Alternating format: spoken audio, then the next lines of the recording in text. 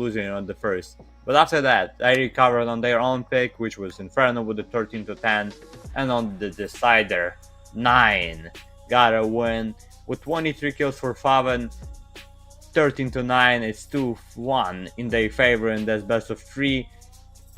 Good chances and good try by Griggs and Clucks on this map, but it was still not enough for Astrum to win this game. And now they're getting eliminated from Galaxy Battle. They also got eliminated from another competition at the same time. But for 9, it's not a problem as they win this best of 3, and they're gonna be waiting for their enemy. As you said, who was it? It was Sinners against who?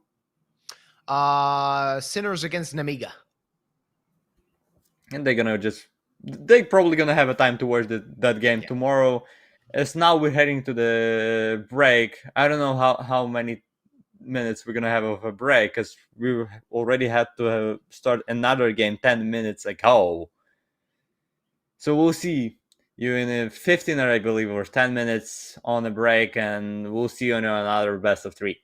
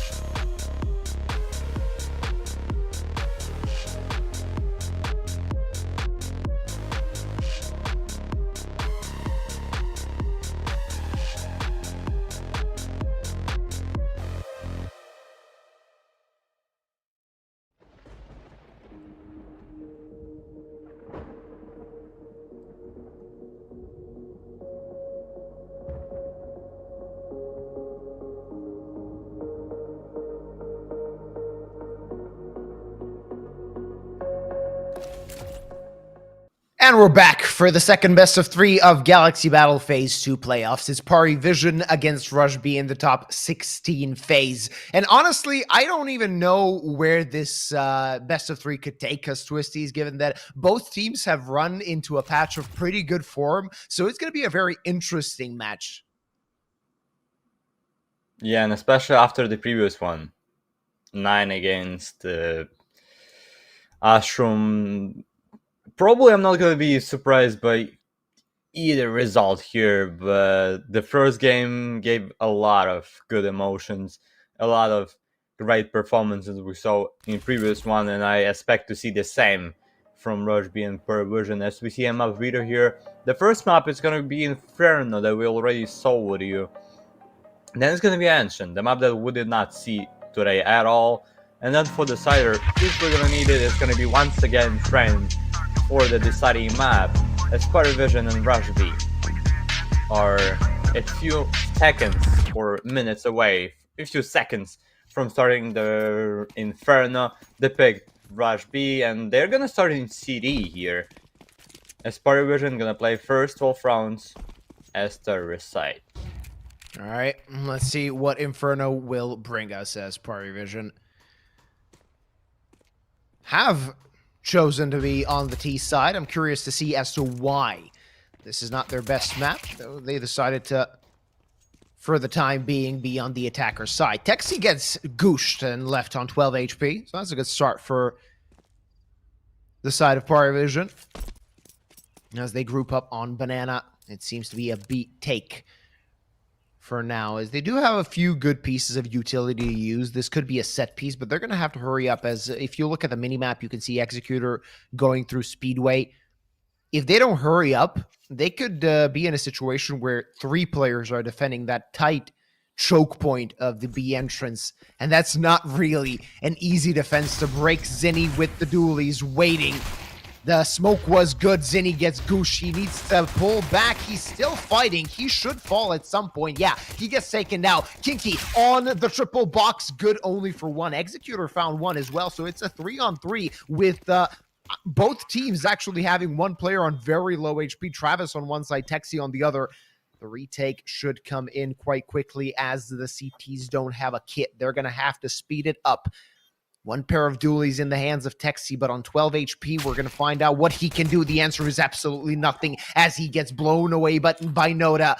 And now Kiro and Executor in a tight spot, as they need to proceed to the site. Time running, looking for something. 1-for-1 trade was enough, and it's only Executor that remains. No time to win this round, and he knows it. He knows he's a dead man. He just wants to bring somebody with him, grab some money, and he will do just that. Travis, for the end, takes him down, and the first round goes to the hands of PARIVISION.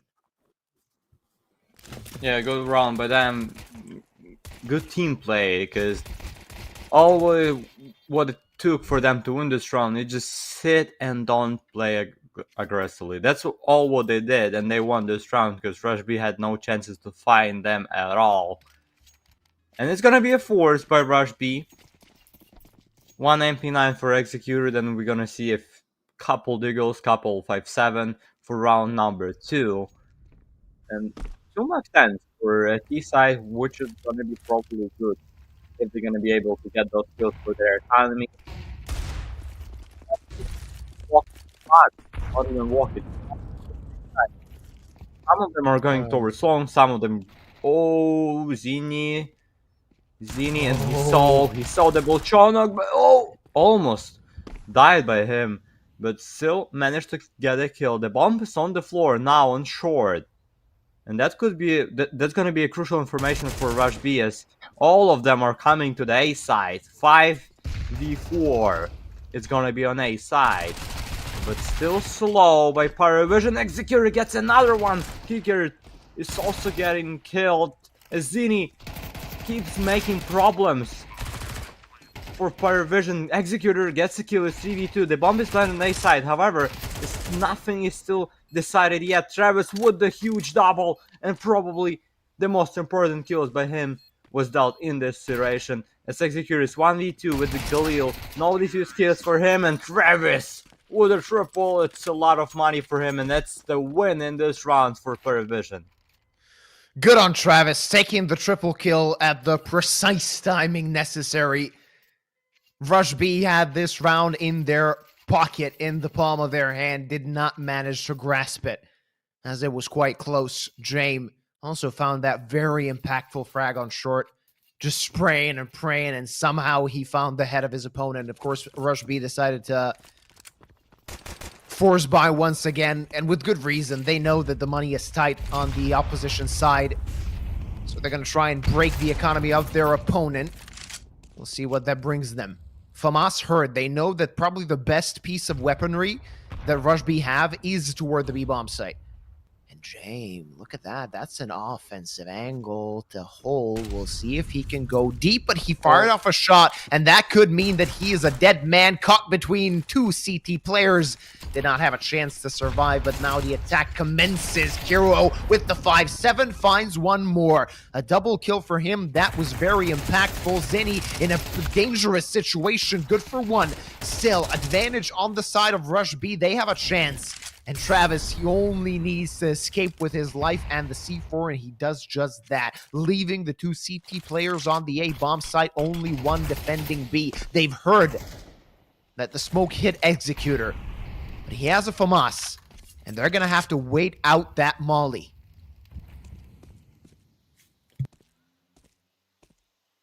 Nora, Noda. will he see me? Might be a chance for them to get the Executor on the floor. Yep, Executor is gonna be watching this round, not playing. Kinky get some damage and somehow get a headshot with that 5-7. Such a long range against his opponent. It's all about Nota, who's with a 46 HP left. They knew about him and they're gonna take them this round. Rush B with the second time force, finally winning the first round, and Kinky also gonna get the AK for his teammate. That's a good round. That's a good play by Rush B there. They're looking for something else. But what is that? First round on the board for Rush B as they get things going on Inferno. They lost 3 players, but they've retrieved 2 AKs that they're going to have in the next round. The problem for PARIVISION is the money, as Travis does have $5,000. The rest of his team are quite strapped for cash. Of course, it is expected of them to go for a force buy, though if they really want to, they can go for 1 eco and not spend a single dime in this round. But no, that's not going to happen. I was going to say they could have gone for an eco and they could have had enough money, even though with the small loss bonus of $1,900, it would have been enough for a buy. They've decided to opt for a force buy here. Not the best one, but definitely something that could give them a fighting chance in this round. Not let Rush B tie up the scoreline this early on. Yeah, just coming back to the previous round, do you understand that one mistake and one random shot, misclick shot by James lost them round? Because they lost James, then they because of that, Volchonok was going for a trade. He also lost.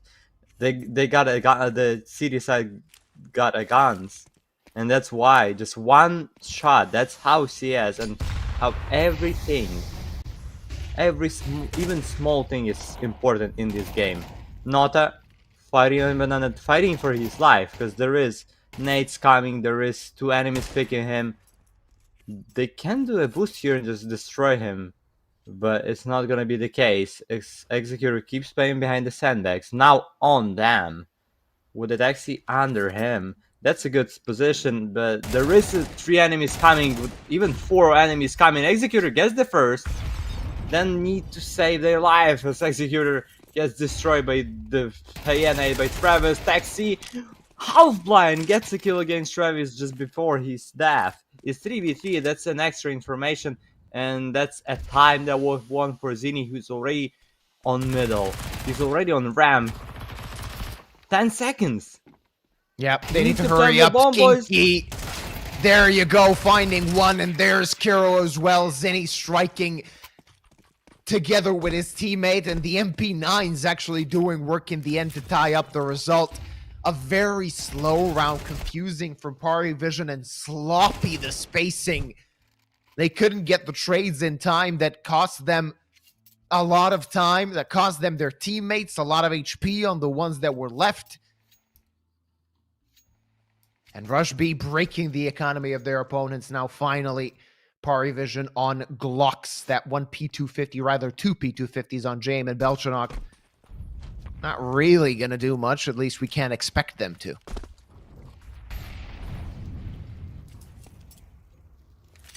Yeah, and so far Belchanok has a hard start, but it's not only about him, it's the same for James, the same for Kickert at the start of this game.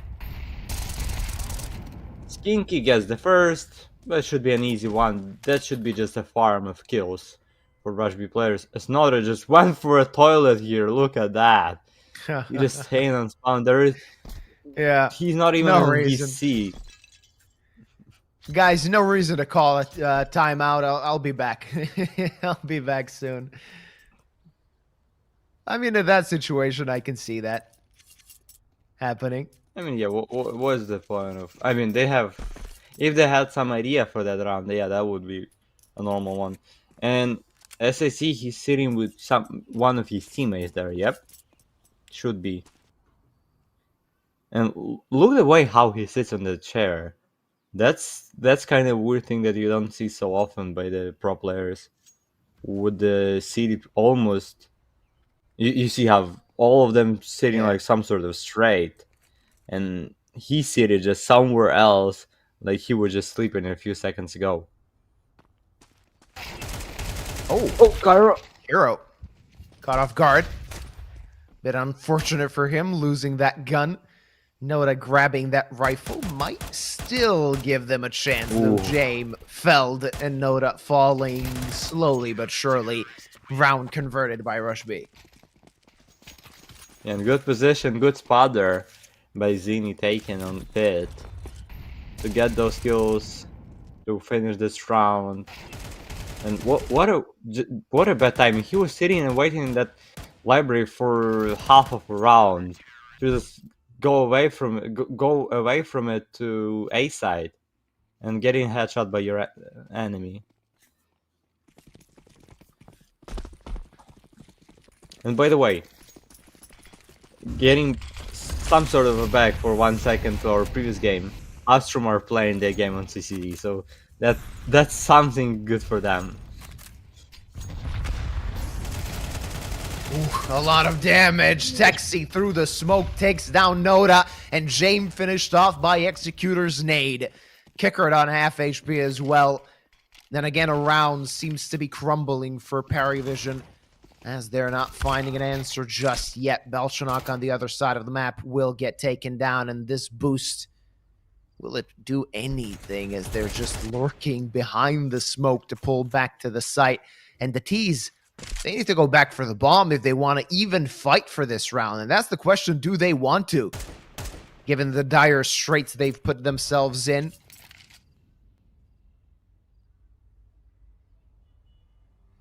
James is dead, so you know that saving is not definitely gonna happen.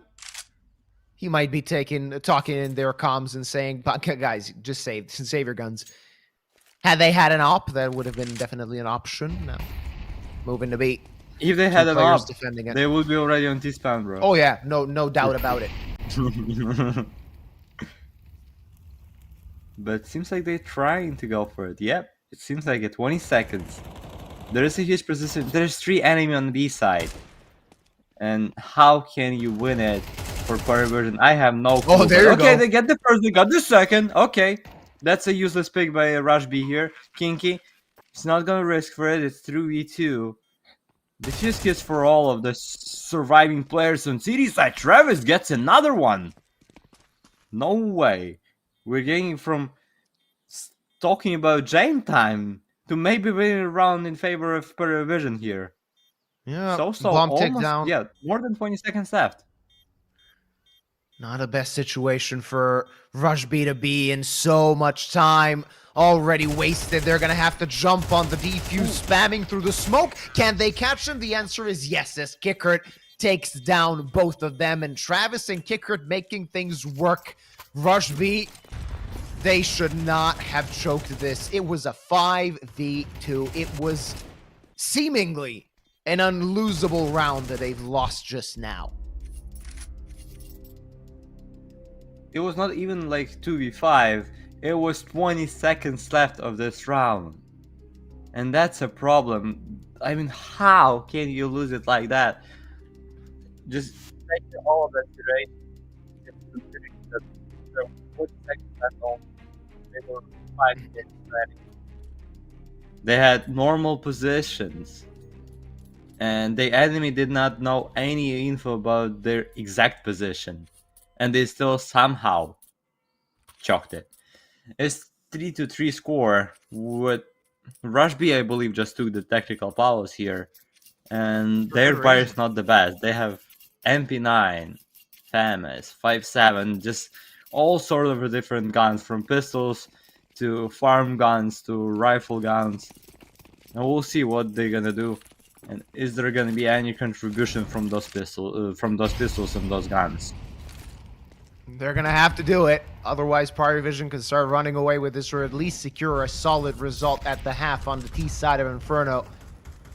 Letting us know why they chose the attacking side to begin with. Don't forget, this is the map pick of Rush B. Usually, you want to pick the CT side when it comes to Inferno, when it comes to most maps, to be exact.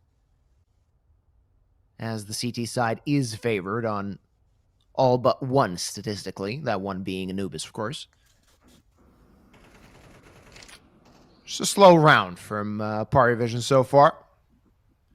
As They know always. that they're up against weaker weaponry, and that's the reason that they're playing things quite slow, making the CTs waste their utility. 1-for-1 trade, and Kinky with the 5-7 does a lot of damage. There's Kiro 1-for-1, 2v2. Now, Belchanok so deep on the site. That was an accidental one-tap from Belchanok. He did not mean to shoot the guy, but find a frag he did.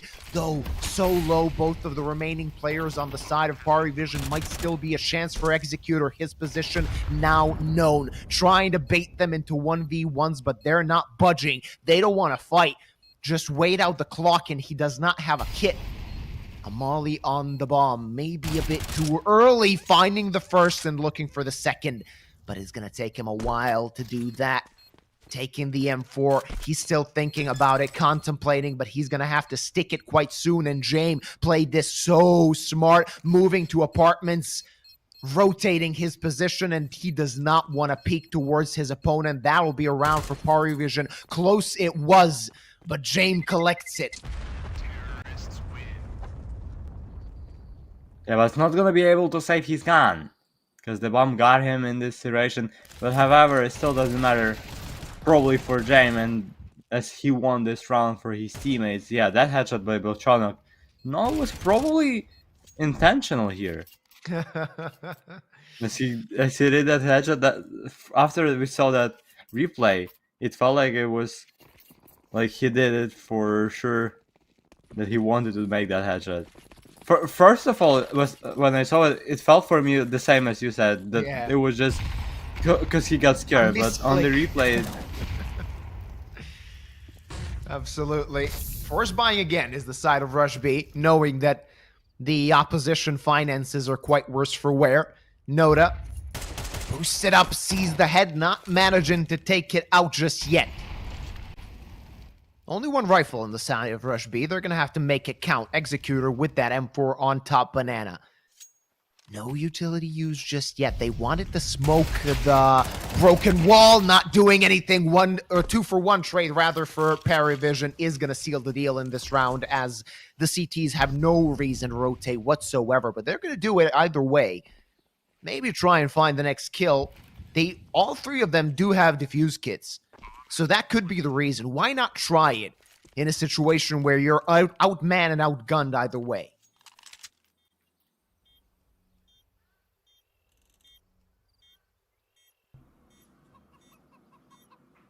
but so slow from Rush B here. They need to rush somehow, but at the same time they have control. Oh, maybe needs to defuse Kinky. Not gonna happen.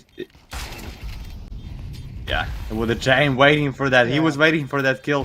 Half of this bomb planted, and yeah, that's gonna be another for PARIVISION to win 5-3 in final. They're getting some advantage and some round difference here on this Inferno, especially with that bad money situation for Rush B, as they need to save in this one, because with another force, they just gonna kill themselves, and their economy just gonna be completely destroyed if they're gonna do that. Yeah, they're just gonna play with that saved guns, with one MP9 and a few pistols. With PARIVISION, probably getting another one in this round, and it's gonna be already 6 for them, and that's gonna be meaning that they're gonna secure 6 rounds and a tie in the first half. Let's see if these pistols can do something for Rush B, as PARIVISION have started off Inferno quite well on this D side. Firing away is Zinni. Maybe a bit of trouble now for the boys on the Rush B side, as they might get overwhelmed. Kuro gets taken out. Kinky's Dig not hitting its intended target, as he's made a silhouette of Kickert on the wall, not managing to land enough damage. And moving now to the B-bomb site, protected by 2 CT players. Let's see if somebody can deal some damage, make some magic happen with these digs.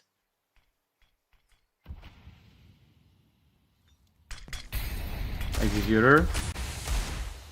Not a magic by him. Maybe in the smoke? Maybe, but not by him.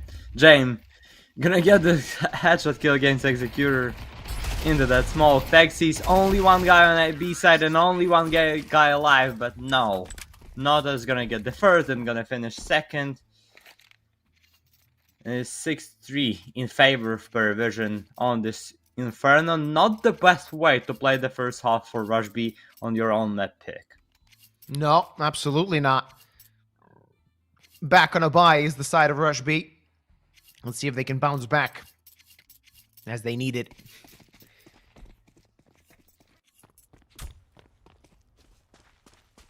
Travis on a tear. 11 kills for him, 10 for Nota.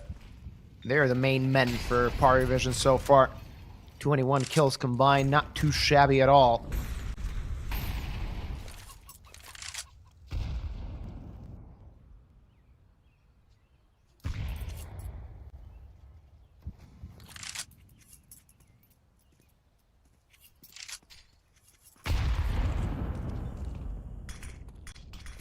An interesting way to play here on B side by Rush B, with the 2 players fighting for a banana and one Kinky just sitting behind the triple. Kicker full blind, just shooting all of his bullets into the wall. What's the idea? Are they gonna pick once again? I mean, Rush B. I'm gonna keep fighting for that position on the banana, or are they just gonna leave it and go back into that side? With the flash, Kinky just checks it, and yeah, just gonna go back and... Oh, that's an interesting idea. They're probably gonna go all on them on A. Not all of them. We see Taxi staying on B side, but he's playing close to the smoke. And that could be a problem, as we see Kicker and his team is walking toward B side. With 25 seconds left, and then that could be a problem. Oh, it's gonna be a problem. A big one as Taxi fires a shot, gets taken out, but there's Kinky as well, and he takes down 2, completely stopped in their tracks as the attack of PARIVISION. And Travis, not a chance, my friend. Too many CTs everywhere, so little time. Can't really fight them, can't really do anything, and the time is running out. Not even the loss bonus gonna be gathered for Travis, as he's left with $1,600. Round 4 for Rush B. And Travis did everything to die before the timer. You saw him running just straight into his enemies, but they were not able to kill him somehow. Rush B, after they won this round, taking a tactical pause on this Inferno. And as we see, still some sort of money for PARIVISION here. And this tactical pause is the time for you to use your Galaxy Battle points to get a Galaxy Key, and maybe you're gonna be the winner of Knife, maybe the winner of something red, or just for sure we're gonna have a winner of Free Skin after we're gonna finish this first half. As now we have some technical issues just right after tactical one. Hopefully, going to be fixed soon enough. I see all the players are connected to the server. So something that should be fixed in a jiffy. Talking about the statistics. Belchanok, 3 kills so far. looking for something more, as he found that incredible one tap a few rounds ago. But other than that, not a lot of presence made. James as well, really quiet, as he is the top rated player of PARIVISION. You expect to see something more from him. Maybe the op can shine once the team switch sides, when he gets to the CT side and whips out the big green. Might give them a proper chance. This is our second best of 3 for today, of 3 that we will be having at 1700 hours or 5 p.m. Central European time. Iberian Soul, the Spanish team, will be fighting against Kiyosuke and Spirit Academy. Of course, Kiyosuke slowly but surely finishing his stint in Spirit Academy, with the everlasting rumors of him joining Falcons after the major in Texas ends. Yeah, but don't you think about that alteration about those rumors for Falcons, as they had a few good tournaments in which they were in high level, either Yeah. was semifinals or finals, having those rumors before the major that you're gonna change the player and that you're gonna sign someone new. Do you think it's really a normal thing to have if you wanna have some success in Austin? The thing is, Falcons have a good team so far. I mean, of course, nothing is confirmed yet. They have a good team so far, and of course, a team that's capable of going deep in the major. And my logic as to what they're expecting from Kiyosuke is that he's going to be a generational talent like Monasi and Nico. And if you have 3 of those, you're kind of set for a while when it comes to individual performances from some of your top players. However, I am worried in the perspective of, if he's so good, and of course the statistics are not lying, but if he's so helpful to the team, why is Spirit allowing him to leave? Of course, you have the entire talk about him and Donk and their positions matching, or rather, he can't join the team because Donk plays the same positions as he does. But I mean, call me a conspiracy theorist, but if he's so good, then couldn't Spirit find a way to make it work? Might be, especially like if you're a good player. We remember sometimes on which Simple was playing as a rifler. It was a long time ago, but it was still, it's still a case in which Simple was playing as a rifler, and it was so. I would say that Simple was not like a super rifler, but he was good and all right at all of the times. Yeah, you Maybe could use him as a secondary opera or Kiyosuke. something like that. So he was quite adaptive. I don't know. We'll see for sure if those rumors are gonna be true, and we're gonna see Kiyosuke in Falcons. That's gonna be an interesting transfer to have. And probably the most case, as we have still slow situation in this round, probably the reason why Spirit are so happy to sell him, that there is Falcon that they're just paying a lot of money. They're just spending too much money. Like they're playing not in CS, like playing some football or something like that. Oh, there we go. The attack comes in. Let's see if the CTs can handle it. Texi with the double kill finally gets taken out, but Travis gets 2 back. And the site belongs to the T's as they plant the bomb, and Belchanok on the lurk takes care of Zenny. That's a man advantage, but Belchanok's rotate is going to be slow, so his teammates are going to have to stay alive. Jane finds one and somehow still living. Kuro could not finish him in time, and Belchanok's rotate right on time to secure 7 for PARIVISION. Yeah, and that the movement of James just saved this round, because he gave a lot of time for Cairo, for Belchanok to come and kill Cairo, as Cairo was just not even expecting Belchanok to be there, and if he was even expecting him, Belchanok will still get that kill. It's 4-7 as you said, and it's only one round left in this first half. As PARIVISION already for sure 100% won this half. But is it gonna be 4-8 or is it gonna be 5-7? As Kinky starts with a push and with the double headshot with M4A4. Look at Zinni. That's a forward position. He's looking for the next frag that could seal the deal for his team in round number 12. If he gets checked, if he gets challenged, though, that's when the trouble begins. As he's pushing deeper into T-Apps now.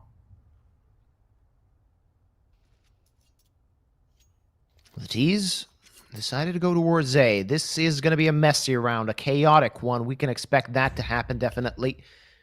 Noda takes control of long, unchallenged so far. Kiro, he has to be the main man for his team as his teammates are nowhere near. PARIVISION players are going to plant the bomb at some point, but rifles retrieved from the side of Rush B. Executor takes down Travis, and now things are starting to look quite dire for PARIVISION. Jame, that kill relieves some of the pressure, but so much more work left to do. Zinni heard that. He knows where Jame is, and Noda in a bad situation. Zinni just running and gunning to secure 5 on the half for his team. Yeah, 5-7 is the first one, but still, I would say not the best result for Rush B here, because this is their own pick. And at least on the first half on your own map, you want to get a draw maybe, but it's not even a draw for them. It's 5-7, but they can fix all of those things and all of that score in pistol round that we're going to see just right after this case, and we'll know who's the winner of the free skin. It's going to be a real 3 or something like that. Real maybe, I don't know. Sometimes those things, yeah, maybe real and maybe real 3. There is with all of those numbers in nicknames in the middle of the nicknames, sometimes you cannot just even understand how do you read it, because for someone is gonna have a like for example number 1 like I, and someone just would like to call you like with 1, not I. So it just depends. That's why I use both of those forms. Bravo, really? Hmm. Just saying congrats to the guy that won the skin. Oh. Was it on Serbian or what? I think he is, unless he's somebody that has the same nickname as the guy I think he is. So it doesn't really matter. We'll proceed to the pistol round. And see if Rush B can tie things up at the beginning of the second half. Pistol round a must, unless they want PARIVISION to break ahead again. Just taking control of apps is Executor, while his teammates are going to have free range on Banana. Very passive from the side of PARIVISION on this CT side pistol. And look at this. This is a weird setup. With rotating the 2 players from B toward A, it's like PARIVISION don't really know what's going on. They want to risk toward A. Might be an anti-strat that's going to hit them in the back of the head. They don't have a defuse kit. Remember that. So as soon as the T's hit B, PARIVISION is not going to be in a good position to retake. And the worst situation here, with those all of the rotation, they cannot even hear the smokes on CD. That's a problem. Even though Rusby already doing some sort of setups here on B, they still did not hear all of that. And now it's 5v5 retake for PARIVISION with no defuse kits, as you say. With the Travis getting it first, but still 4 more to go. All right, Kiro, let's see what you got. Forward position, finds one, looking for more. He knows there's 2 more there. Kicker takes his head. 1-man advantage for the side of PARIVISION as they're making this retake work somehow, but the time is running out. They're going to have to find the kills. Texi is going to die, and Kicker with a good round. Triple kill from him, and that's going to be the pistol secured for PARIVISION. Wait. Whoa, yep. If you, a few seconds later, and that would yeah. be a round for Rush B, but now PARIVISION gonna win it with a defuse, with a 10-second defuse. And now that's a bad situation for Rush B on their own pick, as they're forcing right now, because they planted the C4, but this force does not look good at all, as they have only one gun, it's Galil. They don't have any even Mach 10s. It's gonna be a 3 Diggles, 1 Tech 9 for Kinky, and as I said, Galil full Taxi in round number 14. And would that, oh, look at the James. He's trying with a USP. No reason whatsoever, though Texi finds the first kill. Maybe James is going to rue the day when he decided to use the USP, though Kickard, an unstoppable barricade on Banana, as he finds 3 frags and manages to get away with murder. Still alive, wielding that M4. Kiro did collect the rifle. Executor trying to find something with that dig. Unsuccessful so far, but they're moving towards A. And the rotate from the CTs is going to come in by 2 players. Let's see if they can do something here. Next kill could be crucial to tilt the round in the favor of Rush B. Still, no bomb plant. No chance so far, because they're going to have to wait a little bit longer to alleviate some of the pressure. Kiro, he's actually going to stick the plant. And that's going to work, as the CTs are just now going to swarm in. Kiro gets taken down, and Executor with an all to do with that dig. Hits the first shot. Ooh. 4 bullets in the mag, but Travis takes him down, and it's 9 for PARIVISION. The first shot with the Eagle was good, but only one good shot by him. It's not enough to win a fight against 4 enemies. It's probably... I don't know, would you say that it's probably over as Rush B forced in previous round? Still a bit of game to be played, though Rush B are in a tight spot right now. Executor, that first headshot was good. Afterwards, a quick trade, and that's the end of things. They decided to go for a force buy. Yeah. Not a fan of that. I was just about to ask you about this thing.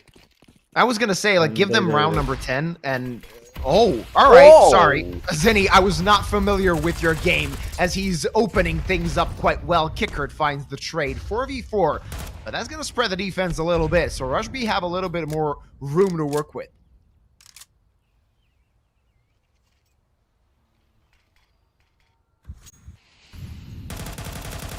After such a fast entry kill, as we saw, just right after that, Rush B are slowing things down with the small steps towards just some of them going close to the B side, some of them walking towards middle.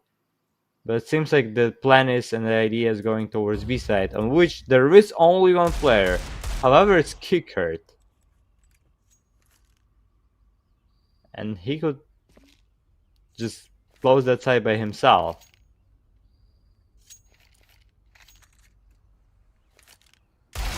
No, he's moving back to CT spawn. Belchnock, that's a good headshot onto Executor. Slowing things down, not working well for the side of Rush B as they are moving towards bracket. Sending one player toward B. Make some noise, and that's working. Look at the rotations for PARIVISION. No reason to do that when you have a one-man advantage. Letting so much space towards the opposite team. Zenny gets taken down to 10 HP, but the bomb is planted. And they have stuff to work with now.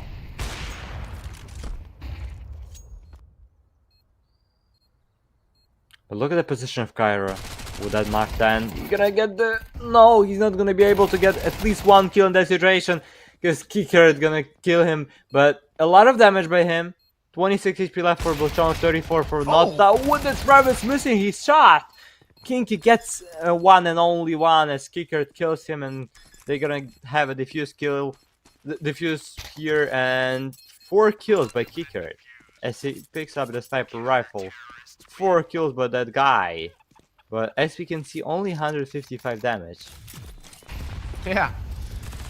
Sometimes things work out really well in your favor. All of the players were quite heavily tagged as Kicker just collected them easily. And also, as we have previously mentioned, we got the directive from the Galaxy Battle officials to bat an eye towards the Twitch chat. I have to say thank you to a guy that tuned in just to hear me cast. It's a very nice thing to Yeah, I hear. saw that. Yeah. I also see a prediction that this is over. That it's gonna be 13-5 in favor of PARIVISION. We'll see. Is it gonna be the case or not? And is it gonna be the destroying of Rush B here on this game or not? As Rush B have 1 Mach 10, 1 Deagle in this round, 2 AKs, some sort of damage, and James hurt his enemies here, close to the A side. It seems like Rush B are, yep, they're heading towards B and should be around on B side. As Nodra is on the sandbags and he has no support at all. Oh, now he has, just right after I said that. Oh, there is kicker and there is a kicker with a headshot through the smoke. Oh, what an 8! What an 8 there. Wood and Nota getting double, and both Chonox getting a headshot against Zini. It's all about the Executor, who is 1v4 with 35 seconds left. There is 3 enemies and there is a chain from City to finish this round with 11-5 in favor of PARIVISION. Yeah, they're strolling. They're enjoying their Counter-Strike, and I am very confused as to why their numbers on Inferno are so slim. This is one of their worst maps. This is actually their worst map, bar from their insta ban, which is Nuke, or rather default ban. And PARIVISION are not playing like it, because this Inferno looks quite good. This would be their 3rd Inferno win in the past 3 months, as they have lost all but 2 from what they've played so far. And I just went there, and I saw that they had 3 games in a row against Sinners there. Yeah. And they won them once with a 19-17 score. But it seems like in last time, as you can see again, the game against OG, it was 13-4. So it might be the case in which PARIVISION some sort of an upgrade of that map. And for Rush B, it's for sure a surprise. The thing is, it happens plenty of times that teams really play a map badly and can't find a way to make it work, so they practice it over and over and over, and it turns out in the end, after a couple of months of practice, that it's one of their best maps. So that could happen to PARIVISION on Inferno. Of course, same thing happens vice versa. Sometimes it happens actually that that one of the maps in the map pool, of course, is your best map. You're always picking it. You're always making it work. And at some point, you either get burned out or teams have a good way of anti-stratting you, and it turns out to be your worst map in the pool after a while. So it's always interesting to see how things go. Teams have to make the grind. Yeah, that happens in both ways. For sure. And sometimes there is a map that is your permaban, but yeah, when once something happens and you play this map, you're actually good on it. Yeah, you look at the position of Travis. Oh, that's gonna hurt. That's gonna hurt though. Tech 9's in his face. Travis ready with the 3K. I was gonna say a 4K, though Texty managed to take him down. That was quick.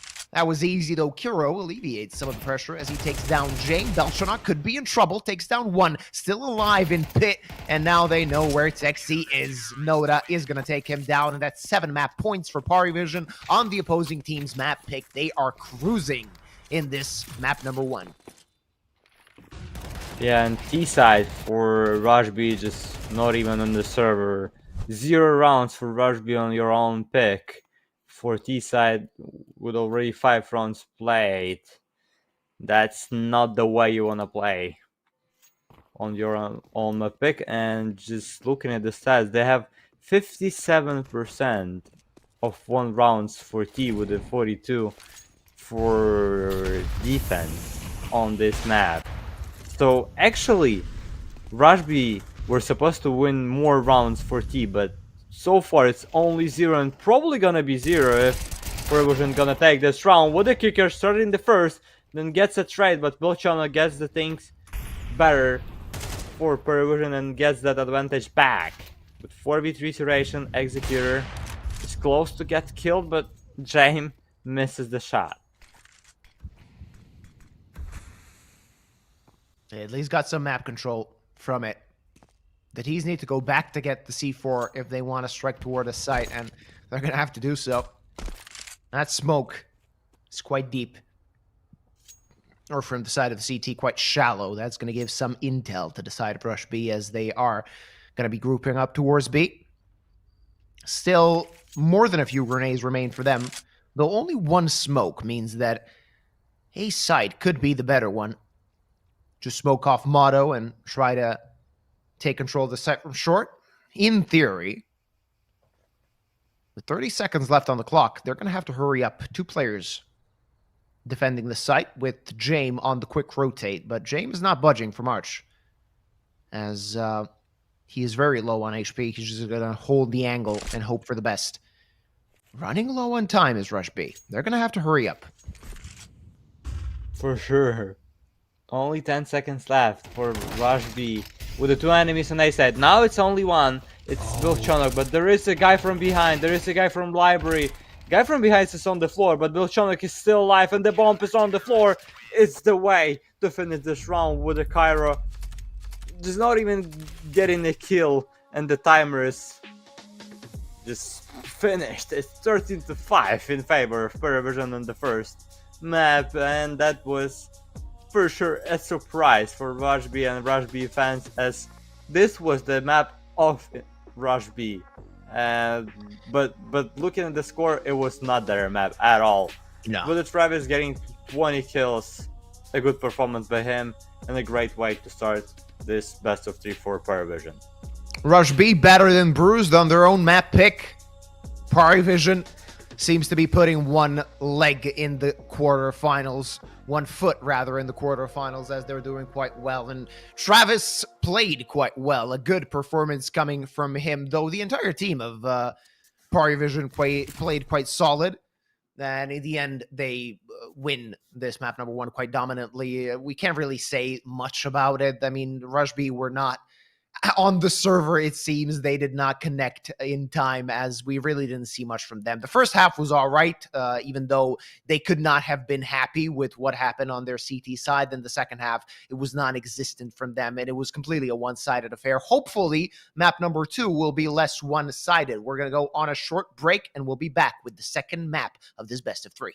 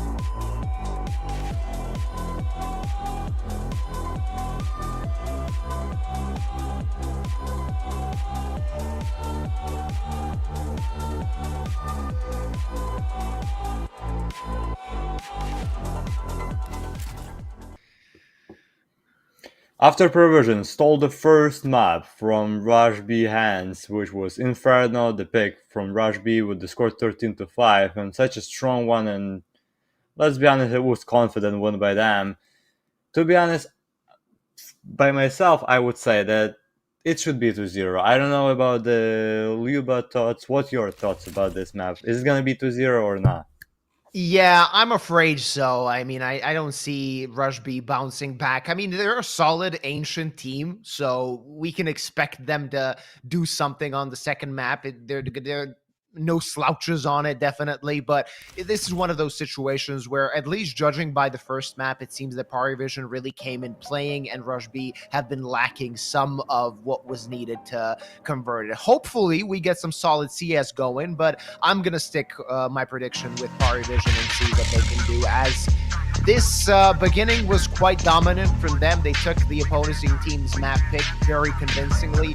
They're just hoping to do the same on map number 2 and end this best of 3 quite quickly. Do you want to make a prediction about the score? And Oh, we'll see no, it compared then who's going to be the winner. I would never be confident in my predictions, as I'm quite bad at it. But if I could predict, I would say maybe 13-8 for PARIVISION. We'll see, of course, if Rush B can. I'm sticking with the 13-6. Let's see who's going to be the closest one after the game. Oh, look at that. 5 dualies. Oh, yeah. By Rush B. Oh, my God. That's going to be interesting. Rush B are cooking. Let's see what they can cook up, if they can stop this attack. 10 guns against 5. These quick rotates from Rush B, they are ready. They are onto something, as PARIVISION are going to have themselves a very unfortunate surprise when they try and get to the side. Already Executor on the backstab. He's going to stop the utility. Oh, that's beautiful. That's fantastic. Executor finds the double, and now the attack commences, but the attack completely destroyed, as only Kicker remains. 10 guns, 5 pairs of dualies in the hands of Rush B are doing work, and PARIVISION stopped in their tracks. Yeah, and the kicker did the last one, but with that noise from dualies, I would be actually scared after I heard all of those noise. And kickers are gonna be able to get the one, but only one and only one for him in this round, as Rush B with the 5 dualies in this round lost only 1 player and won this round. Would not have problems at all. That was an easy one for them to take, an easy peasy lemon squeezy by Rush B taken here, and it should be a save for PARIVISION in round number 2. As now we keep seeing funny guns. They're gonna have 2 dualies from the first round. It's gonna be a Taxi and Executor who did not buy anything in this round if we talk about the gun. And we're also gonna have an Axam. Ooh, what an 8 on B. Zini with the first, with MP9, there is a dualies, there is a dualies, there is an XM. Oh my goodness, what is just happening on this game? That is insane. This is just a cleanup, as PARIVISION in the first 2 rounds, they found a total of 1 frag. And now, this was an anti-eco, so it was expected to be a cleanup. Now we'll see what James and the crew can do once they have AKs in their hands. 5 AKs, a solid amount of utility, not perfect, far from it, but enough to take control of what they need. Insta-smoke, of course, going towards Red Room. They might decide to try and push on through that elbow smoke and try and take control of mid, which is going to be the case for Belchanok. Texi burning in trouble, though Belchanok completely blind, gets taken out right away. Texi there with the double. And already a 2-man advantage for Rush B. Yeah, good way to start this map for Rush B. 100%, especially with that situation for PARIVISION now, as they have 1 minute 20 left. But only 1 nade, which is smoke. And so far it's only 1 kill by them, which was the kill when Kicker was 1v5 on the pistol one.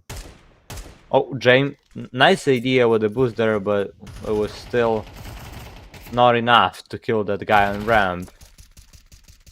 55 seconds left. Still some sort of a chance for Perversion to win this round, but they need to win fights as soon as it's possible. Absolutely. Not going to be easy for them to break open a site with 2 men missing. Texi, though, on low HP.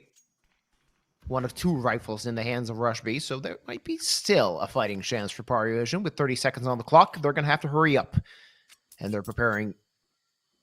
Well, I wouldn't call it an execute towards the B-bomb side, as they only have that one smoke. Dry peeking forwards. Texi takes down, care of James. And only Zinni, ooh, he's going to fall, and so is Texi. Kinky in trouble. This could still be an active round should they plant the bomb, and they're going to have to do it quite quickly. HE grenade gonna hit its target. Travis gets taken down, and it's a 1 round for Rush B, as they did manage to take down 2 players. Not enough to do anything more. 3 rounds on the board for Rush B. And as you said, Perversion had only 1 smoke, and they still didn't even manage to throw it properly, and you saw it. Did you see it just somewhere on the map, but not in the right spot? Do you see that or not? What are we talking about? About the smoke that they had, and they just threw it somewhere else, somewhere not in the right place. It was a bit unfortunate. Let's call it that way. Though I don't think it would have helped them, simply due to the fact that they had 1 smoke, so still the CTs can pour in. It did not, of course, help the fact that they missed it, but we'll see if they can fix things up, patch things up, and they're going to have a hero AK, courtesy of Travis, in the hands of Noda. A few pieces of armor here and there as well. Few grenades to use. Not really the biggest fan of this hero AK buy. Trying to do something, maybe do some damage to the opposing team. Use that AK to the full extent to open things up. We'll see if they can do it, but no. Texi's shutting things down, and Executor through the smoke takes care of James. Finally, though, Belchanok will be able to get to that rifle, but only for a short while, as it was stripped from his hands.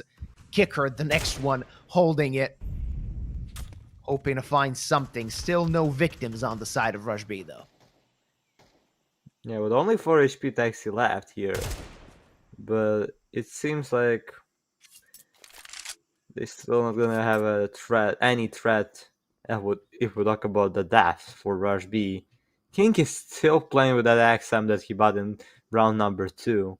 And now gonna have a fight against Kicker. That could be a chance for boy from Kazakhstan to get the kill. Not yet. With the 50 seconds left, it's 2v5 for Travis and Kicker. And if they have some plans to win this round, they need to move faster here. It's 35 seconds left, and they still have no kills at all. And Travis needs a gun. Okay, Kicker gonna get the first, but they're not gonna expect Taxi here.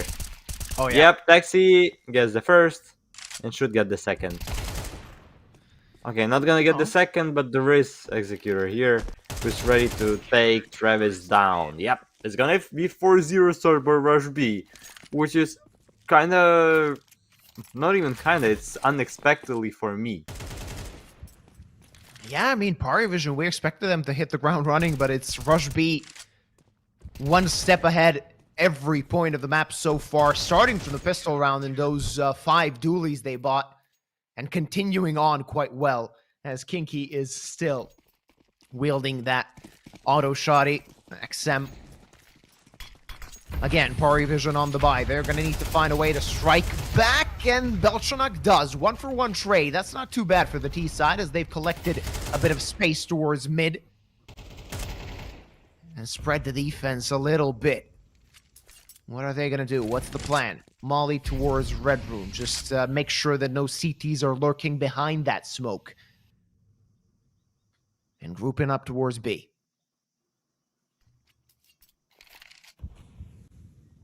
But still, 0 kills for Jam on the server.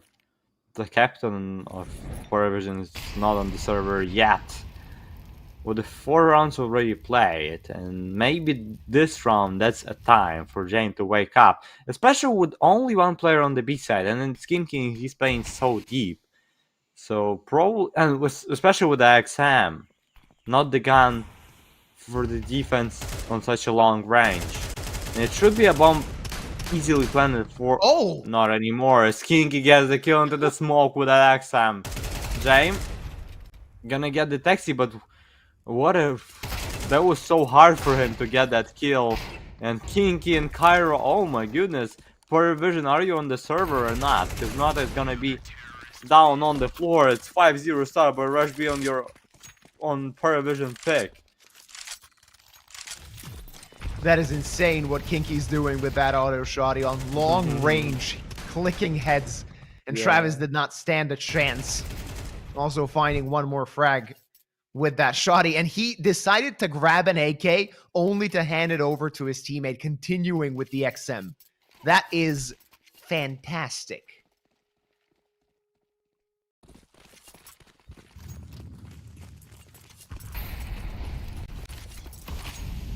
There's gonna be a B push here.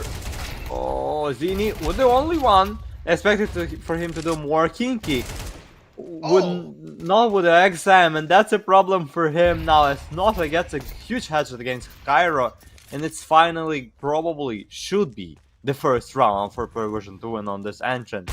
And the funny fact that now Rush B already secured 5 rounds, the same amount that they had on entire own map pick Inferno, which seems so weird right now that we have Ancient, the map that was picked by PARIVISION. Yeah, absolutely. But finally, PARIVISION getting themselves on the board after 6 rounds played. They get their first. Just needed to change up pace and surprise the side of Rush B. Of course, the CTs still have a bunch of money to work with, so money is not really a problem for them. However, they're going to want to pick up a few more rounds and make the half convincing Nota quite good in this round, securing it for his team. Let's see if they can tie up a few rounds and make their job a little easier on their map pick. As the beginning was not perfect, it was far from it. Now PARIVISION feeling a lot better. Yeah, but the question is are they feeling better only for previous round or for this one too? We'll see. But at the start of this round, we see the entry by Nota on the middle, and after that they just moving fast toward A side. And at this moment, there is no player exactly on A side. There is a guy in Donut, that's Taxi. And now he's gonna be the only one guy to defend that side. However, if PARIVISION is gonna move so slow, there would be a support from City. No, Taxi's the only one on A, gets the first, and then James gonna make a trade. It's 4v3 situation in favor of PARIVISION with the bomb planted. And there is defuse kits for Zini and Cairo in this retake left. Yeah, they can still try and do something. Kickert is quite far away. His lurk is completely going to be unimportant at this point in time as the CTs already made their way to the site. Kickert is going to take a long time to rotate. The CTs, they want to jump on the defuse, but the smoke broken is going to lead to T's claiming frags, and Zinni, the only one alive between a few T players, really doesn't stand the chance. He's going to stick it, but he... Oh my god! Is he going to do it, actually? No! Not like this. Somehow still living. Zinni's going to get away with murder.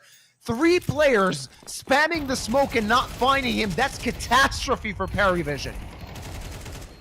That's just a disaster happened on A side, and once again for today we're gonna see a ninja defuse with the more than one player left alive in T side team. And yeah, that was just that's just a flashback from first map that we saw today, Nuke and Rouse. Yeah, I believe it was Rouse defusing one and won the clutch 1v4 as Kicker started this round with the entry against Taxi. Kicker wants to get back what they lost in previous round. Kicker through the smoke. He's gonna have flashed in, I would assume. No, just waiting for the smoke to fade. Executor could be in trouble. Gonna get tested. He's gonna find the first, looking for the second. Can't get away, and Noda will find the trade. A man advantage for PARIVISION as they're shaking off that previous round. Kuro burning in that molly, Jame holding the angle, and a good trade as Kuro did manage to find the frag, but Jame there, Kinky again with the auto shotty, easy as you like, bomb down. Now the job a little bit easier for the CTs, but Kinky between a rock and a hard place. He does not have a smoke, though Zinni relieves some of the pressure by taking off Beltranok's head. And Travis slow, Kinky easy as you like with that auto shotty. Gets a double and a 7th round for Rush B. Where is PARIVISION? Did anybody see PARIVISION on the server, boys? Please. If somebody has a number of PARIVISION, call them. Because we need them back on server. And how many kills Kinky already did with that XM?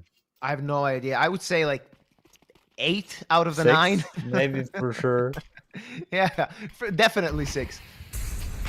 Oh, and I see the guy, Baronic, who's subscribed for a 2nd month in a row. Thank you, brother, for supporting Galaxy Battle. Nice. I'm watching the Twitch chat for that Ninja Diffuse, and they're just making a field day out of it. That's a party. As PARIVISION have really struggled so far. That's like salt in the wounds.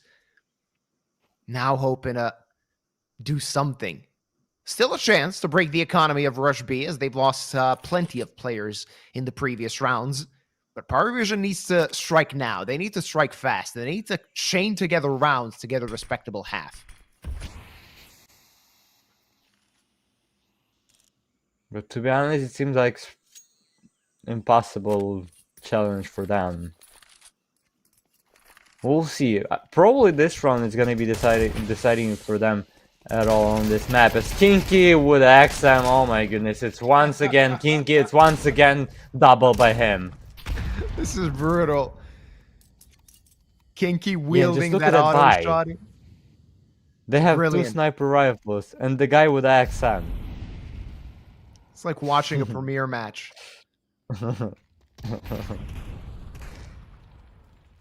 Look at the kicker face. It's Jame time. It's time to save what you got. Leave Rush B with 8 on the board, as Jame and Kickert are just going to save what they got. No answer, no reply. Even when it seemed like they're going to bounce back, the Ninja Diffuse knocked them down. Knocked them out, it would seem. Yeah, Kinky. Oh my goodness. And just once again, the same position for him with that XM on B side, and his enemies once again walking from that smoke, and he gets all of those kills over there. It's 8-1 in favor of Rush B on their enemy pick. What is going on? Not looking too good for the team that convincingly won map number 1.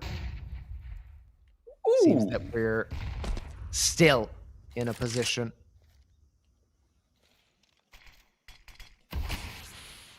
that PARIVISION have a long way to go if they want to bounce back. Yeah, for sure. I would even say a long way to go for them. And I see in chat that there is 3 gifted subs by Baronic. Thank you, brother, for 3 gifted subs, and thank you for supporting Galaxy Battle. We all appreciate it, all of our stuff. Me, Luba, and all of us. As Executor, just making it for us here, not shooting with it up. Okay, gonna get a good shot against not a 3v5. As the bomb is getting planted. Oh, Volchonok and Kicker with the fast double, making it 3-2 in their favor. Executor is 2v2 now with the 35 seconds left. And what's the idea for PARIVISION? Maybe a time to rotate towards B and plant the bomb there. No, they're coming back to the A side. Yep. It's going to take Kiro a little bit of time to get back towards CT spawn. Did just that. The 2 ops in a retake. That's not something you want to have. That close range combat op is going to have to do work. Beltranok tagged, and this HE grenade should take him out. Only kicker remain, finding one, looking for the other, and he's going to grab the 4K to secure the second round for his team. Maybe there's still some life left in PARIVISION. We'll see. Either just some sort of life or just a whole life. Leaving there with PARIVISION to make that comeback possible or not. We'll see. Yeah, that was a clutch 1v2, but let's be honest, kicker was against 2 sniper rifles. Yeah, you miss a shot, you're dead. It's anyway a clutch, but just looking at the situation, was a hard one for Rush B to win. And Kinky, once again, he has enough money to buy a silencer, but he's playing with the XM. Why not? It worked out well so far. 11 kills. Kiro, how quick are ya? Quick enough to click on Jame. And a +1 for Rush B again. As PARIVISION want to scout out what's going on towards A. Currently, no CT presence. And a chance once that bomb rotates over for them to actually plant it. Though, quite far away is Noda. All the way over at Elbow. Texi in trouble, gets taken care of by Travis. Executor, though, brings one back, leaving his team with an advantage. Short-lived, though, but gives his team an advantage again as he takes care of Kinky. Travis on 17 HP. Bomb not planted yet. They're going to plant it just now. But the CTs still have something to hope for with a man advantage and 1 half dead already. Noda gets some chip damage. Kinky finally silenced. Hero sees the shoulder and takes care of Noda. Travis, the only one left with 17 points of health, 15 rather, and only a Mac 10 to work with. That's not a situation you want to be in if you're in a 1v2. Bomb ticking away. The CTs are going to have to hurry. And can Travis clutch this? Can he make it work? He does have that HE to break the smoke, and he's going to do just that, but smoke broken, not well enough. 9th round secured for Rush B, and Travis lucky to be alive, somehow escaping, but that does not matter, as Rush B have a huge advantage in the first half. Yeah, it's so huge because 7 rounds of differences on your enemy pick. And for them, it's basically you in the pistol round. It's probably the map is over in your favor.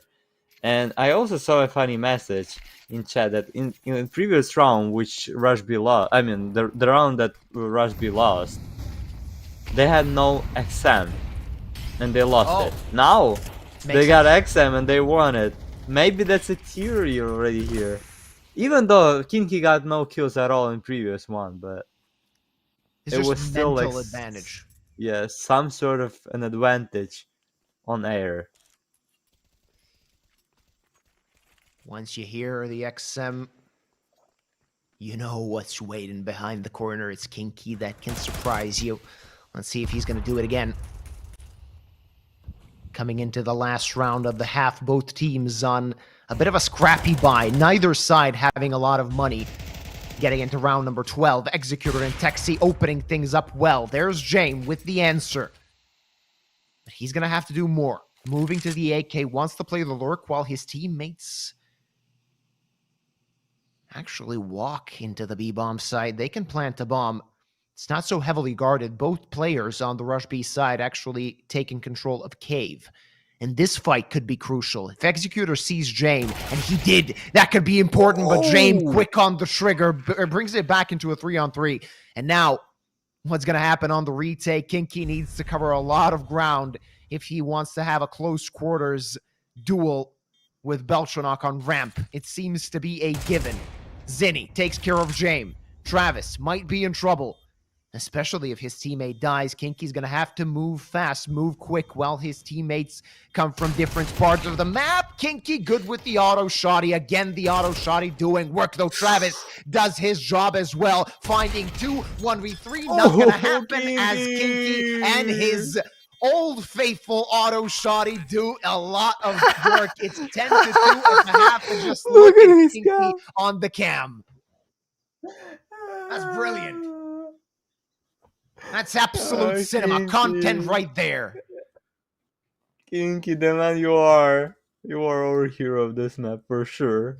Even though if it's 10-2, already gave him a most valuable player of the map, please. You You already can't beat deserve the that. raid boss. Yeah, you can't beat that guy. Even though he's gonna be flashed or something like that. It still doesn't matter because it's Kinky.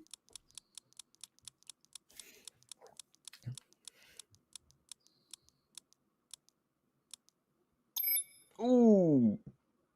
That was a All nice right. AK over there. The Yeah. Empress. But it's gonna be once Just again missed. Violent Daimyo. Congrats, brother.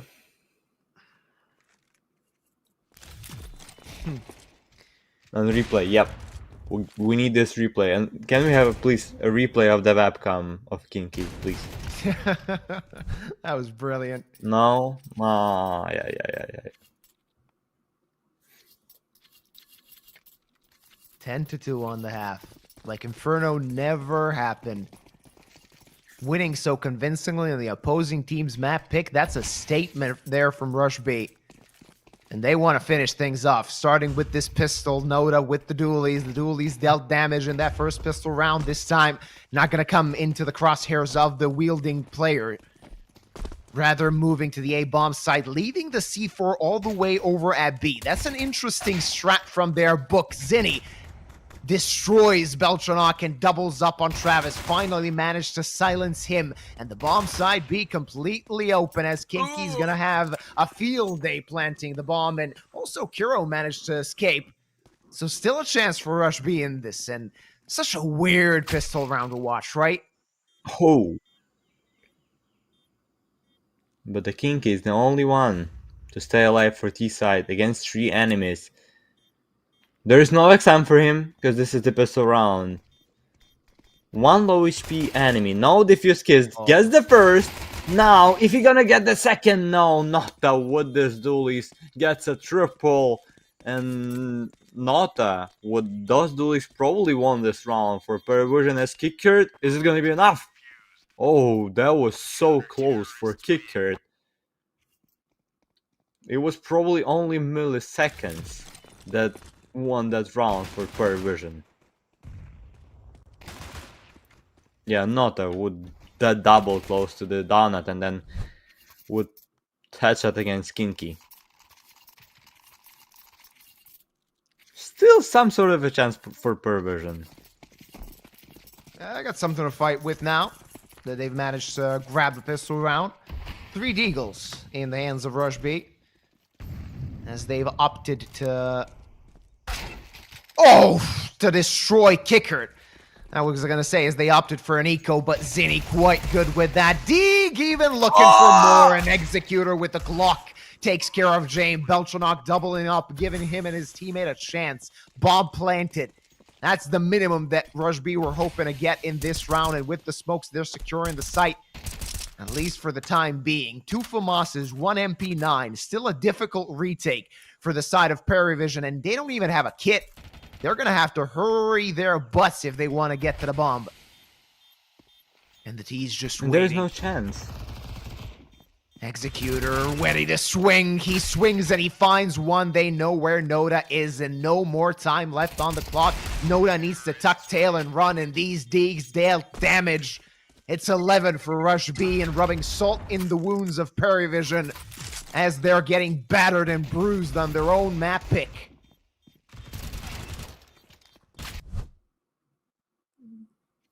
For sure, that was not the score that we were expecting with you. 100%. Wait, what was your prediction? 13-8 in favor of PARIVISION. Mine was 13-6 in their favor. It might be 13-6 or 13-8, but in different way. Not in favor possibly. of PARIVISION here. And look at the buy in PARIVISION. They really don't have much to work with. First frag needs to be found, but Zinni finding a double in cave. Not giving PARIVISION even a chance to breathe a sigh of relief. They're going to need to pull back, save what they got, and let Rush B get to 9 map points. Yeah, it seems like for a second time today we need once again train for decider.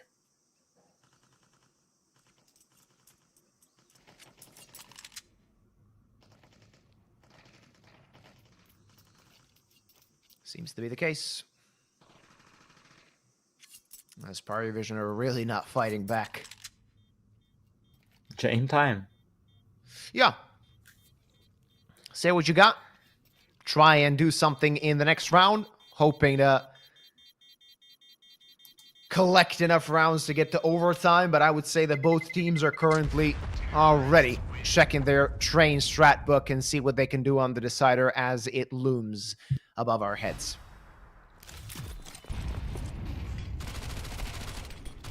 And 9 chances for Rush B. That's...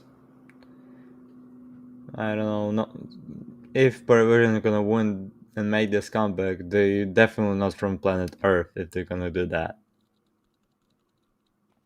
But with that buy, there is, I don't know, like chance even for that round of PARIVISION to win it. It's such a small chance with the 2 MP9s, with the FAMAS, with the 2 Deagles against 4 AKs and 1 Mach 10 in hands of Zini.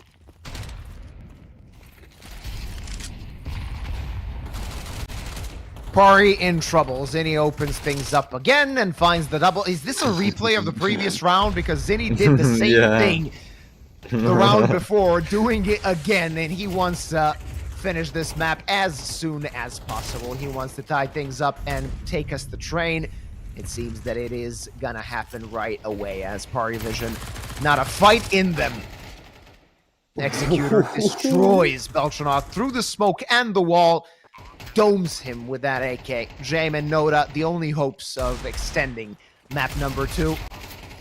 For the second one, rather, is going to get taken down through the smoke, and it's only Jame. Can't save. They're going to have to go through the meat grinder. Accept your fate. Zinni, though, dies first. Jame trying to work something out. Finds 3 kills, though. The bomb has ticked off quite heavily, and even though Jame put up a valiant effort, it was not enough. 13-3, a convincing result. Grabbing the opposing team's map, pick the trades. The trade of maps went in this best of 3, and we're going to go to train. As Rush B have destroyed PARIVISION on map number 2. Yeah, and when I saw 5 rounds by Rush B on their own pick, I was like, no, nothing's gonna make me like feeling so unconfident and crazy about this game. But now, when I see 3 rounds only by PARIVISION, I can say that, okay, that's the thing that I'm not gonna expect to see in this game. Yeah. As we see, Zinni is the best player of the map. Unfortunately, it's not the Kinky one. Kinky with his X-Simon shooting like that on the webcam.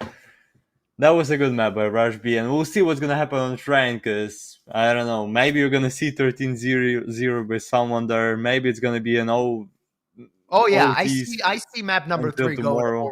overtime, 100%. It's going to be a triple OT, and we're going to have a long day at work. Of course, before that happens, we're going to go on a short break. We'll be back with Train.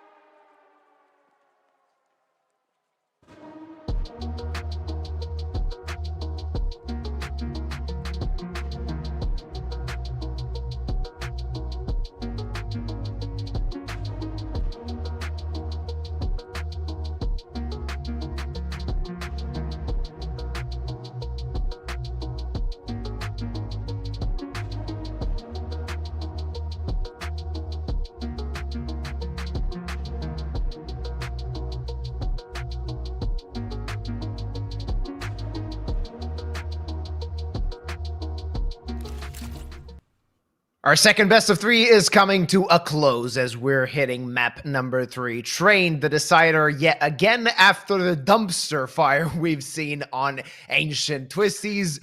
How do we even comment on what Ancient showed us? I would just, in that moment, I would just prefer to stay quiet. If I speak, I'm in big trouble, yeah. Yeah, if I speak, I'm in big trouble. Not good from what we've seen on PARIVISION, or rather on Ancient from PARIVISION. Hopefully they'll show more on Trade. I mean, to their point, or to their honor, Rushby looked quite bad on their own map pick. It was Inferno. They lost 13-5, so we can't really troll on PARIVISION too much, given that they were almost as dominant as their opponents were on their own map pick. So we'll see what's going to happen on Train, of course, as that will be our decider. Don't forget, it is single elimination. The team that wins goes to the quarterfinals. The team that loses is eliminated from the competition. So all things and all eyes are on this map as we're heading into the knife round that will help us choose the sides for map number 3. Yeah, we already saw one strain for today. It's second time on this map here. And as we have a time during the knife round here, I'm just gonna talk about the win rate. The win rate is pretty much equal. 50 for PARIVISION, 42 for Rush B. Almost an equal amount of games. 14 for PARIVISION, 12 maps played by Rush B. But here's the one iteration that could be maybe crucial if we talk about analyzing this game at all and something like that. Last 3 maps of Rush B played on this map was 13-7 against Sinners. It was a game won by them. Then they won against Leo 13-6. Then once again against Sangal 13-5. And last PARIVISION game on this map was just disaster for them because Sashi. And it was actually, was it today? Am I right? Yeah, that was today against Sashi, 3-13, not in their favor. But now, Kickert with the entry. Good start for Kickert as Texi hits the deck. They still have a Molotov left to use. I'm curious to see how they're going to use it. They strike towards B. Executor misses the heads, and he really needed to hit those shots, though. Good on the return as Belchanok falls. Now Executor overwhelmed, not before he takes down Jame. Still the CTs have a chance. It's a 2-on-2, and look at the HP. Travis might have a chance in the clutch. Minimum already done with that bomb plant. Let's see if he can clutch it, but the answer is no, as Kiro takes his head, and so little HP on Zinni and Kiro. They managed to make it work as Kiro finds 3. It's going to be round number 1 to the hands of Rush B. Yeah, that's the first one. Yeah, and as I just checked, it was the game actually today that happened at 9 a.m. Central European time. They started at that time, and it was Yala. So yeah, they lost first map against Sashi with a score of 13-3. Then they won the second map, and they won the third map and finished that tournament with the 2-1 score. And they also won Ancient with a 13-7 against Sashi. So that might be the reason why they're so strong on that map today. Possibly. It does make sense at the end of the day. 2 very convincing scorelines in the first 2 maps. Round restarted, so we're back into things, hopefully, with the second round of our third map. Good start from Rush B as they managed to clinch the pistol round. Now hoping to double their advantage given the bomb plant for the side of PARIVISION in the pistol. They've decided to go for a force buy with a MAC-10, 2 pistols, and 2 Galils. Not a lot of grenades, but should they make it quick, that could give them a good chance of proceeding to a site without having to use all of their utility. Kinky was probably thinking about buying XM here, but he went for a FAMAS because he was the last guy to buy on this server. But his decision was unfortunately not the XM, it's the FAMAS for him. As we see 3 FAMASes for Rush B in round number 2. And both Chonok running close to the B side, jumping, running, a lot of sounds by him and Nota here. And what's the idea for PARIVISION on this round? Maybe They're A? gonna play it slow. Yeah, for sure. Seems It's to be. it's PARIVISION. Oh yeah. Sorry. I would say 90% of the rounds they're playing slow, to be honest. If PARIVISION are not playing slow, it means that something is wrong with them. This is going to be a slow burner of a round as they've managed to make the CTs waste a lot of their grenades. And now the split towards 8 should be coming in. Let's see if Kicker Z can hit a shot. That negative for now. Travis pouncing from Ivy, trying to find the double. James finishes Texi off with the nade. 2 for 1 as Kinky has no chance, though Executor brings 2 back. 2v2 now. Ooh, Executor finds the triple. That was a good adjustment that James had, and Belchanok, the only one on his feet for the side of PARIVISION. He knows where both players are, trying to isolate them into duels, but not going to happen as Kiro takes him out. And it's the second round for Rush B. An Executor, the man you are, the man to just save this round, because for all of his teammates, the situation on that A side was just a horrible one. They couldn't hit a shot, they were just falling on each other on the floor. But Executor with his triple kill with that M4A4 saved the round and saved the day for Rush B, as now PARIVISION are saving their money and gonna play with the pistols. And if Rush B didn't have such a performance by Executor in the previous round, the score now this Kicker, what are you doing, mate? Nice headshot by him. A good way to start this round. However, there is some damage by Executor dealt against both Chonok, but still an advantage for PARIVISION at this timing. Yeah, I mean, only with pistols, can't really hope for much on the side of PARIVISION, even though they've managed to find the opening kill. Should they run somebody down, would make things easier, though Kiro and Kinky, as well as Texi, are going to clean things up, make it an easy round in the end. In the end, I think they only lost to FAMAS, right? That's not a big investment for the next round. They would still prefer to have an M4 on all of their players, simply given the fact that the Ts are going to have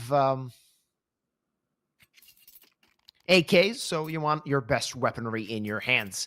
Diffuse kits as well on 2 of the players on the side of Rush B, so they're ready for pretty much anything PARIVISION can throw at them. And PARIVISION desperately need a round, given that they've been battered on the second map and lost the pistol in this one, so they're hoping to finally start something running.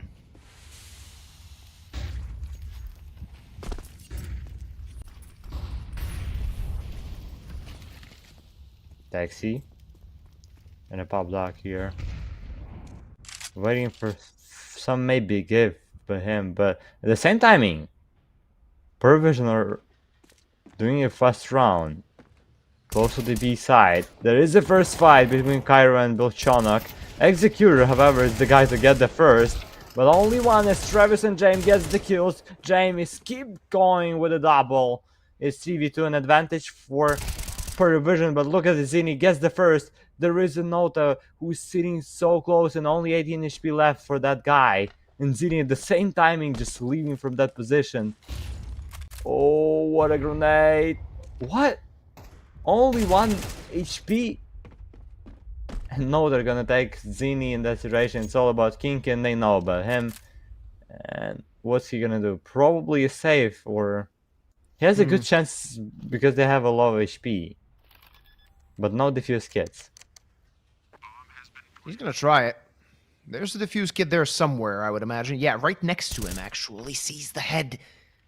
Collects the kit. Has a smoke. That could be of essence, but needs to find the first frag. Bomb has just been planted, so time is not against him just yet. Oh, James. Good positioning.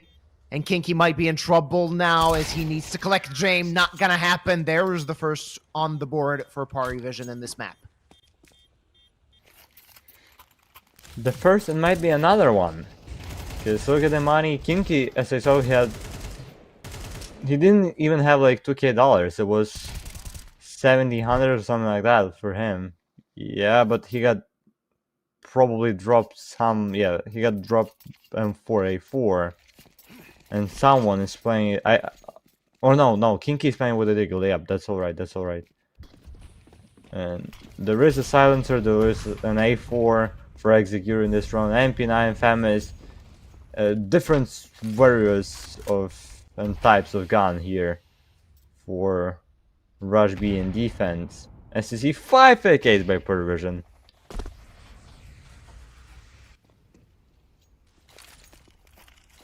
Seems quite good for PARIVISION and Rush B. They're going to have to risk something, and that's why so many of their players are towards A. They want to risk it.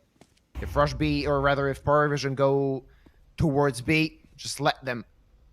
If the attack commences towards A, you'll be ready even with worse for wear weaponry, and the attack starts now. Bomb is over there.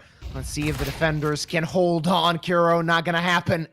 But Kinky already there, waiting with that dig, and the bomb has decided to disengage, gonna go towards B. Now things are starting to get complicated. Executor, he's gonna spot Velchanok as soon as the smoke fades. That might happen, but Kickard holding the line, managing though only to find one. Velchanok dead as well. It's a 3v2.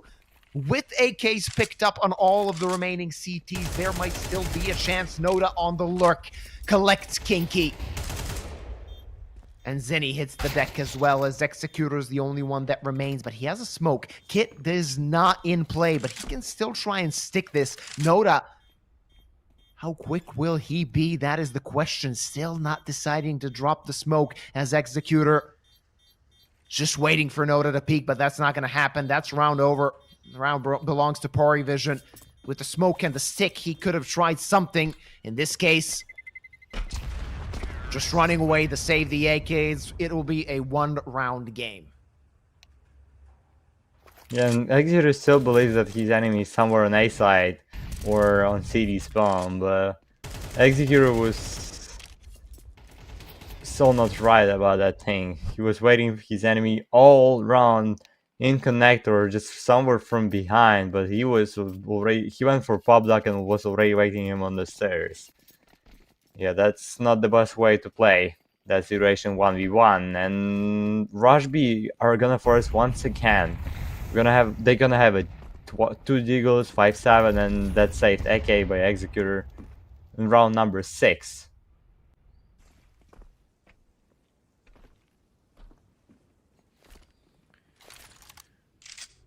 Let's see if they can muster something in this defense, as PARIVISION hitting back.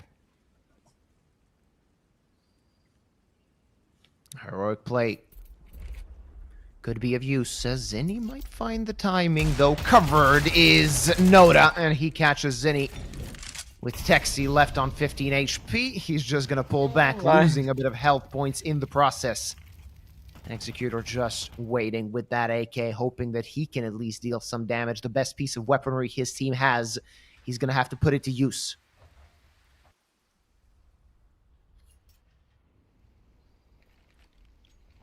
We're just waiting for some sort of fight. Executor spotted the guy, but Kicker is the man to win this fight. James, oh, gets the one, but only one for James here, as Cairo gets a headshot with it. He goes 2v4 still, but both Chonak and Kicker only one bullet away from getting killed. The same situation with the Taxi. He's only 9 HP. It means that PARIVISION is gonna take another one, and it's gonna be a tied score on this train, as Kicker walking towards Taxi, and he's gonna get the first kill, but then it's gonna be a trade for Cairo. However, PARIVISION no information about the final boss, final guy in this round, and they might go for him to get that kill, to stall that AK, and yeah, if they're gonna steal that AK, it's gonna be an eco for Rush B in next one. Well, I think it's going to be eco. Whatever happens, Anyway. Kuro is going to be quite happy with the AK either way, if he manages to save it for the next round, and that will be the case. 3-all. After 6 rounds played, nothing between these two teams. A few pistols could be expected on the side of Rush B, as the loss bonus has improved so far for them. so they can get a few deagles. Kinky has opted not to invest as of yet. A few grenades as well for them. No armor bar for Kiro, who had it in the previous round as well. Let's see what's going to happen now. If that AK can do some work, I would say it's a bit ambitious to expect something like that, especially given this B push as Noda and Travis take care of things. Bomb will be planted. Bomb site is secure. Yeah, and in the last rounds, it feels like PARIVISION found a game and they just going wherever they want, and they're getting everything that they want to do. Nota, as you can see, Nota with the Glock just shooting and fighting against his enemies, and it's still not a problem for him to get that skill. It's all about Kyra, who is 1v5. And the bomb is sticking and should be exploded in a few seconds here. As Chonok rushing towards city side. Are they gonna be able to finish Kyra in this round? That's a question. And yep, it's not gonna be a Chonok, however, there's gonna be a Travis to make that final kill and headshot in this round. With the 5 PARIVISION players surviving in this round, that's an extra bonus for the economy for the future of this half. And for Rush B, it's a disappointment for sure, as they lost already 4 rounds in a row to PARIVISION. And they need to win this full by round, as they have 4 silencers and only 1 A4. No AWP for anybody on Rush B side. However, we have an op for James.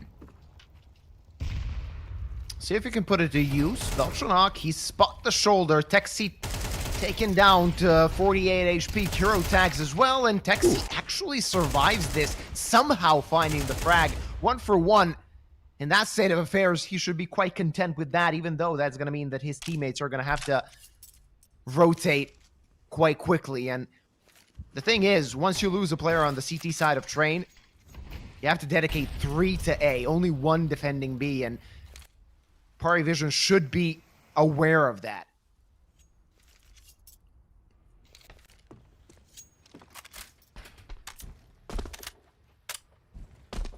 In a few seconds, it should be a rush by PARIVISION towards B side. Yes, we see Nota with the kicker slowly walking, but they were not spotted. Zini gets the Travis, but they probably still don't know about Nota and Kicker. This Kicker gets a kill. Executor is 2v2, an equal duration, but James with the op gonna make an advantage for PARIVISION. And final Kicker gonna plant the bomb here as Kinky walks from behind with M4A4. No defuse kits for him.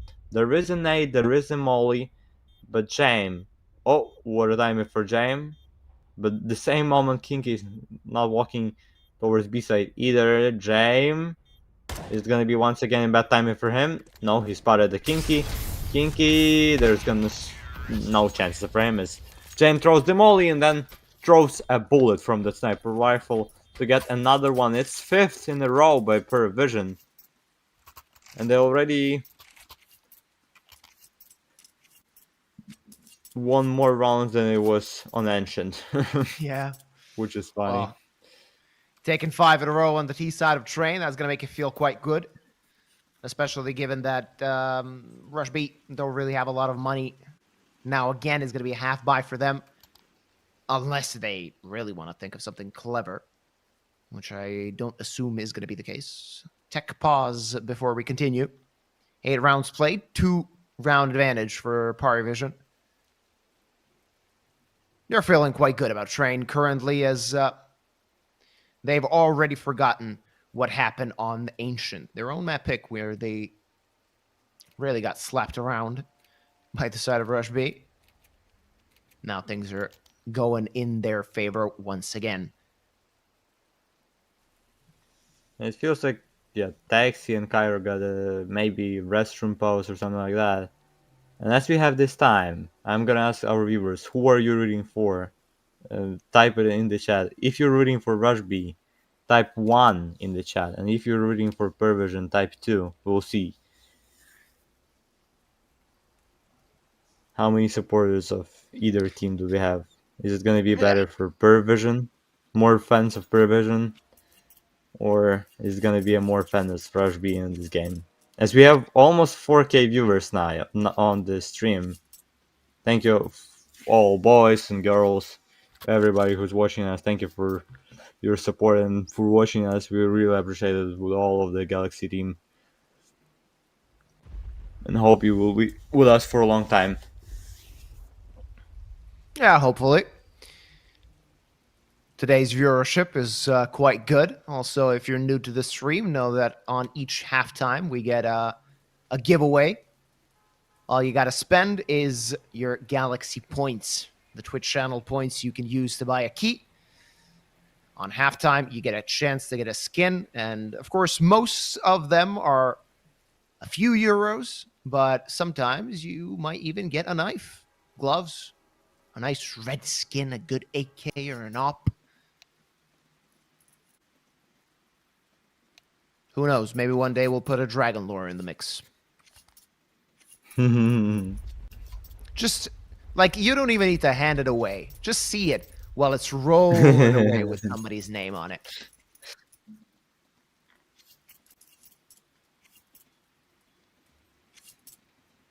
It seems like, yep, we're gonna have a starter now. Start of round number 9. Is Rush B making a save with a pair of Deagles, just with the pistols. In round number 9 is Zini. Oh, that was a nice ace thrown by Rush B, but James is still the guy to make an entry. Good start. Against the pistols, always a danger, though. When facing pistols that are on that CT side, it can always pose a threat. Not this time, at least not for Zinni. As he's struggling a little bit. Just a little bit so far. A quiet round, making the CTs sweat, stew a little bit in it. They still have 2 smokes available on Kinky and Executor, and that's something to keep in mind.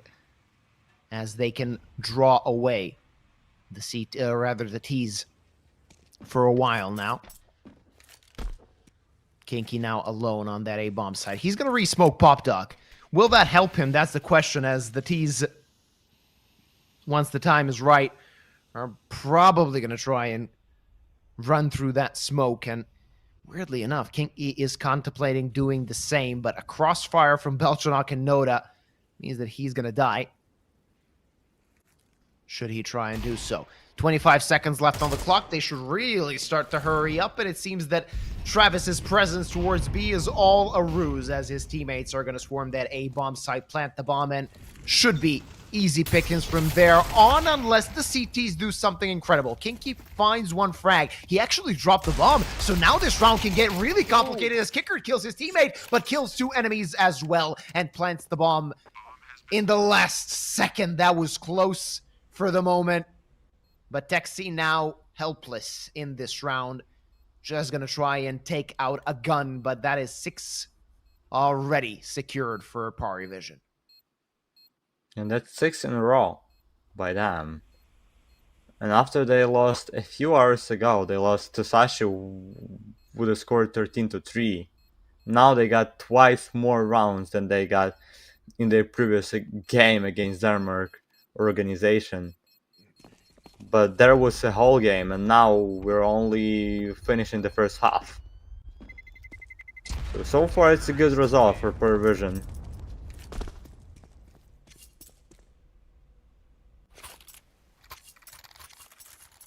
So far, so good.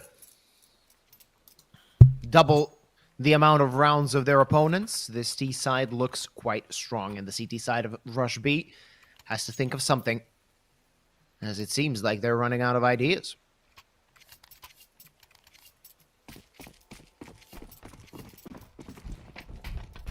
And by the way, on the game against Sashi, PARIVISION also started on B side, and they won only 1 round as terrorists, only 1.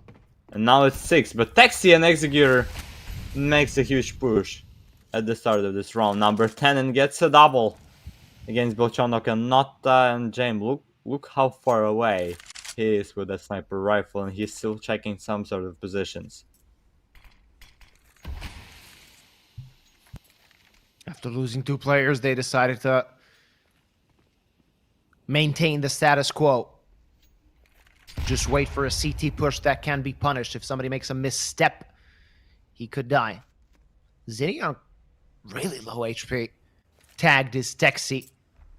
So there still might be a chance for PARIVISION in this round, should they find the next frag. Could be a lifeline.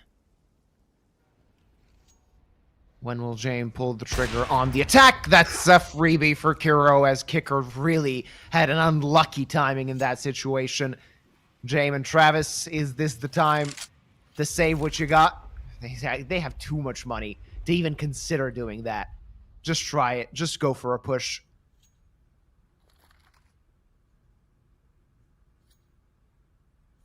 But at the same timing, they have 3 enemies on B side. And for them, it would be way easier to go towards A, because at this moment, if they're gonna just go from Pop Dog, they're gonna have only one problem on side, which is Kinky. Then they just can close Cairo with the smokers, with the smoker with the molly. But it's just gonna be a James time by James and Travis, as they saving a sniper rifle and AK-47 for the future one. Oh, James is only 12 HP left. He had a fight against the sniper there, and somehow survived. Alright, snooze fest over. Let's get back into the action. Hopefully Rush B will live up to its name and be a bit more aggressive when the teams switch sides, as PARIVISION have, for the most part, been quite passive. Slow rounds, as we can expect from James. That type of gameplay gave him a lot of success in the past. We can say in the recent past as well, as PARIVISION have had a good stretch of form. 1-for-1 trade to start things out, with Zinni and Belchanok low on their sides. Still anybody's round, as the presence on Ivy from the side of PARIVISION gets cancelled. They're going to move to a different part of map. Consider maybe pushing towards B. Only 1 player is there in Kiro's up, so that still could pose a threat for the side of Pari. 3 players on A, and James ready to toss a few pieces of utility. For the moment, I thought that it was going to be a fake. Doesn't seem to be the case, though. Seems possibly that we're going to see an A split. Kicker, though, splits the dome of Kiro. That's a peak and a half, which brings the advantage to his side. CT's necessary to rotate. And the T's can now swarm A site from all the sides necessary, as Belchanok has picked up that AWP. Bogdan's rule, of course, though Kicker gets taken out. Belchanok, that's why he doesn't play the up. Oh, that was a whiff. That was a missed shot that shouldn't have missed, as now it's still a 3-on-3. Zinni punishes Travis. James answers, but Kinky still on the site. Could be a big threat. They need to take him out before planting the bomb, and James gonna do just that. Captain pulling his weight. But Texi coming from behind. He can stop the plan, and he'll do just that. And Belchanok needs to fight. No time. And Texi knows it. It's going to be 5 for Rush B, as PARIVISION have missed an opportunity to secure at least a minimal lead at the half. And Belchanok! Oh my goodness, he almost dies here. Whoa. Yeah, and those misses by Belchanok made a huge impact for Rush B to win this round. Not for PARIVISION, unfortunately, but yeah, those... How many times did he miss with it all? Twice or 3 times even? Twice, I think. Yeah, and in that situation, you cannot miss those shots. That's why Belchanok gives away that off to James. Oh, and there's only 8 HP left. Yeah, Zinni is gonna push him and gonna take this easy entry at the start of this round, and Belchanok's only 44 HP left. 1 minute 30 seconds left in this round. Last round he was finishing with 8 HP, now it's 44. And yeah, Executor is gonna get the kill. Nota, however, gonna get a trade. It's 4v3, and there is a guys on B side. Oh, James! with an up headshot. Oh, missed by Kyra. Misses a second one. Is it Volchonok or Kyra?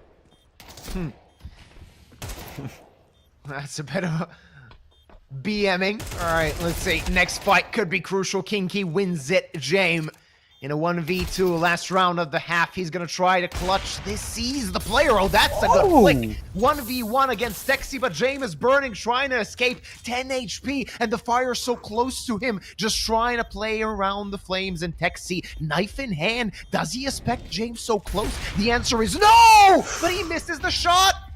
And now on the repeat, Jame gets the frag, and it will be a minimal lead for PARIVISION at the half. Oh my goodness. Imagine Jame breathing in that situation. After he saw the molly just under his legs, he was breathing on it probably in real life, trying to save himself. And after he missed the first shot, for him it was just the round of, I don't know, probably adrenaline went so high for him, and his heartbeat is probably in such a high level after this round. Oh. But PARIVISION still won this half. Yeah, let's stop it. Stop. Yeah, stop here. the count. Don't All right, move. just give Don't away move. the knife. Yeah, don't move, guys. Don't move, guys. No. Oh, no. All right, let's see what we're going to get. It's not going to be a knife, as we've seen it quite far away. It's going to be, again, a violent daimyo. This is a third one so far today. Good job, or congrats to I Just Lost My House. Well, this is one brick you're going to put into your next house. Hopefully you won't gamble it away. Now you can sell the skin in 1 week after you get it and buy your box house or something like that. That's a start. Unless we have some problems with the Nota, we cannot start second pistol round of this final map so fast as we wanted to do it.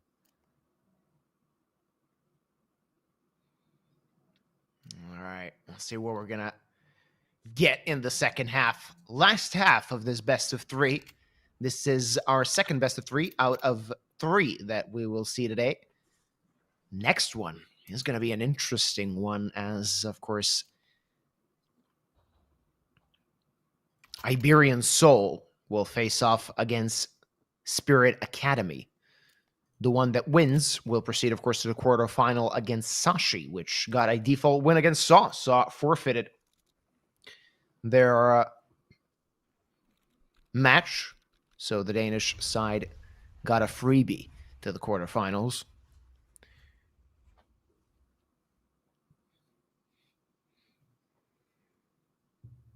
Yeah, and both Chanok, I definitely should mention his bad performance today. 2 kills on this train, on 2 previous maps, on Ancient and then on Inferno. He had overall only 15 kills, which is just a bad stats at all by him. And the same situation with the Jame on the first 2 maps too. Only 19 kills by Captain and Sniper. Now he has 16 kills. So now he stepped up on the final map and knows how important it is to win and get as more kills as you can.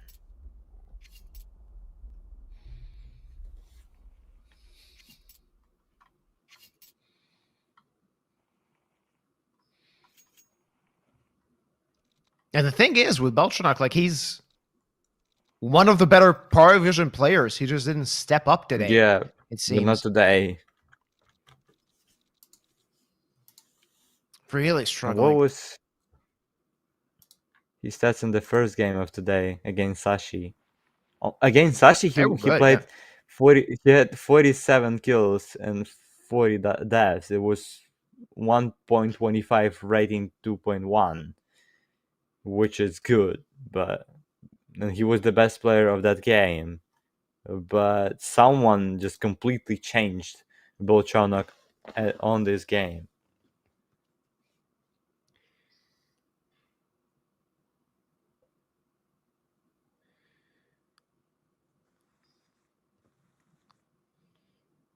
Hopefully the tech pause should be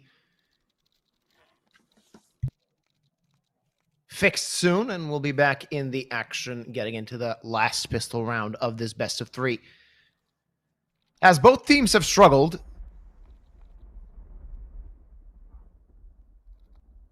so far in this best of three, both teams have shown some good moments as well, but it's been a weird one. Let's say it like that. Business reply mail. Springfield.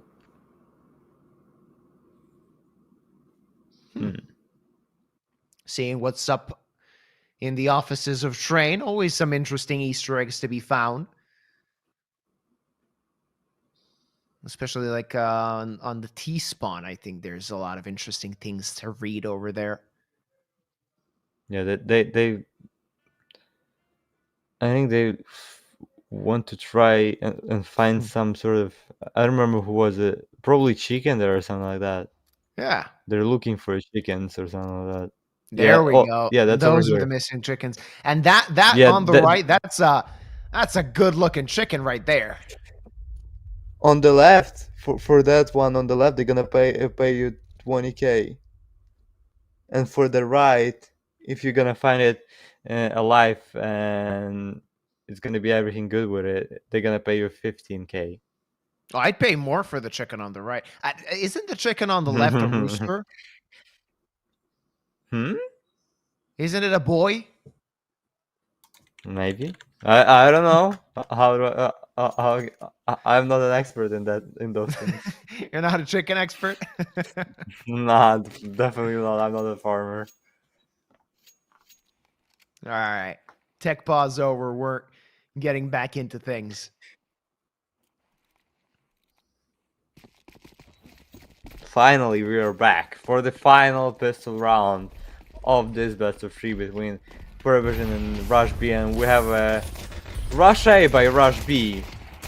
As Travis gets an entry, James Belchonok just destroys everyone on the server. James with a strong headshot to finish this round. It's 8-5, and that's a huge start for PARIVISION on this second half of the train. Well done for PARIVISION. Easy pistol round. Taken by them. Not even close to the site where the players on the side of Rush B, but they decided to go for a deco buy. Or rather, only 3 deagles. Maybe I expected those 2 more to complete the deco.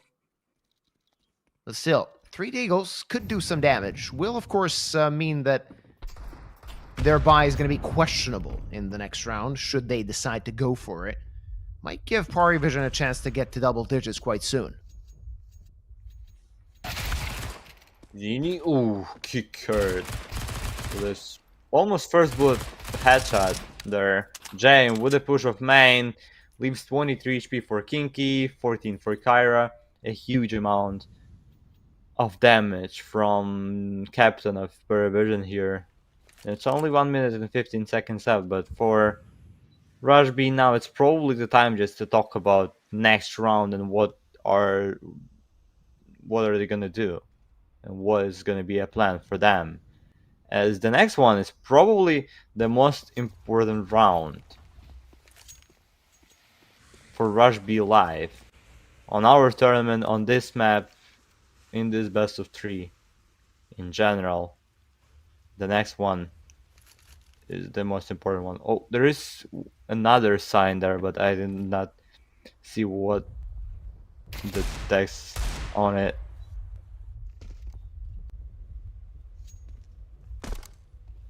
That's a slow one from Rush B. Now trying to strike. Ooh, James gets killed by his teammate in the back. Doesn't really matter. Clean up anyway, and the only gun lost was just an SMG. So no harm, no foul, and James can actually go for an op in this round already. As that will be the case, though helmetless armor, which means that he could get taken even by a Galil. And Galil's aplenty on the side of Rush B, as those deagles are causing some economic damage in this round, as I previously mentioned. If you want to buy, after not planting a bomb, you're going to have to pay the piper at some point. Let's see if Rush B are going to try something faster, given the fact that they have some sort of weaker weaponry. Weaker than they would like anyway. Jump spot sauce Kinky now definitely knows that there's a player towards Ivy, just going to set up his op. That smoke is going to lead him to reposition. And Rush B taking things slow so far. Just playing a default, waiting for somebody to peek. However, PARIVISION players disciplined for the most part. They don't want to go for an info play. They don't want to try something riskier. Just waiting for the T's to approach any site.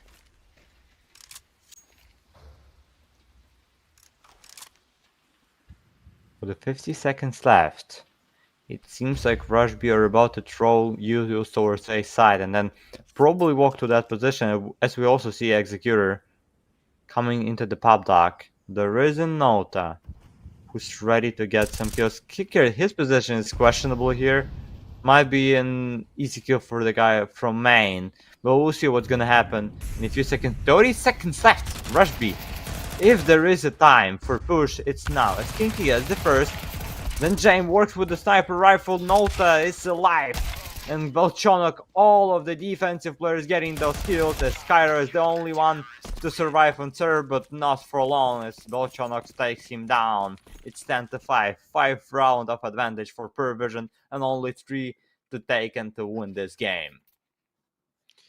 All right, doing quite well as PARIVISION. Taking control of things.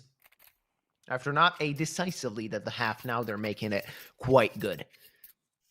As back on the pistols, Rush B go.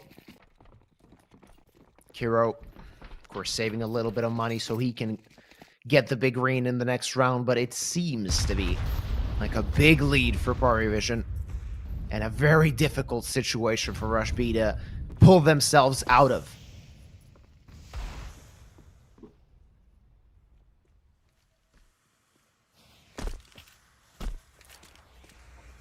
Cairo, I thought he just dropping the gun and that's it. I was like, maybe he already surrendered in this game, but no, he just picks up another gun. And Skyro was so close to hit the headshot, but not for him, and lucky this situation is not gonna be with the kill. It's Rush B. Even with the pistols, they still playing so slow.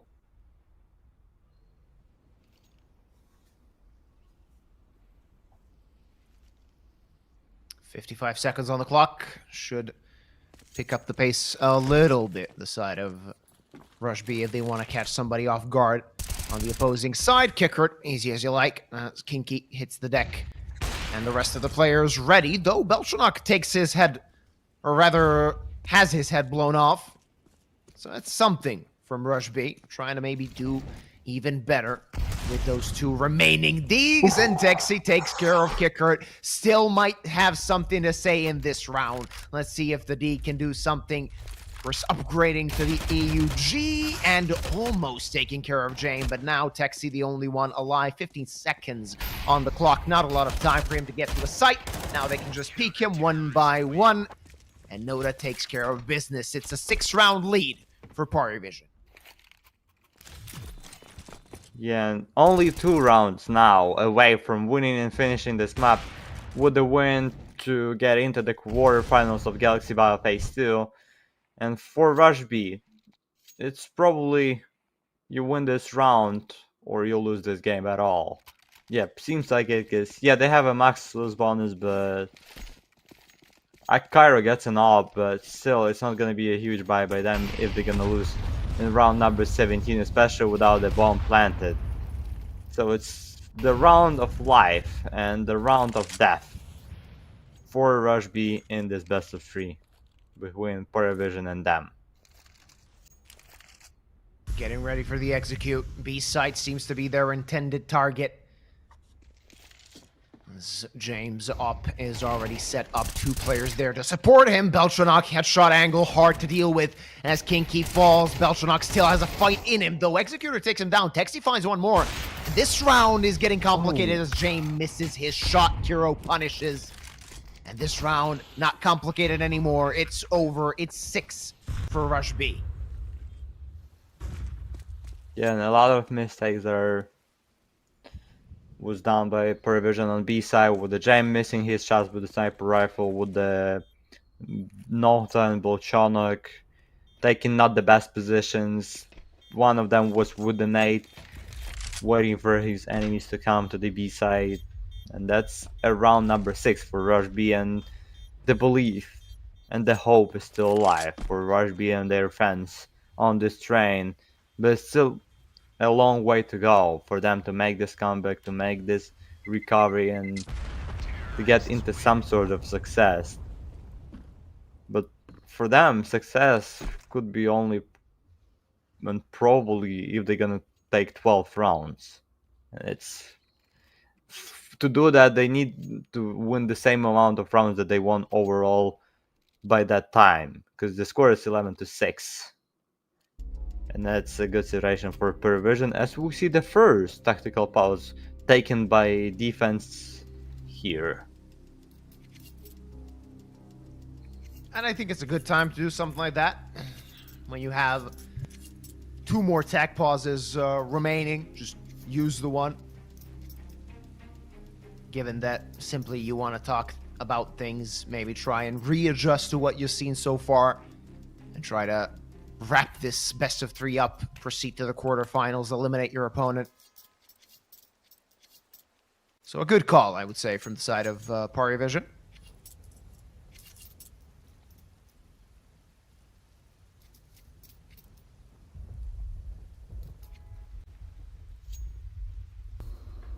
And the most interesting situation here is this pause gonna help them at all, or after that Rush B is gonna take another one. We'll see what's gonna happen when we see the bomb is somewhere on the floor. Skyro goes for a pick of Ivy, good flash there, but Travis was not confident enough to go for that aggressive push.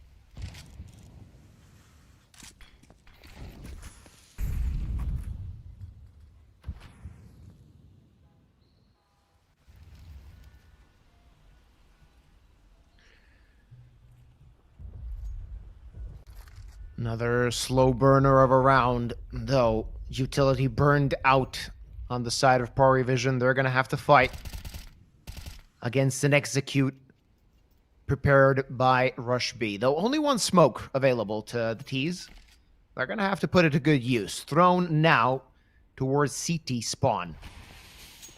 They're getting ready to attack. James up, repositioning on 27 points of health. He doesn't have the luxury of missing, and Inky, good timing, though Travis, right place, right time, and Jane takes care of Texi 1 by 1. The T's are falling down. Executor and Kiro the only ones that remain. It seems that PARIVISION are going to hit 12 quite soon. Just the question of, can one of the 2 remaining Rush B players do some magic? The answer seems to be no, and they could lose this op as well. James quick enough to relieve the op out of the opposing opper's hands. Executor can only pray to save this AK. 6 match points available to PARIVISION. Yeah, and 24 kills by James on this map. On the final map of this best of 3. In round of 16 of Galaxy Battle Phase 2. What a performance by him. With an 8 loss, with an 8 death only, and that means that he has 3 KD at this moment, which is crazy stats, as we have a score 12-6. Yeah, it's not the close score, but at the same moment, it's not how dominant score. It's not an easy game for PARIVISION on this train, as they played a lot of slow rounds, as they had a lot of close situation in which they won. And we might see a final round, as round number 19 starts with the Travis entry close to the main.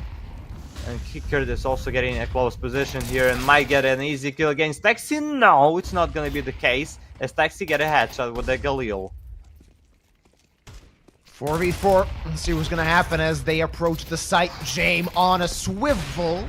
Just misses the player through the smoke, but manages to find the first kill beforehand through the smoke. Hits Texi. Kinky firing back. James misses his shot. No bullets in the mag. He's going to have to wait for his teammates to arrive, or can he do everything now? trying to find somebody, just misses the shoulder of the player, but Noda finds the frag, and it's only Kinky that remains. Ooh. A good shot onto Jame, but a bomb nowhere near Kinky. With an all to do to extend play on Train doesn't seem to be possible, as the setup for the CTs is already in Pop Dog, and Kinky does not stand a chance, bar some magic that could happen. He's going to swing, and he's going to die. 13-6 to end this best of 3 as PARIVISION make their way to the quarterfinals and Rush B eliminated from the competition. Yeah, good setup there by last duo of PARIVISION. No chances for last Rush B player at all without any of the nades. And yeah, Jame was just the man to destroy Rush B on this map with how many kills?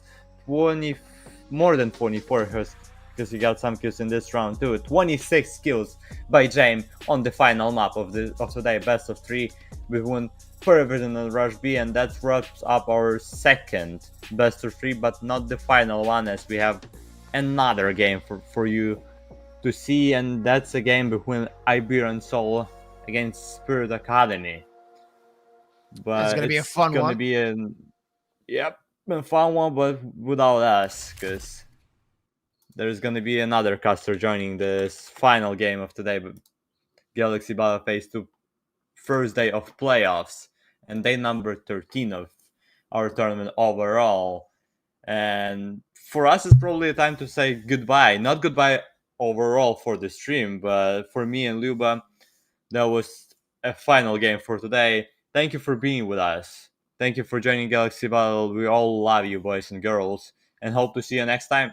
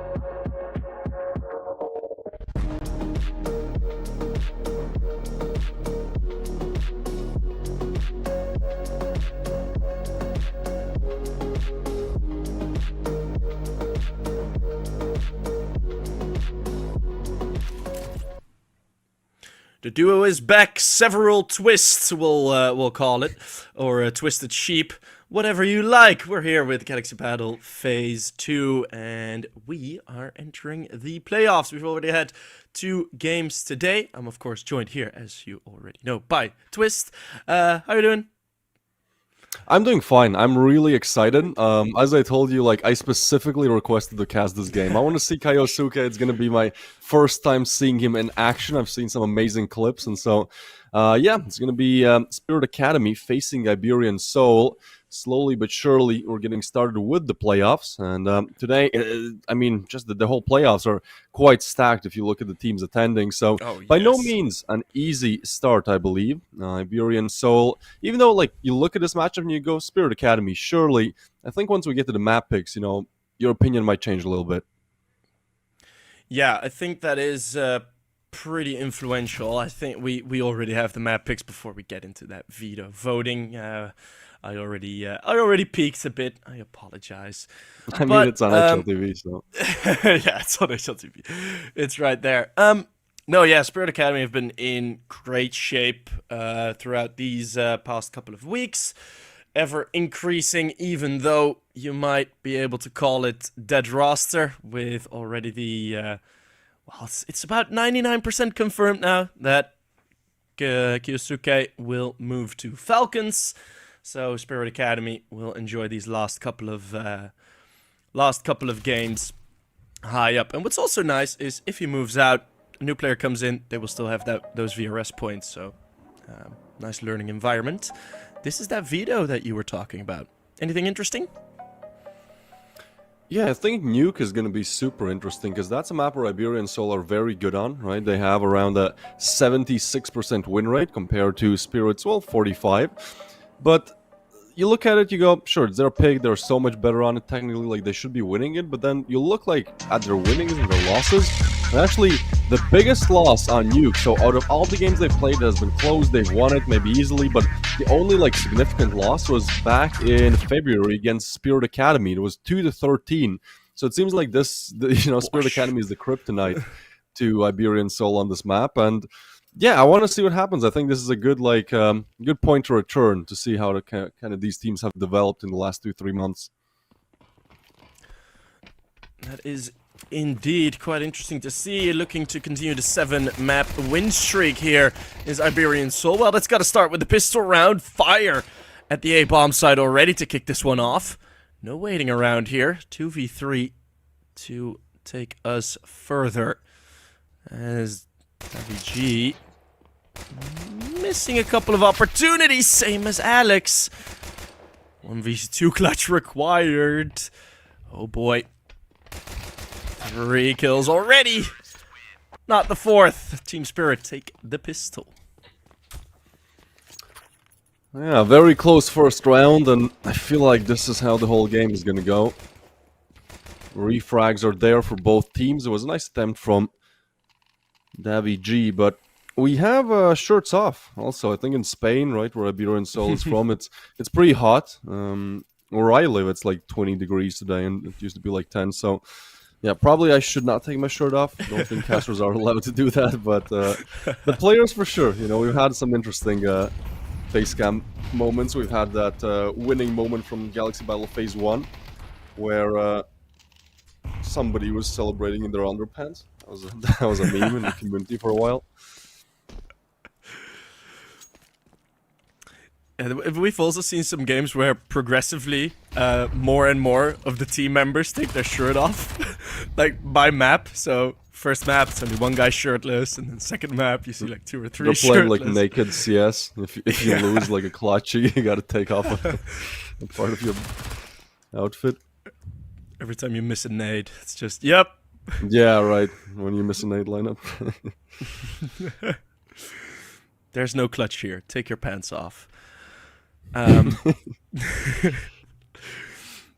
It's a force, though. It's a force with AK on Saucel, so they're looking to boost him up, try to spot somebody over, but nobody's there. They've found somewhat of a good place to go, and that's the first time I see Kaiosuke, and he just gets destroyed by a pistol, and that opens up the bomb site. Alex will get another with the Tech 9. Saucel has the AK, but as the bomb goes down, Spirit Academy, they want to go for this, but at a player disadvantage, if they lose this round, this is worse than losing the pistol.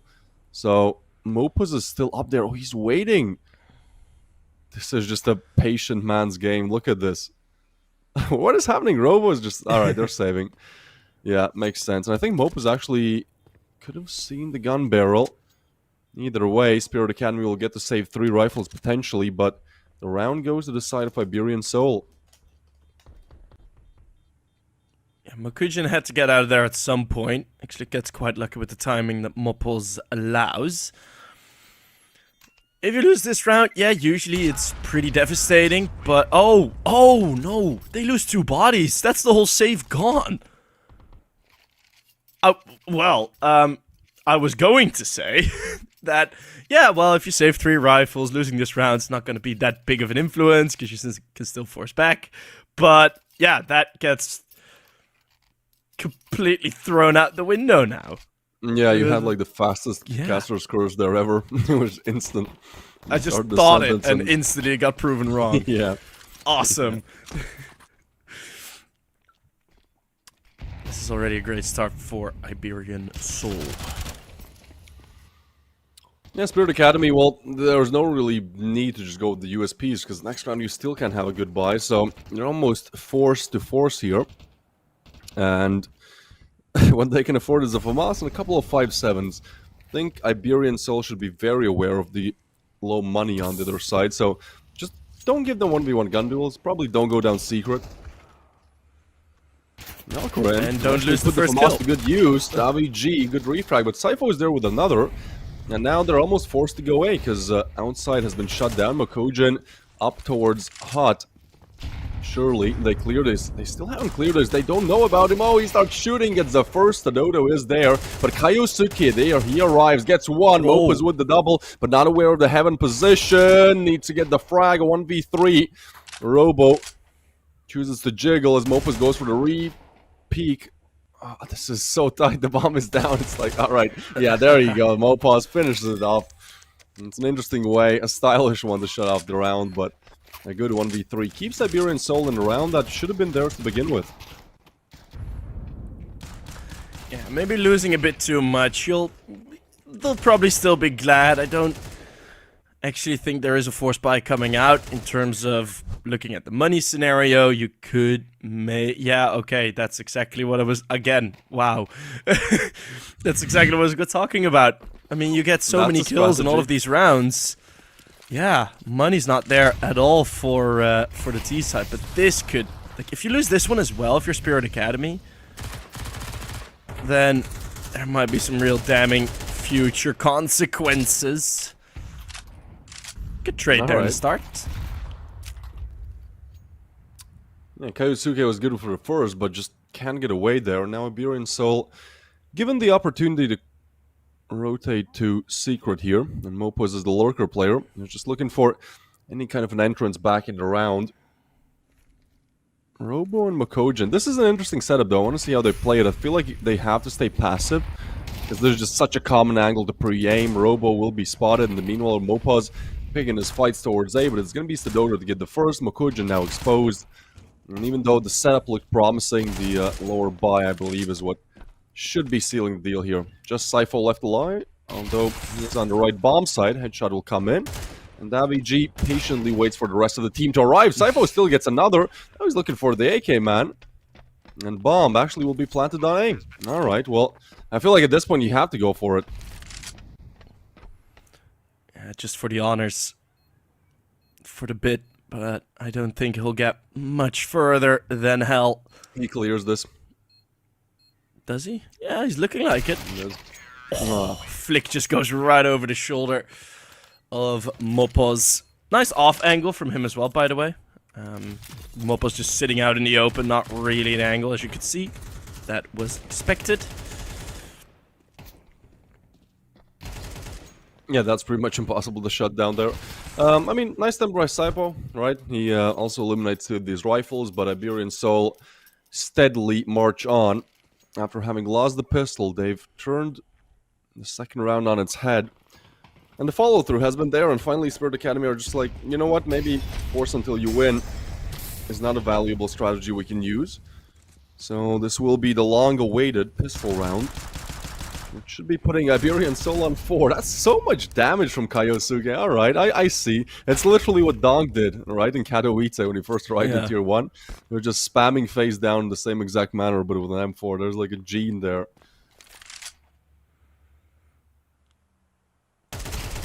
Some secret practice map, I guess. It's hitting sprays through smoke there. This is a weird round. Look where Alcaran is, right? It's so much information, but at the same time, Mopaz might actually clear him. Depends on the timing here. Mopaz is close. He spots him. Does he want to drop down? It's a lot of information, but it's a pretty bad position to actually go and pursue the fight. So he's looking for it elsewhere. And in the meanwhile, Iberian Soul will advance their way towards Hell. I feel like Team Spirit should have the information, right? With just how much positioning here Alcaran has. But at the same time, Mopaz has the same. So I feel like it's just going to come to a very chaotic end here. Yeah, what you mentioned with that information, I mean, they just don't really count on them to go through the only avenue left, which is the mini garage. They know that the AK is there. Oh, nearly gets it as well, Alcaran.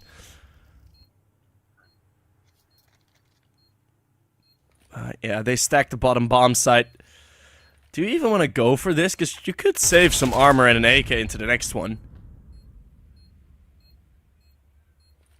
And they probably don't know that the HP on Stadodo and Alex is as low as it is.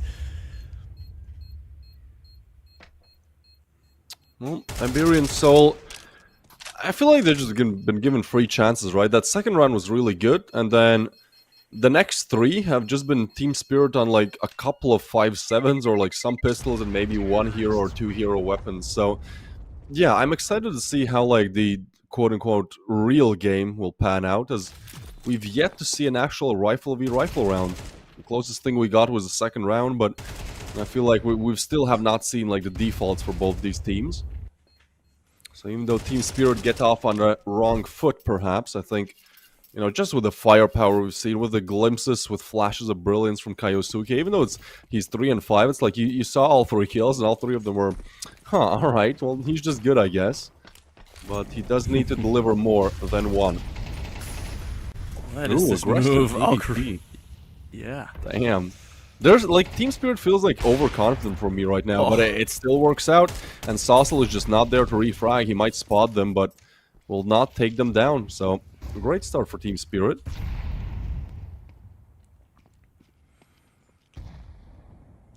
They've been getting the opening kills as well in the force by rounds.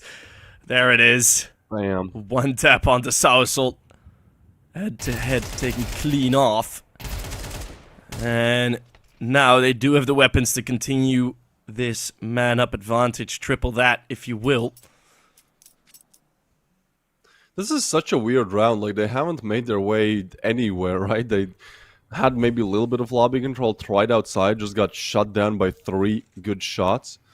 Aggression, then just Kaiosuke doing his best, and now it's a very underwhelming first rifle round for Iberian Soul. I feel like them, of course, being the underdogs, actually quite huge underdogs if you look at the betting odds in terms of this matchup. Like, you would have liked to convert the first rifle as well, especially on your map pick, right? Oh, Alex. Oh my goodness, Alex. This is... You don't even need aim if you can just do that. And now he's just looking for the bomb plan, but Sypho is there, granted on 10 HP. The headshot comes through. How is Alex dinked, man? That was a headshot. Wallbang, I guess, but Kaiosuke should and will be shutting it down. So Team Spirit do get a quite easy 6th round.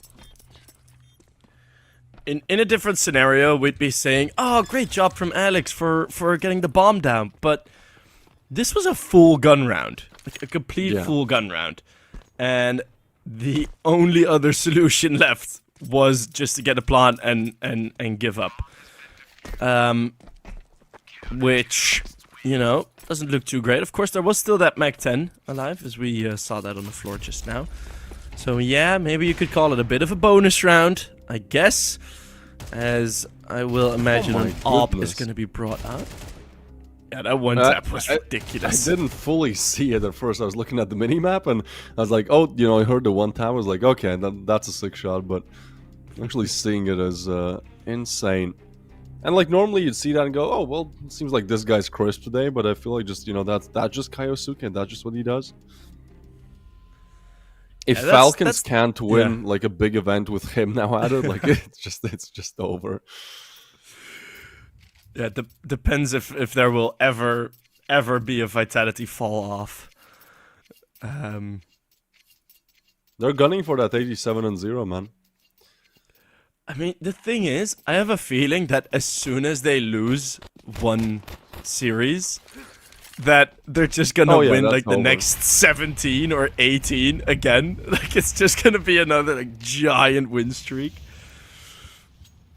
I'm actually on the opposite side of that. I don't know why. I feel like for now, like what's keeping you, in the game, sure, you have really good players, and yeah, you are still a top 3 team. I feel like just the fact that they've had so many, like yesterday or 2 days ago, right? They had that game against Mongols where it's like third map 11-11, then oh well, Vitality win 13-11. I feel like that like those small margins that like keep the win streak alive are only possible when you're in the win streak. But we shall see. They have still not lost, and Spirit Academy seems like once they get the rifles in their hands, it's just impossible to do anything really. This is Alex now dying to Kaiosuke again. I was ready for the third. He was literally pre-aiming it through the wall all the way. Such a mechanical talent, Kaiosuke. Leaves the Dodo in a 2v4, but as he goes down his Mopaz against the world, and Mokujin does spot him, maybe a little bit premature with the aim, but still shuts it down. And Spirit Academy, man, I feel like if this is going to be how the rifle rounds go, then it's good that Iberian Soul got that second, right? Because they just need everything that they can get in this matchup. Yeah, seeing this, I'm actually not that surprised with with the previous score between these two teams that we just talked about. Yeah. If 3 months, 4 months ago, this was already a 13-2 to Spirit Academy on Nuke, seeing the fact that, Spirit Academy are a lot younger guys, their improvement's going to be a lot quicker than the Iberian Soul organization, which are a lot of players that have a long lifespan in the CS Pro scene. It doesn't surprise me too much. Now it's just clean up crew. Can we see some, some whiffed sprays from Mokujin? If ever around to whiff all of your shots, hey, he gets there eventually. Yeah, he gets all of the bad luck out. Good on him. Yeah, just all the whiffs out, and then you're good. Yeah, it is an interesting statistic, right? The 13-2 back in February. Because, again, Iberian Soul, like, they're really good on this map. They've beaten good teams consistently, 76% win rate for Spirits. Like, they actually, all of their maps on HLTV are better win rate-wise than this one. 45% it being. But if you look at, like, the history for both these teams on Nuke, for Spirit Academy, this is, like, their biggest win on Nuke by far. All of their other games have been close. And then for Iberian Soul, this is their biggest loss by far. All of their other games have been close, but they've won most. So I feel like there's just some kind of a weird mismatch going on, but it does seem like it's heavily favoring Team Spirit, especially when it comes to the rifle rounds. Kaiosuke just feels so much freedom on this outside hold. It's one tap again. Yeah. Same position as Donk plays to continue those comparisons. We won't do that much more, don't worry, we won't bore ya. But Kaiosuke won't bore ya either. I was just expecting that flick to hit. That's what he does to you. What a destruction of the outside take. Kaiosuke, 12 kills already. Damn, I feel like you let's have a look at this. Oh my goodness. This third shot. Yeah, that tag pause is called entirely because of Kaiosuke. Just like, how can we like avoid this guy as much as possible? Admin, he's doing it again. He's having like an insane game again. Like at this point, if you're Iberian Soul, especially on the T side, like your strategy is to simply avoid Kaiosuke, right? If you can maybe bring down some of the lower fragging players, like then Kaiosuke might be forced to save. Just avoid him for as long as possible. I'm not even kidding. Like it sounds funny, but that is, I think, the best point of action at this point. Yeah, I'm somewhat expecting. Well, of course, it's going to be with the Tech 9s now that have been bought in, so you'd see a pace change then. But even in the full gun rounds upcoming, I'm expecting a big pace change from Iberian Soul. Not necessarily towards upper, but yeah, they changed up which smokes they throw. putting them a bit closer to the man, the menace, that has been haunting Iberian Soul's dreams. Put down another set of smokes. It's so expensive to cross for them. In towards B. There you go. They do hear him. It looked like it maybe could work out for a second. Alex will still get one, actually, and Sypho is caught off guard. Avoiding Kaiosuke has worked out so far as Mokujin makes his way down vents. He's not aware that one is still up there. He's looking that direction, but I think Mopaz could still just wreak a lot of havoc here, right? Create a lot of chaos. As the bomb goes down, I think Iberian and Soul are happy with how this round have gone so far. Actually, they're in a pretty good chance to still convert it. Alright, that's perfect timing. Mokujin finds another, and now it's still Mopaz going for the backstab, but he should surely be expected with the defuse kit as well. He won't even get a chance to peek at the bomb before the defuse comes through. So, sure, you do get the kill. The refrag. Oh my goodness, so quick. It did look dangerous for like a little while at least, right? I feel like we're looking for the silver lining here. It's been 5 rounds in a row, just so dominant by Steam Spirit. That's actually a very fun detail that we saw there in the last replay. Because you had Robo clearing like every common angle of the site, and then as soon as he started shooting, they closed the door. His teammate closed the door. So if that is indeed the case, like for example, if you like check someone on another spot, then the trade is going to be near impossible, because if someone jumps into trade, then there's just a closed door. That's such a lovely like micro strat that I don't think I've seen before. Yeah, it's always with these like, was that intentional? But I think it's cool they don't notice. Yeah, but this round, alright, I guess we're just gonna have blowouts all day, huh? Like, we haven't actually had, like, close rounds per se, we've just had destruction from either side. Iberian Soul remember how to shoot. They take down Kaiosuke, no problem. He has been going down the last 2 rounds without a frag. And now, what should be a very easy conversion. Alcaran is actually aware of the player. He wants to peek into him, and oh, big miss. Could have taken them back in the game, it won't. So just Mokujin looking to farm some kills perhaps, get some exit frags. Iberian Soul will get their first rifle round. Uh-oh. If nice. Yeah. Mopo's just waiting on it. And I can kind of understand why they do get this round, because with it was still a minute left on the clock. There's only 3 pieces of utility remaining for Iberian Soul. So they went for, alright, we are indeed gonna go quicker, as I sort of expected already. But they also just dumped their entire utility belt. You saw Alcaran already get hit by Molotovs and by nades. I think it was Sypho and Robo both already taking damage on outside, forced to reposition without having these smokes kind of delaying the play. So, I like that strategy. I don't really like that one from Alex. Yeah, it is an interesting call to be made. Kaiosuke again gets a headshot, and I feel like Iberian Soul, sure, like they're not a bad team by any means. They've won actually 7 best of 3s in a row, you said, right? But... no, 7 wins on Nuke in a row.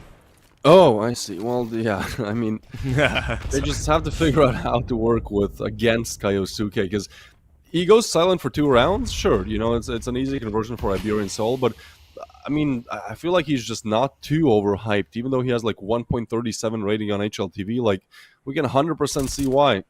Most times he gets a double kill, so the rounds that he goes down is actually like a huge loss in a sense of team spirit, but that doesn't happen too often, does it? So Soul, last round of the half, will get 1.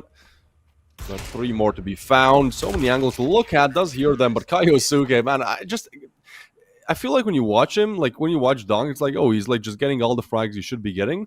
Like, this guy's getting all the frags you should not be getting, right? Like one taps, stuff like that. Like, yeah, very clean. I was looking through some of the match history from Spirit Academy, and I saw a match that they had versus OG, the team that is going to be playing at the major, and Kiyosuke dropping 1.49 rating against them, 2-0 in maps. Gadina 90 is the winner of the Violet Daimyo. Daimyo. I don't know what that word actually means. Yo. It's just every single time one of the Spirit Academy guys hits a one tap, you just like think of that 5-7. A daimyo. Wait, how is it? Daimyo. Daimyo is the correct pronunciation. In feudal Japan, it is one of the great lords who were vassals of the shogun. That's a lot of words. But it's a lord skin, I guess. Quite cheap for, It's also, yeah. It's a bit mellow for the description, isn't it? I'd expect that description to be for like a red skin, like an I feel orb like the with guy who made flowers it on it or just, something. like, Googled or asked ChatGPT like cool Japanese words, and they were like, yeah, daimyo. Daimyo, excuse me. I'll go with this one. Hey man, 5-7. Like, even though it feels like this game has just been so one-sided for Team Spirit, like, I have to give my props to Iberian Soul for managing to just simply put rounds on the board. Like, and at the end of the day, that's what you have to do. And they've managed to get 5, and now with the pistol round, they do find the opening pick. Sassel will get another. Stadodo not accounted for. Certainly takes his time and can't finish off the kill. But with how this round is going, it just seems like Iberian Soul have outpositioned Team Spirit so badly. Alcaran still gets the frag, and Kiyosuke is still in the round, so it's never over in that situation as Alcaran spots a player. Davi G is now looking for the frag, confirms so much information, and this time Alcaran not able to refrag. Never mind, he still gets it, looking for Davi G as well. Alcaran was not expecting this, but he could be turning the game around. But Mopaz, there's no way they're going to be clearing this. Oh, this is so smart. They're going to go for the plan. He gets the first. Not aware of the second, though. Kiyosuke, there he is. Gets a frag. 1v2, but they're peeking together as Sassel gets the first. The second one is needed. 30 seconds, and Sassel will shut it down. We did need just an individual performance coming in from one of these Iberian Soul players. A double, a triple, trying to equal what Kiyosuke has been doing all half long. And even though it's a nice attempt at a 3v5, Sassel shuts it down. Good stuff. Second completed clutch of the game goes again the way of Iberian Soul. So 1 versus 3, 1 versus 2 now, both won. And also both in pretty important rounds, of course. Right. Of course, the pistol now, and it was the third round in the first half. So that is, well, Iberian Soul at least doing everything in their power to make sure they can give themselves a chance to win this map. Yeah, I mean, they've been the kings of not rifle rounds, right? Every time they've had to convert a round where rifles are not exactly involved, when you have lower buys, I feel like they thrive in chaos, because Team Spirit's defaults certainly are better. They are the better team, but I think it's kind of a slippery type of a game style, right, if you think about it, but I think they can certainly make it work. They're trying to. 7-7, man. Yeah, this does not feel like a tight game at all. I mean, Iberian Soul, they've currently have one single gun round that they actually won. Right. I completely agree with you, but it's just like, we're like midway through the game, right? And they like, oh boy, alright, never mind. Alright, Kaios, let's just watch him. You know what? Let's just watch him, have a moment of silence and watch him play. God damn, that's a crazy way how to open up the round. Oh my word. I want to believe that he spotted him when that smoke got blown open. I don't think he did. I think that was just muscle memory at this point. Yeah. Ooh, timing couldn't be worse for Sypho. And again, we have Spirit Academy going for this sort of outside rotational control. Which, oddly enough, I very often see Academy teams do. Navi Juniors had a hand of it, Spirit Academy also with their previous lineup, Mouse and XT. We're very fond of it. But then when all those players move up to different teams, you don't see it as often anymore.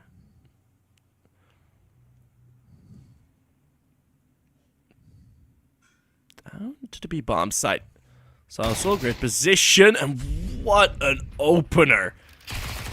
Just takes the dink straight in, and Mopos denies the 10 bomb. seconds. Yeah, you need to get the plan down right now. It's a 1v1. Daviji will arrive, but he's guessing the wrong side to be. Why did he close the door? It could have been the kill. And now Kaiosuke in a 1v1 needs a clutch. David G knows exactly where he is. Swings in, but Kaiosuke wins it out, dude. The headshot comes through on Daviji, and damn, that's a tight round. Spirit Academy should be very happy that they win it. That was a game of milliseconds there. Great stuff from Mopaz. That is so unfortunate. The way they opened the door, or the way the door was open, it was one door open, one door closed. So you saw Daviji try and go in for the peek, and it was like, all right, I'll just open the other door. But because technically the doors are opened when one is open, he just closed them both. And that made him miss out. Oh, what an unfortunate mistake. I mean, it's such, like, that's such a detail that you have probably never, or maybe only once encountered, even as a pro. We've had two of these today. What is? Word. All right. Spirit Just Academy walk seems like in. they've figured out how to win again. Yeah, I mean, damn, Saucer will get a double. Hold on, 2v5. We've seen attempts of this. We've seen it go to a 1v1, but Robo will hit his shots as well. He has actually been doing a lot of good work in these last two rounds. 10 and 10, but certainly finding his impact as the game goes on. And so Dodo will be left in a 1v3 where it's certainly hurt now. Just faking it out, trying to hold on to this MP9 for as long as possible.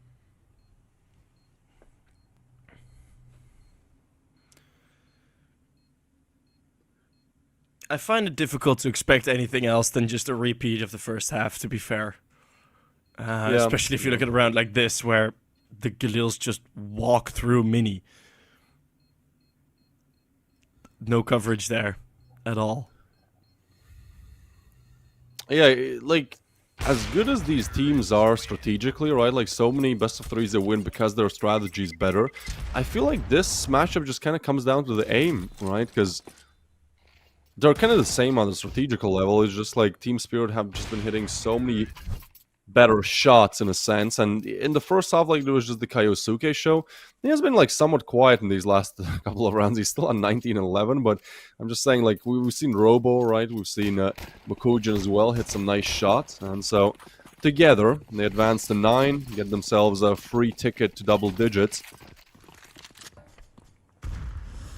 This is a very important map to win for Iberian Soul as well, because it's their best map by far from the ones picked. It's their best map in general on HLTV, 76% win rate. And, you know, if they lose this, they're 0-1 down in the series. Next up is going to be Spirit Academy's map pick Mirage, where Aim Demon Kaiosuke has helped this team to get an 82% win rate on. They've only lost 2 maps out of 11 played.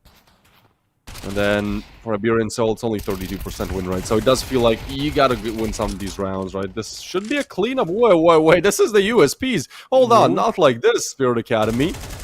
It should still be somewhat easy to convert. Sypho seems to be aware of both players' positions, but Alex still gets one. Now it's Kaiosuke again having to clutch up, make up for the mistakes the team made, but Dodo jumps down and retracts back. He wants to take this fight somewhere else. Understandably so. Don't want to engage Kaiosuke with the USP, so he's just going to go for a very fast rotation and just hoping and praying that maybe Kaiosuke walks into him, into an angle that's not cleared. He will in fact be looking to pick up a rifle, perhaps. He's actually aware. Oh my goodness, Kaiosu, no! AK now. Yeah, I'm not sure if he saw him, but he's certainly moving like he did. And this is 19 seconds now. Like, Kaiosuke has to make a move, and oh my goodness, there's no way. But he's doomed, right? Because as soon as he drops on the site, as soon as he goes for the plant, Dodo just won't be expected there at all. So Kaiosuke, not even allowed to get the plant in, and that's a beautiful play from Stadodo. You need these, right? Just given how crazy the rifle rounds have been, somehow they still have won a single rifle round. This was just USPs, man. What the hell happened? It wasn't even sort of the intended target of Iberian Soul to have the crossfire set up for the walk out of hell, because you saw all of the players pretty much looking over towards outside. There wasn't really any expectation, but somehow, some way, that crossfire just lined up perfectly for those first 3 kills, and then very important kill from Alex in the garage, and whoo, yes! Stadodo. Stad does it. Opening kill with the AWP.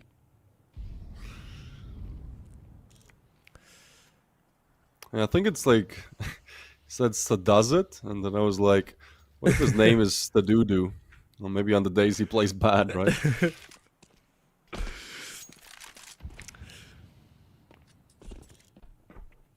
Well, not today. AVP in hand. 10 and 12, it does feel like it has just been the show of Kaiosuke, right? And then everyone else trying to put themselves on the board as well. That's a good first shot from Stadodo. Navi G on the other side. I think he heard this little piece of information as well. Smoke blown open. That's a cool play, but oh my god, Kaiosuke plays it perfectly, knows when to swing. And now A side will just be open for business. Bomb plant to go down, and Iberian Soul have to win out these gunfights from heaven, which are quite difficult to do. There's still a Deagle in the picture for Makojin, though, so gotta find a way out to isolate him. Oh my god, Sassel just drops from the sky. Alright, that's one way to do it. Was not expecting that, man, but Iberian Soul, there's a reason why they're on a 7-map win streak on Nuke, even though they lost Team Spirit in late February, 2-13, their worst loss by far on this map. Seems like they've improved, their strat book has improved, and so has their aim in these last couple of rounds. And so, after what should have been like 10-6 here, right? Sorry, 10-7, Team Spirit, they lose against the USPs, now they lose this round, and now, somehow, some way, Iberian Soul should be the first ones reaching double digits. Just gonna be the Deagles for Team Spirit here. Pretty devastating loss.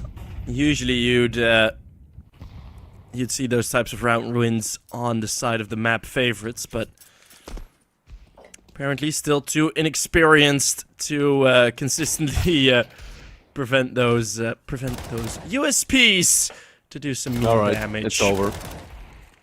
I was waiting for Kaiosuke to be taken down. He is, and yeah, that's going to be a cleanup.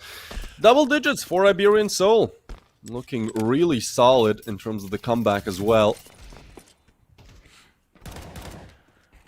But we return to the rifle rounds, and this is something that they really struggled to convert in the first half. Now, they have the M4s, which theoretically, if you're struggling with aiming and just winning your gunfights, like the M4s should be making it worse.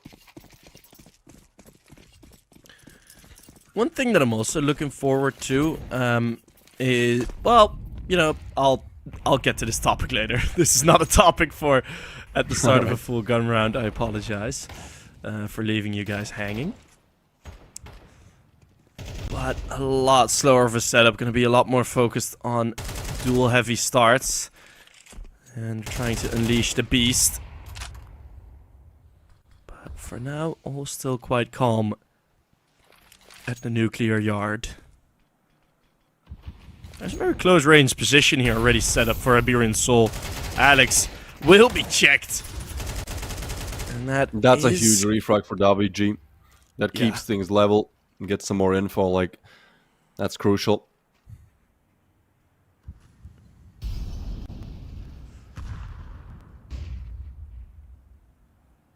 And again, this pause. Mopos has itchy fingers. He's going to be moving. Right.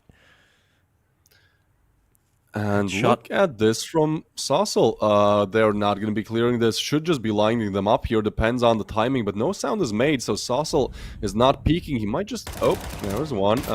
Just doesn't waste the time.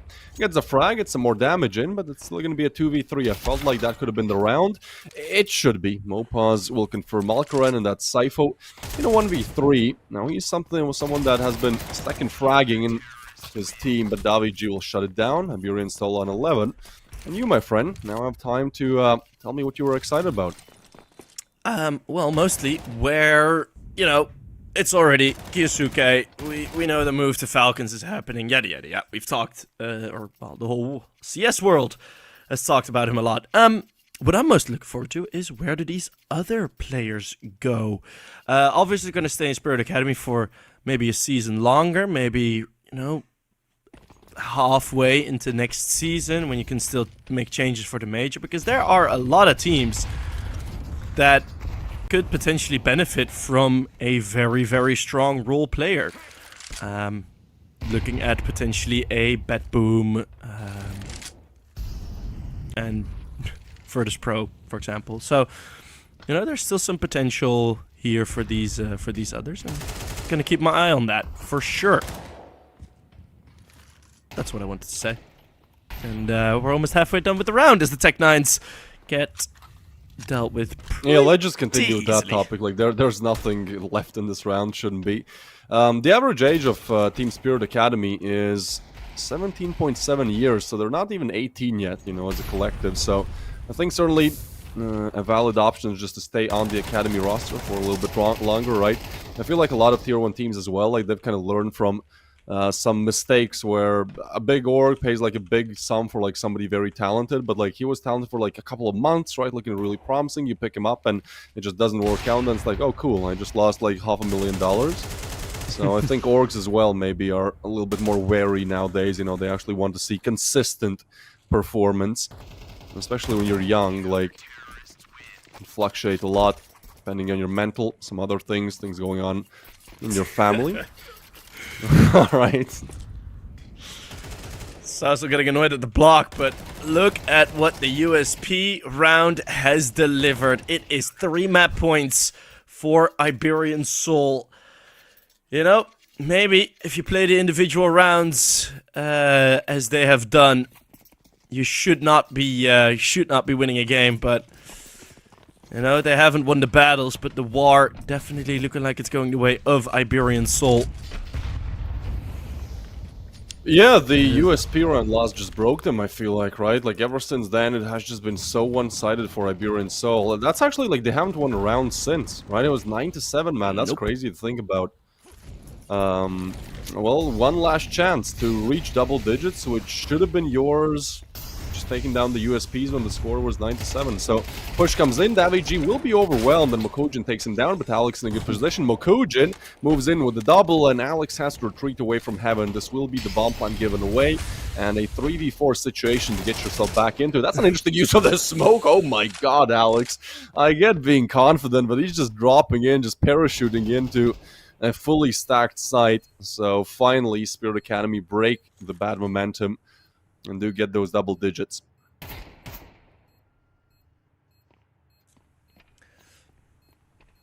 Two more necessary. Money check. Let's go pocket watching for a bit. Iberian Soul should have enough for the upcoming couple of rounds. Throwing a smoke just to keep him back. But, actually, there might have legit been time for a Ninja Defuse there. Not even kidding. Yeah, 12-10. Even with this op save, that should enable them at least final tactical pause called. And this feels less like an emergency pause, like the first couple. But an overtime would be devastating here for Iberian Soul, because that means just playing full gun rounds only and only. That's not a good prospect for the Iberian team.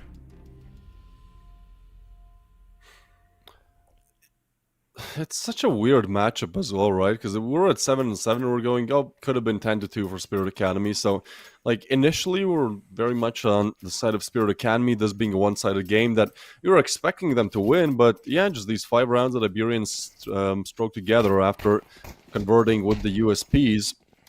This is still a game where very much everything is on the line.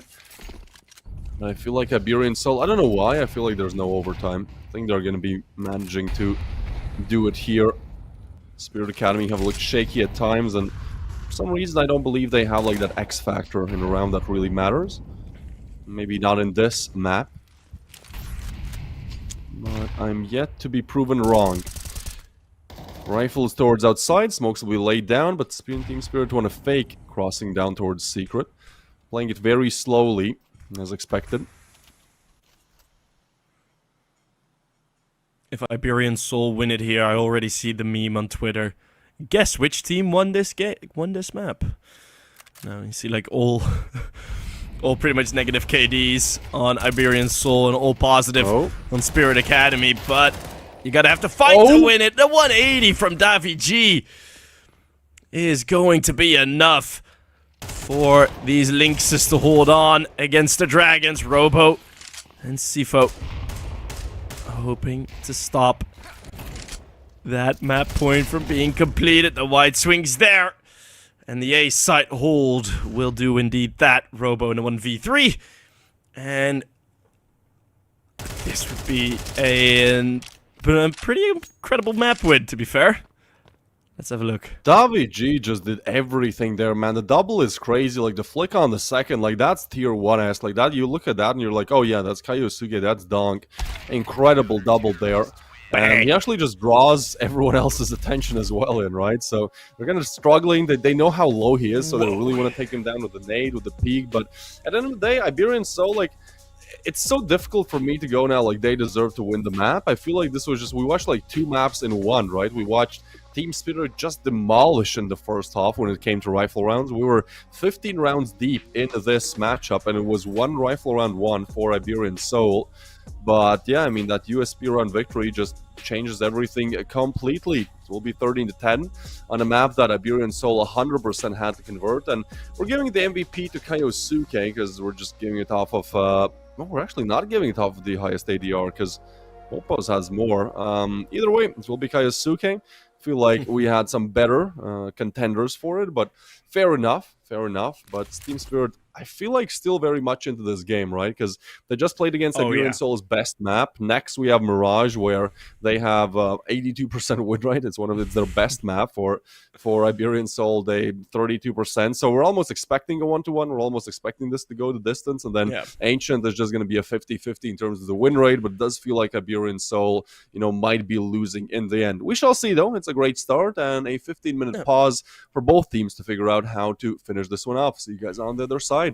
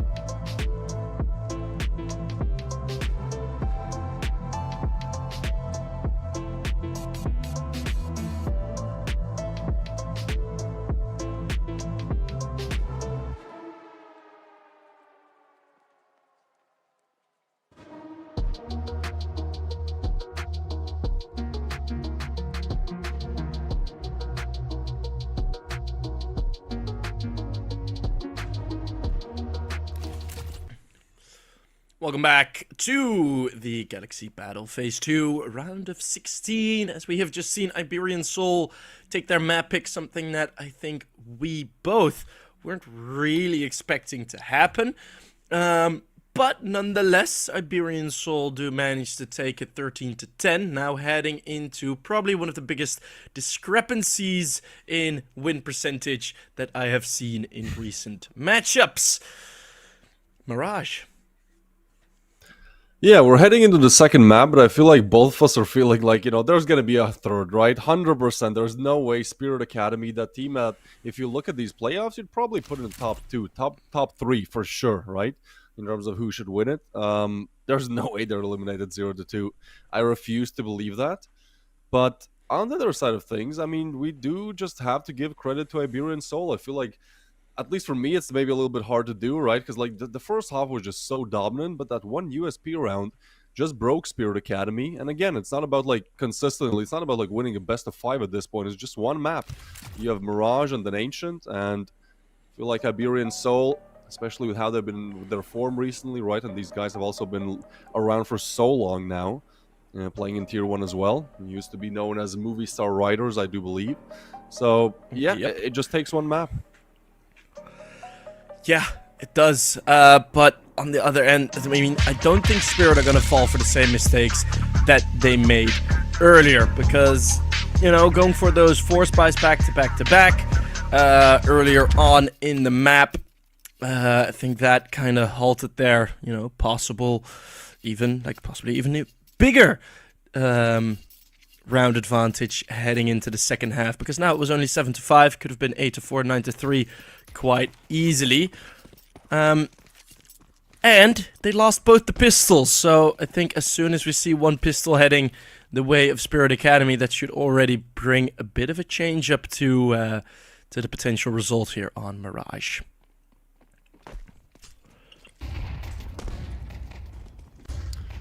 Quick towards B. That's where Spirit Academy want to go, and just need to find the initial frag, but look how many players are there. Stododo now grabs the first, and now you're getting overwhelmed. Robo alleviates the pressure, but there's still Mopaz. There's still plenty more on the site, and Sypho can't hit the shots. Alcron will get one. Alcron will get 2.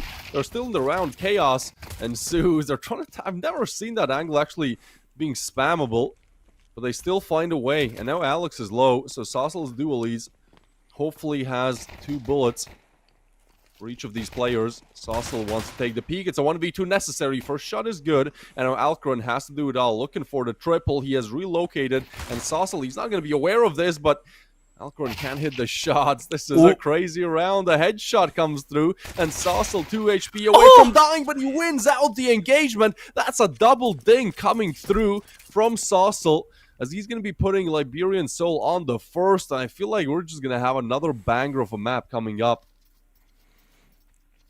Man, again, it's the clutch in the pistol round going the way of Iberian Soul.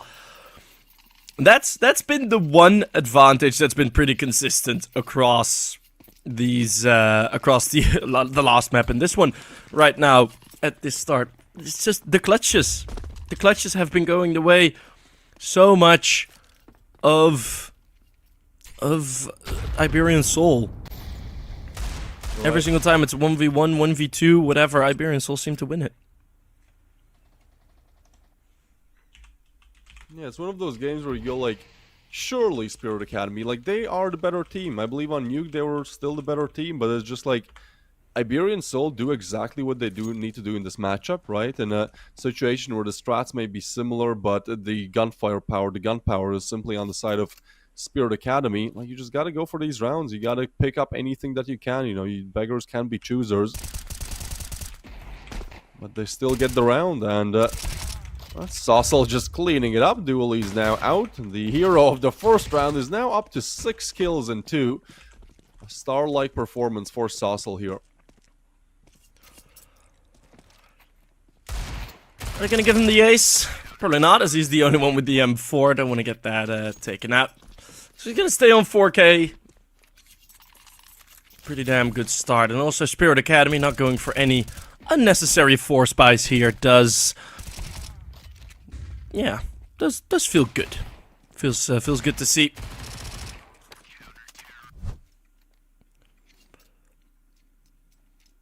As now they do get the AKs out, and look at what is against them. Bit of a bonus round. 2 MP9s, 2 FAMASs, and only Salsol with the M4A1S. We're gonna need to see more from him again, as we're also gonna need to see better accuracy with the Molotovs there, Alex. As it simply turned to fireworks.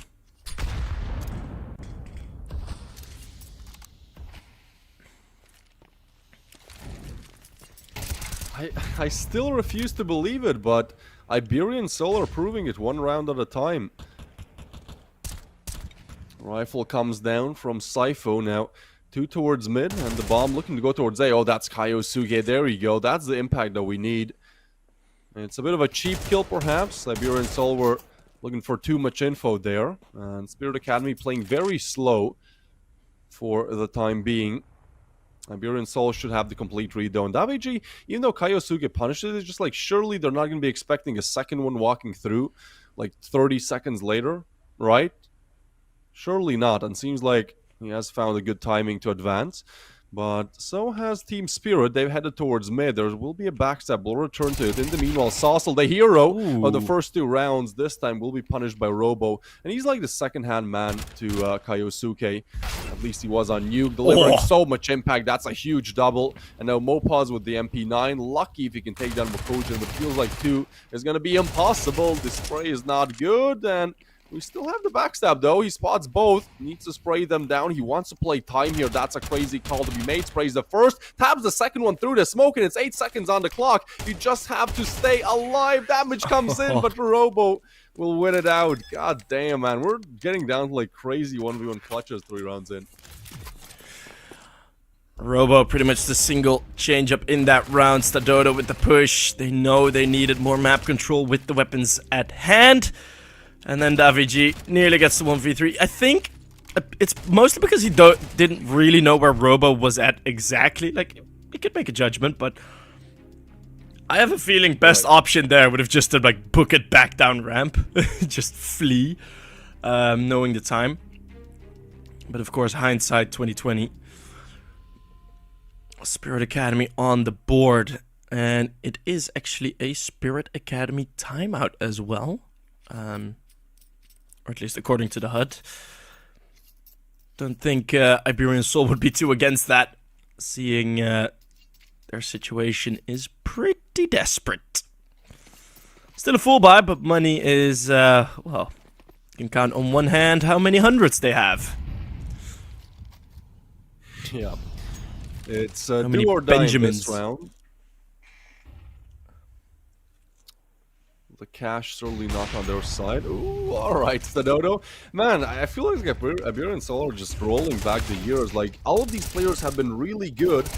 Maybe not on the top of the world, but certainly in the top 20 at some point. And it seems like they're just really going to make it further. Team Spirit would be such a huge scalp to add to your recent arsenal of teams you've taken down. But just a 1v4 for Robo. And Iberian Soul, although low cash, will actually have a really good outcome for this round, right? Team Spirit don't get the plant, and they should be getting to save at least 3 rifles here, maybe 4.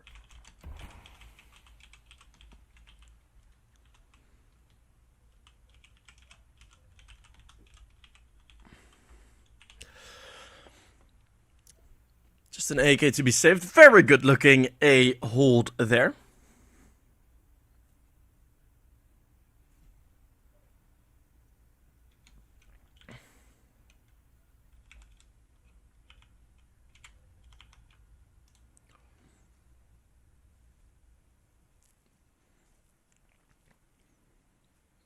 As we'll have around 40 seconds before the next round starts. So, nice and chill.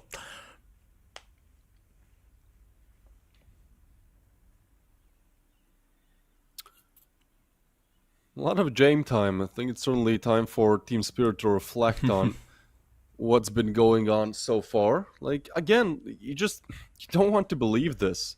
I don't know about you, but like my top 3 for these playoffs is I have to put big in Team Spirit Academy, and I don't want to say the same boat. Like, you know, one is an academy team, the other one isn't. But like, I would have been I would be equally as surprised if either one wins, or rather, not surprised. Like they're the favorites of the tournament. And then for me, it's difficult to like choose the third one, like in terms of strength. But I think actually the third one will be decided in the PARIVISION versus Passion UA quarterfinals. They should be, right? We still have ends. That's going to be a banger of a matchup tomorrow at 2:30 p.m. CET. But I feel like it's just so stacked in the playoffs right now. It's difficult to call a favorite. And now Iberian and Seoul have entered this conversation as well, right?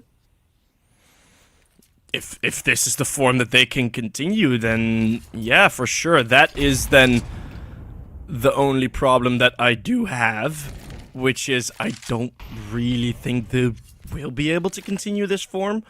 I even have my doubts if they'll be able to continue this in this very map, let alone if they happen to win this throughout the rest of the tournament. As that has been ever since they've done away with the Koi name. It has been a bit of a struggle for them, but at least we're able to take down the first hands of the AK. Kyosuke, quick headshot there on the AWP.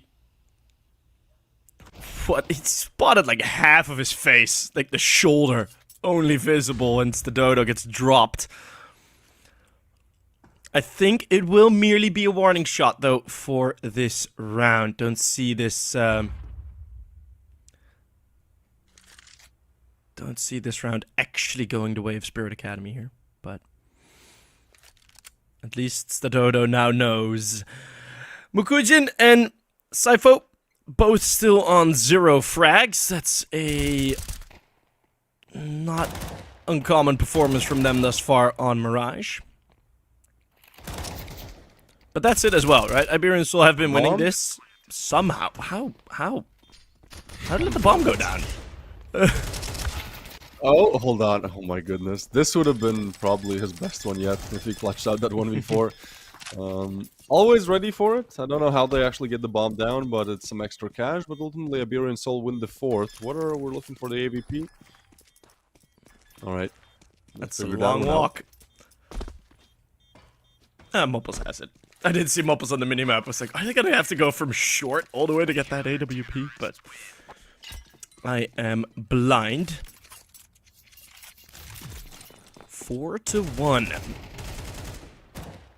Yeah, and it's like, if Nuke was very weird in the sense of who won it, that, you know, Team Spirit looked like the better team 2/3 out of the whole game. 3/4 perhaps even, right? Just one really bad loss against USPs is kind of what broke their momentum, and yeah, one thing leads to another. Here on Mirage, like, I have to say Iberian Soul, like, if you just covered the nameplates, I'd go, yeah, it's probably Team Spirit on the CT. Like, they've just been playing better. By that I mean Iberian Soul, of course, just delivering more impact, and now a very big test here to come. Rifle rounds, which just did not seem to go their way on Nuke. They had to farm up everything but the rifle rounds. In fact, it was the same start to Nuke, and then Team Spirit still made a huge comeback in the rifles. This is, I feel like, where we're going to see our first glimpses of, like, how this matchup is going to go. Huge round for both teams to win.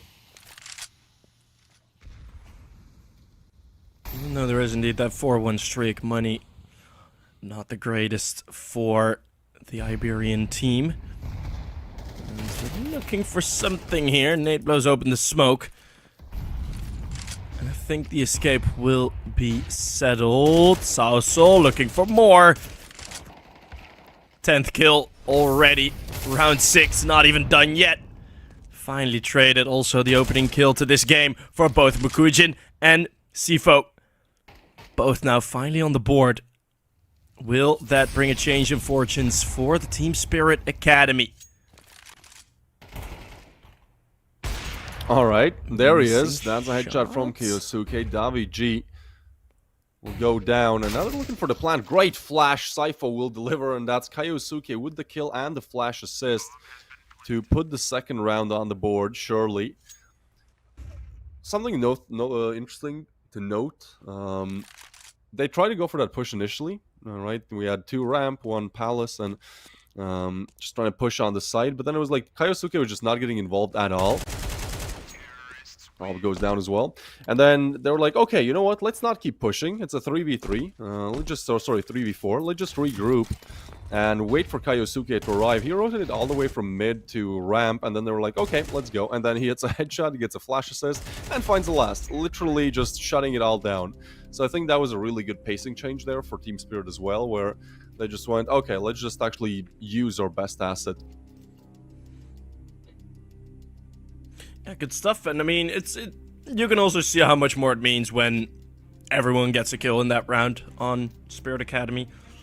The two players that were lacking behind, I very much expect them at the end of the half to go very, very positive in terms of their KD.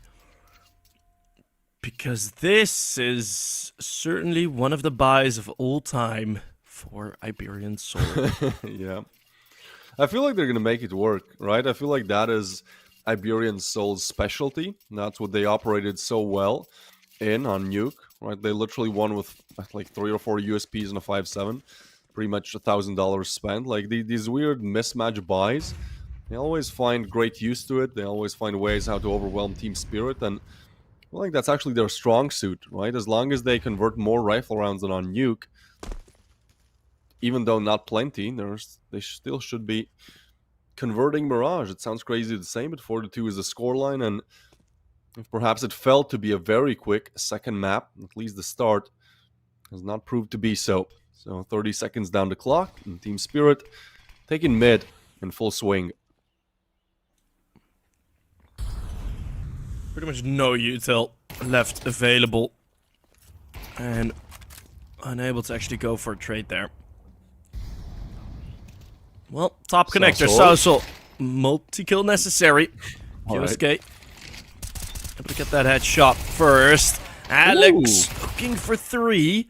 But this round is looking to hold for Iberian Soul. I mean, I think it's still early to say that, especially as Sypho gets Davi G. The site is finally open, but they're not accounting for Palace. And I feel like that's just not going to be a position you're going to check. Sypho goes for the plant. Palace not peeking yet. And now Sypho timing is everything. Spotted, but Mopaz, oh my god, the adjustment, dude. Insta headshot there. And now Alcaran, like, it's a very difficult position to be in, but at least he has a sight line on the bomb. First shot should illuminate it, but Alcaran still hits it, and now it's down to Mopaz, who has picked up the op as well. Gonna tap the bomb. Unfortunately, there's no kit. Alcaran might know it, and he's just playing off of time as much as possible. This is still around for Team Spirit. Alcaran plays it perfectly.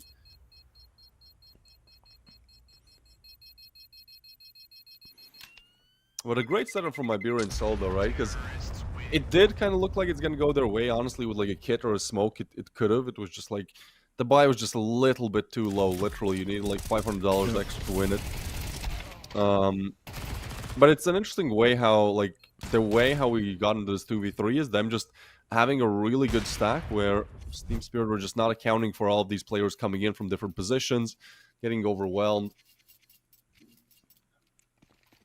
And yeah, now, well, then this is the punishment. They get to save the op, but we've seen one of these on Nuke. I know this would be a crazy victory in round number 8 if they could pull it off twice. Op scope should have been heard already by the players in the tunnels. I think that's loud enough to connect there.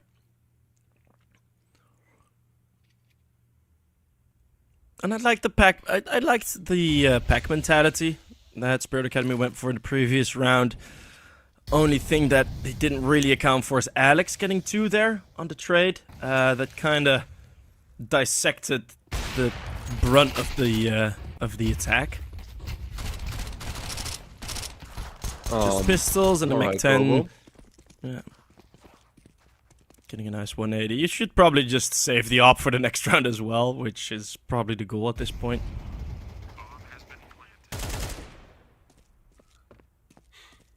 Think so. Team Spirit fight their demons. This is what broke them on Nuke, losing against USPs. This time, oh, that's a quick shot as well. Not even a wall bang. Like, my guy was reacting instantly. But still, the game will be equalized, 4-4. The scoreline to be.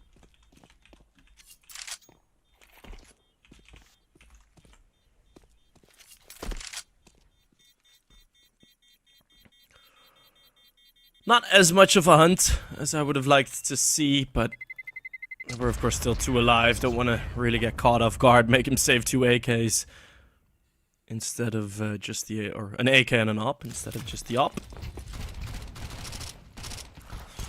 It's felt like a lot slower of... like a lot more normal of a half thus far than both halves we have seen on Nuke. It just feels average, this.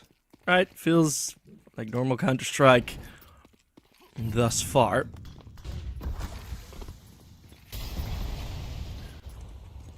Yeah, and again, we arrive at the rifle rounds, right? This is where we've seen Iberian Soul struggle, and I feel like it's crazy to still think about like them closing this out 2-0, but if they want to, this is where they need to shine. But Robo has bin almost as good as Kaiosuke in this best of 3, and that's a huge compliment to give. Actually, he has 2 more frags, but it's Saucel to top frag the server, albeit he farmed 6 of those in the first 2 rounds.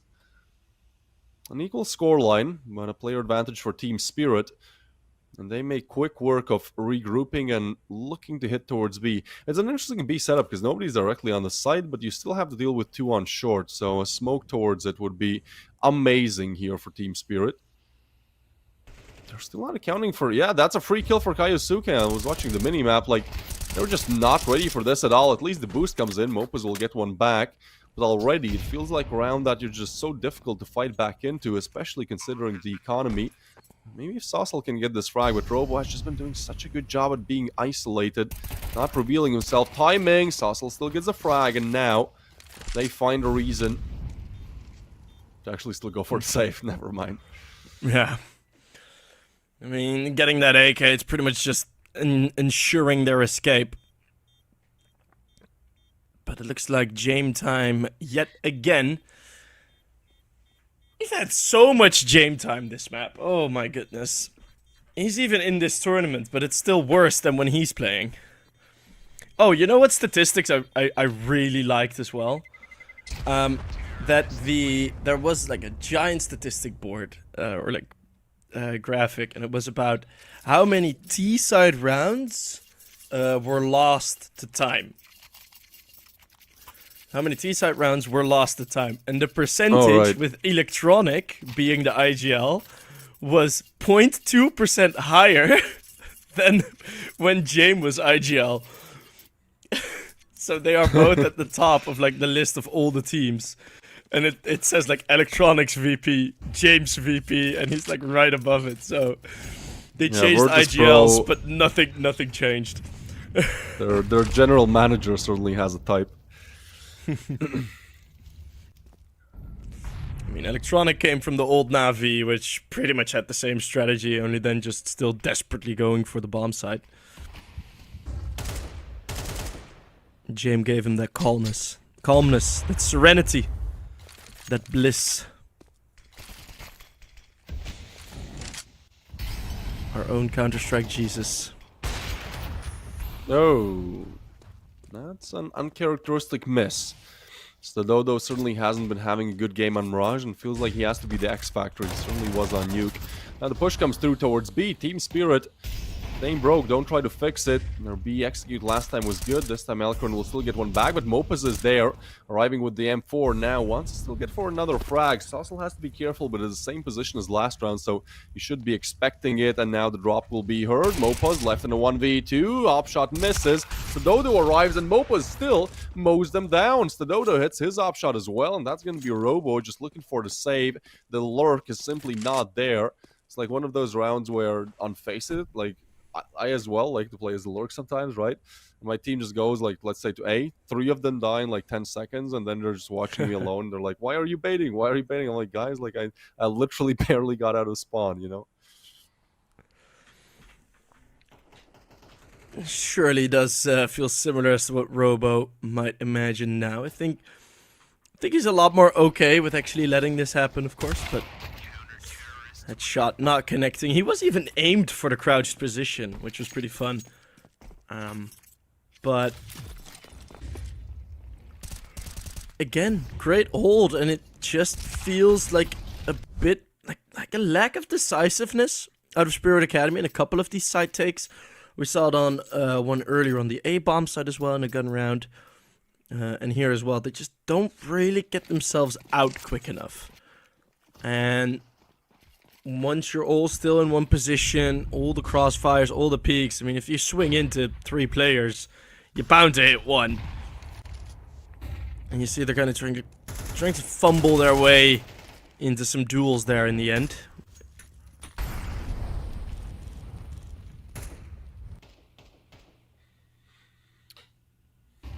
Man, it's another close first half.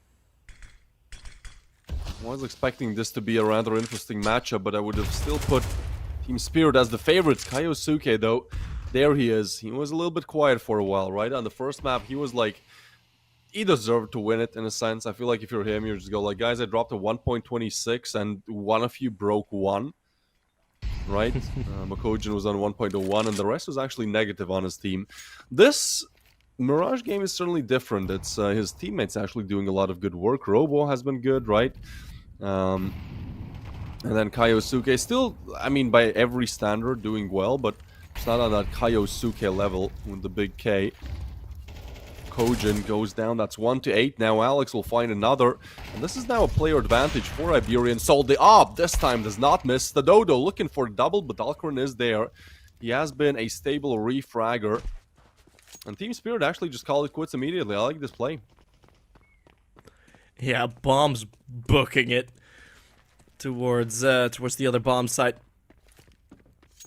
Need to at least get that plant in and, well, whilst there are diffuse kits now available for the CTs, still no smokes. Only a single HE that, at least thus far into the round, ain't gonna bring much with ya.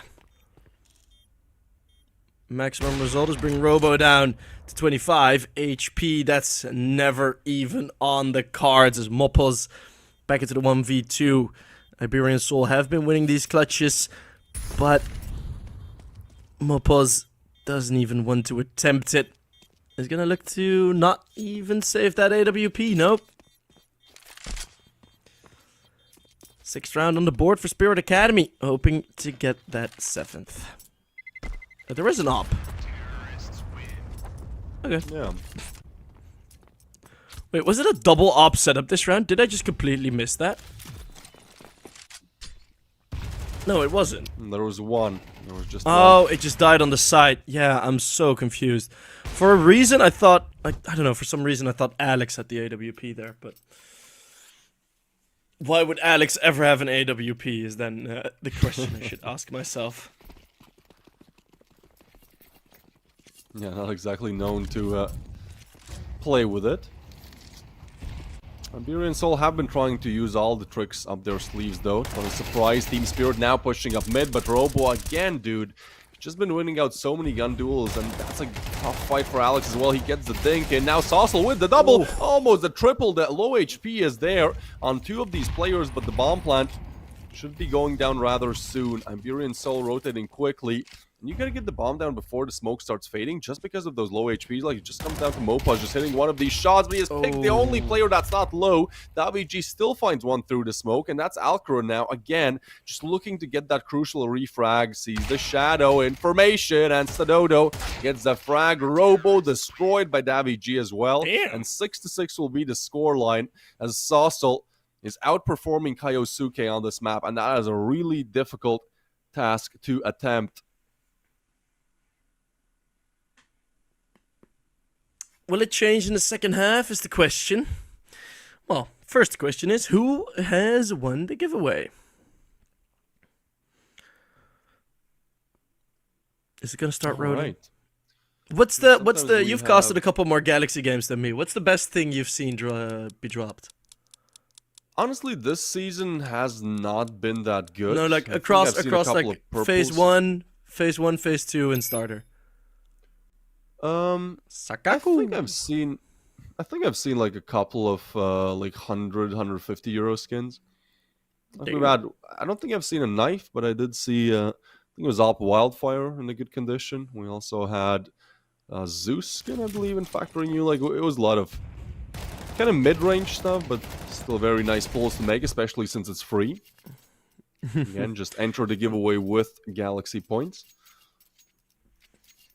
Josh, M&J, I think he once saw Alright. gloves be gifted, and he also confirmed to me, in the previous game we casted together, is that the odds of good stuff actually increase in the playoffs, so that should be, it's a slight increase, but for the rest of the matches remaining here in Phase 2, maybe our viewers can keep an eye on that.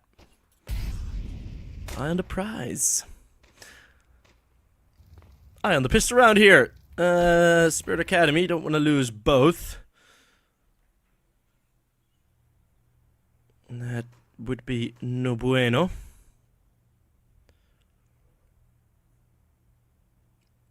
Don't want to lose both again, rather. No. I say their welcomes Roboman again. He has been so crucial, but oh my goodness, that is just a kill galore in the kill feed, but it does go majority in the way of Team Spirit. Now Kaiosuge, that's a peak. You just can't hit it. Like, that's it, right? Especially the Glock, you have to hit a double ding there. Good luck. Mopaz should be shut down as well.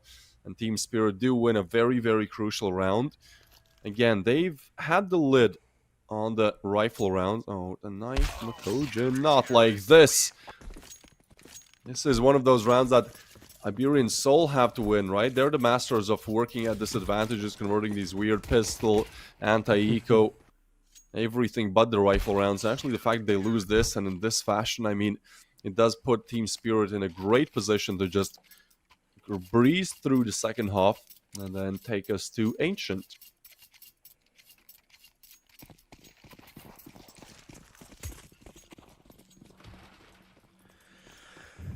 Ancient, very much expected now. First pistol round victory for Team Spirit in this best of 3. Could be nice and coincidental that will change with their fortunes.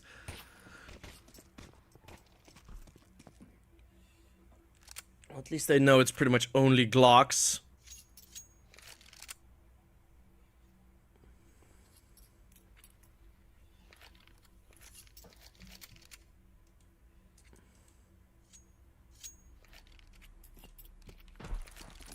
It's we've had a lot of slow game time rounds in this whole matchup so far. For sure. Poor man's timeout here for Iberian Soul. Yeah. Let me see, actually. Because we also, as nothing's happening in this game, guess we'll start talking about other tournaments. The ISF qualifiers are going on, so we're going to see some more national heroes be crowned.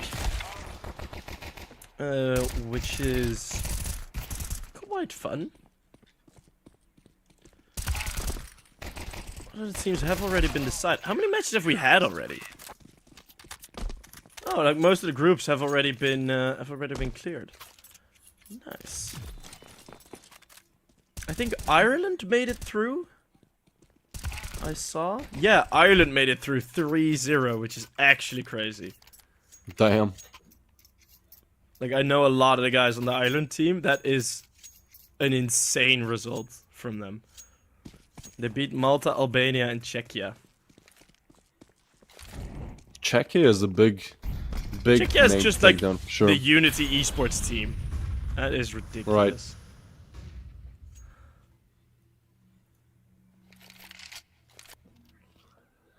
Alright, well, we get to the rifle rounds. This has been the talking point all throughout the best of 3, because it seems like Team Spirit are simply better at them, but oh my god, now, a taste of their own medicine, per se. Mopaz gets a headshot. Those are, again, 2 kills where you're just like, well, what am I supposed to do? Kaiosuke, though, still alive. This would be a 2v4 necessary, because he's going to switch out for the AK. Just 1 bullet from that gun has been proven to be enough. Waiting for Alcaran to just maybe get some picks. The smoke has to be waited out as well. And given their cash, it's like, do we actually want to go for this? Maybe we do, maybe we don't. Kaiosuke isn't sure either. It seems like they at least want to poke their head around, maybe get an exit frag. He has a defuse kit, but simply too much time run off the clock. Kaiosuke finds nothing. And Iberian Soul, fast, aggressive, very Spanish in the manner that they open up the site. Heated start for the second half. Navi G even goes down.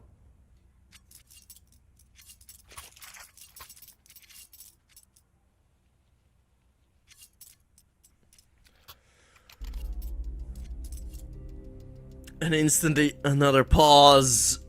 The momentum in this game, I'm just gonna highlight it again. The momentum in this game has been snail's pace compared to what we have seen, right?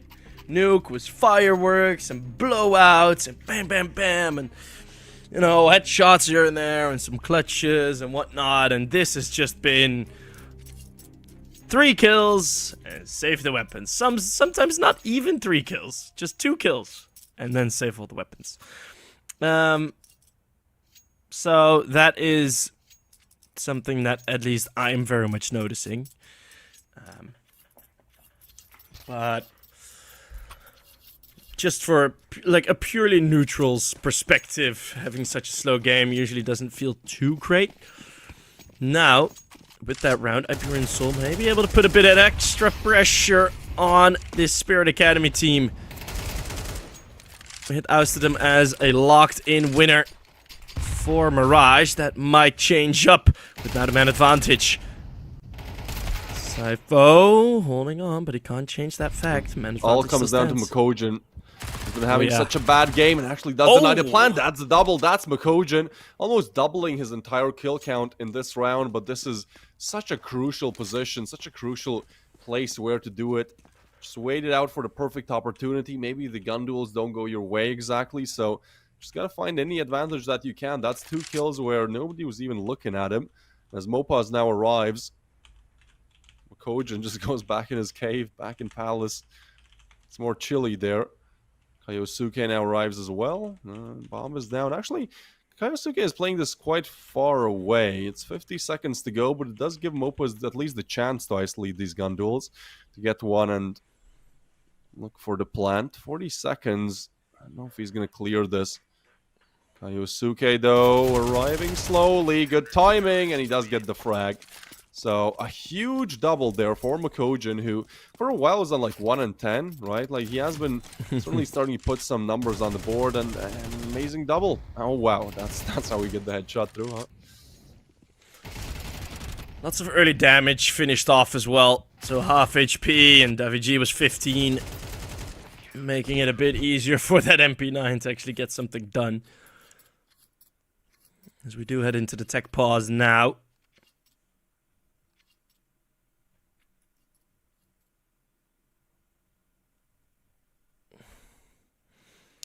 I love the fact that, like, I still wanted to make a cast moment about it, but I haven't figured out a proper way to tell it.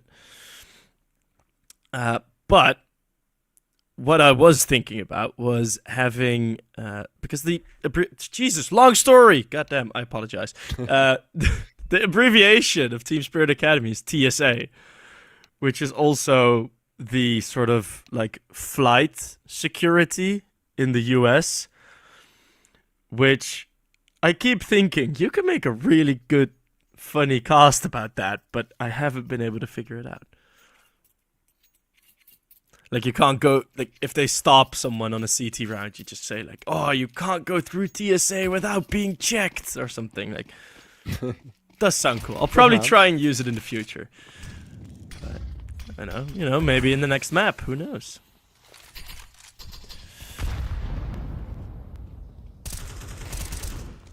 Just Take a look. pistols. Yep. Perfect timing for both of us. Good observation, my friend. One of them has already bitten the dust here. Alex goes down.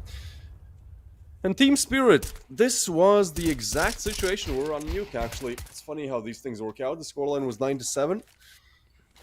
And Team Spirit lost a round like this against USPs. This time seems like they have defeated the demon that took them down on Nuke. So it will be a rather comfortable 10th found. Which is also good in the sense of their economy, because it wasn't really good heading into this round. Now they get to save all 5 weapons, so, you know, certainly 2 buys in a row that Iberian Soul have to take down here. And they will have, like, I feel like 1, maybe 2 good chances in this game left. Right? The rifles have to convert here. Sypho still on the MP9, even. Interestingly enough. So no upgrade there yet, didn't feel necessary. As we're gonna see a bit of a mid push. Thought Robo was gonna go up higher, but they'll just leave it there. And Iberian Soul, a lot of success with this very fast A-pop play. Through Palace and through ramps, simultaneous, bunch of flashbangs and smokes. And now they go back to the defaults, which does not fill me with confidence for this round. Unless they all group up, of course, but don't think that's gonna happen. But then you're gonna get isolated duels. You're maybe gonna get double peek by Robo and Gyosuke into tunnels. They actually come out on top. Yeah, they do. They've had this player advantage 3 rounds earlier, and that's where Mokojin just delivered 2 kills. Has not really activated since, but I feel like that was just such a huge tilting round for Iberian Soul to lose. So we'll see if they can do better than Team Spirit on Nuke, right? There was somewhat of a similar round, just around like technically you should win it and then you lose it in a bad fashion, and that did break Team Spirit to give Iberian Soul Nuke. You know, it seems like maybe the experience is what helps Iberian Soul still recover, still get the 8th. Mopa is actually looking for the ace, and will be Sadodo to take down Alcaran. So 8 on the board. Bomb plant is there, so some extra cash as well. And Iberian Soul hold on for now.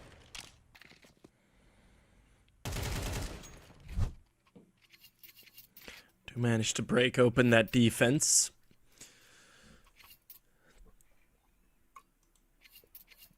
Ooh, I really don't know what we're gonna see more out of this game.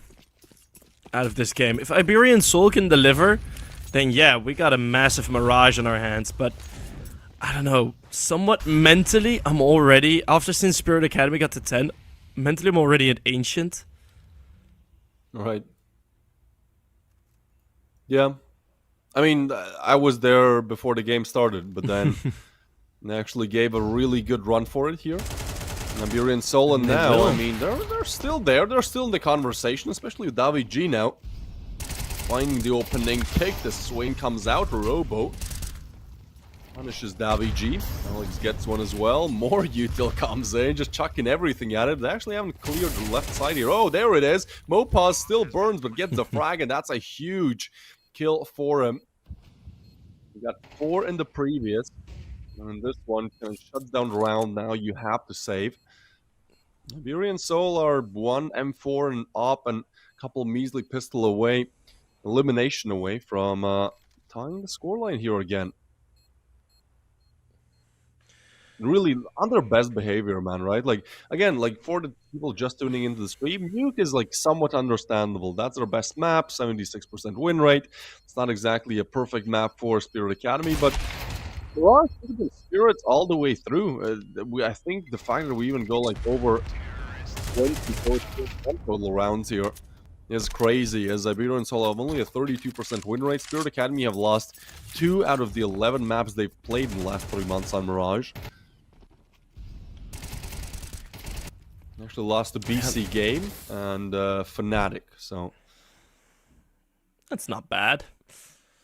Well, might be even worse. I think luckily there's no further scheduling issues for a tournament right after this, but Spirit Academy are lined up to play a quarterfinal. Well, should be in 7 minutes. right. But as I said, there's no real other scheduling, so that might just become delayed. As I did have earlier today as well. We did have earlier today as well with the 9 game in Galaxy Battle. That game took nearly 4 hours. Oh my goodness. Yeah, that was a long one. It started with double overtime on Nuke. That was already a nice precursor as to what to come. But Spirit Academy not falling too far back. Keeping the pistols up. Maybe just hoping for an exit or 2.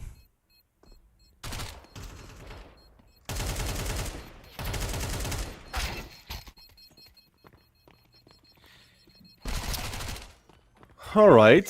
feel like this is going to be a very entertaining end to this matchup. I mean, after both teams reach double digits, like that's just no man's land. That's a Twilight Zone where anything can happen. The odds, all the stats just go out of the window. And it's just about who can kind of have the momentum, have the confidence to just convert 3. That's what's needed. Or in overtime. Never seen that bench. Where is it? Oh, it's in spawn. Okay, that would be a cool place to just sit while you're saving. We've seen a lot of that in this best of 3.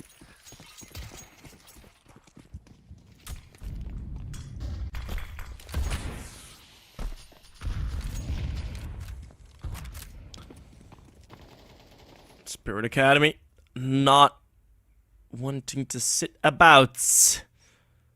Going for this double push. But not necessarily going too far. If Iberian Soul have some doubts around this side take, that's going to lose them the round. So if they throw the util, it's going to need to be a full, like, 100% commitment. Yeah. The read is really good. There's nobody towards mid. Like, literally 4 players are instantly able to fight this. So one of them gets smoked off on CT, and Elkrin decides to play on the edge of it. Now 2 smokes come in as well, so it does come down to Mokojin to find the first. He has been the difference maker before, the impact round player, and that's a huge double. He's low HP, they do spray him down. Alex finds another, it's a 2v3 still. The site is open, the bomb is making its way towards it.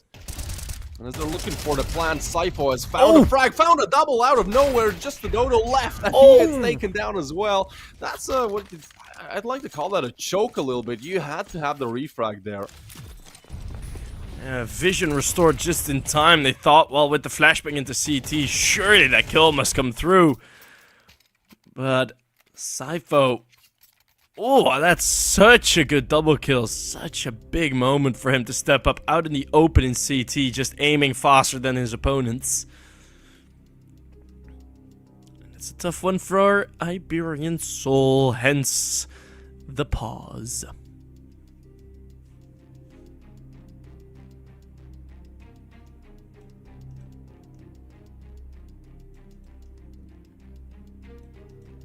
Man, I still think like Iberian Soul have a chance to win this 2-0. I don't know why. I feel like they're just playing on like their best behavior by far, and it certainly pays dividends. It certainly does. We've seen them surprise again and again, and it seems like the pressure doesn't really affect them that much. Like, it's actually Team Spirit who have been a lot more flaky. And it makes sense, because, like, technically they're the better team. Like, individually, mechanically they are, but they're also way younger. Their average age of the team is lower than 18. So can't even drink yet. And then you have, like, guys who have had a 10-year tenure almost in Tier 1, Tier 2 scene. So that certainly pays dividends. Quick push. Mokojin still gets a frag. Man, he is really just activated. So low playing, so low fragging, but does get those frags when it matters. Last round, a huge double as well. And Mopaz, oh, we'll be going down to Mokojin again. This dude was on 1 and 10. And then every single time there's like a huge round you have to win, it's him showing up. It's a great recovery from Mokojin. He's been here. He's been back. And whilst I made the prediction, Sypho and Mokojin both went around 1 and 6 at the start of this game. When I made the prediction, they were both going to be heavy in the positive KD. That's not really going to be the case. It's still 12 and 10 to 14, but the impact is very much there, and just in time, as map point can be secured. And what else can dress this map up more than another 50-second save? Twist, I know my name is Several Sheep, but I don't need to count any to fall asleep watching this. Yeah. Certainly keeping us very at the edge of our seats. 2 AKs saved. That will be the best thing that you can bring into the next round. Probably looking for a very explosive round number 23 here. Overtime is still very much a possibility. Again, has seen like Team Spirit statistically on paper, they've always had the upper hand. It's difficult to find a point in time on this best of 3 where you go, oh no, like Iberian Soul actually should be winning, but somehow they always drag along, right? They win Nuke, now it's a very close second map, and then even if we go to Ancient, which we should, I don't think it's going to be an easy win for Team Spirit either. So certainly getting tested, you know, making them run for their money in the sense of them being the favorites, one of the for sure, winning Galaxy Battle. So smokes come in, that is towards window and connector, but they're going to still get the info. The idea here is to push towards short, but Team Spirit, they want to fight it. They don't want to give the chance to just go to short. Lurk smoke is down as well, but mid control hasn't exactly been taken. Now the smokes are going to fade. It's going to just make it so much more difficult to go B. So instead they kind of call it off and are just probably looking to play for picks here.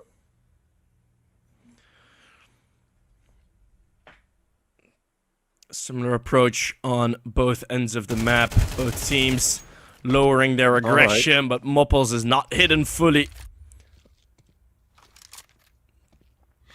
And that's what Iberian Soul could not need. Knife after the kill. Like, I feel like Team Spirit feel like they have this one locked in, man. Gonna be a boost into the window. Robo caught off guard. But Kioske still here. Still stomped. Iberian Soul, these Lynxes not done playing with their food. As a 2 versus 4, the money is also not really there. This would be a manic attempt from Team Spirit Academy. But don't think they're gonna go for this. Body language doesn't suggest so.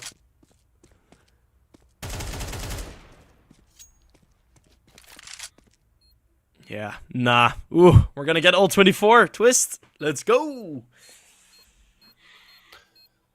I'm so happy I asked to cast this matchup. Like this has delivered. This has delivered for sure. I returned from Vilnius today, so there was a CS tournament there.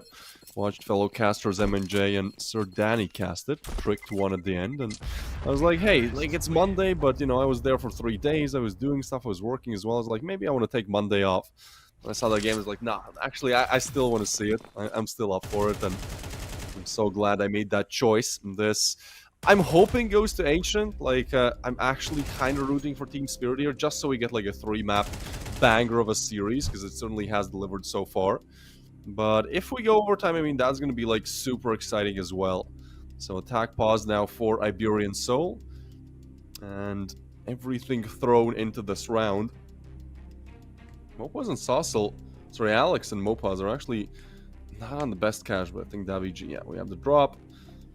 So, should be good. Utility there for both teams, and, well, we'll see if Team Spirit really live up to their team name.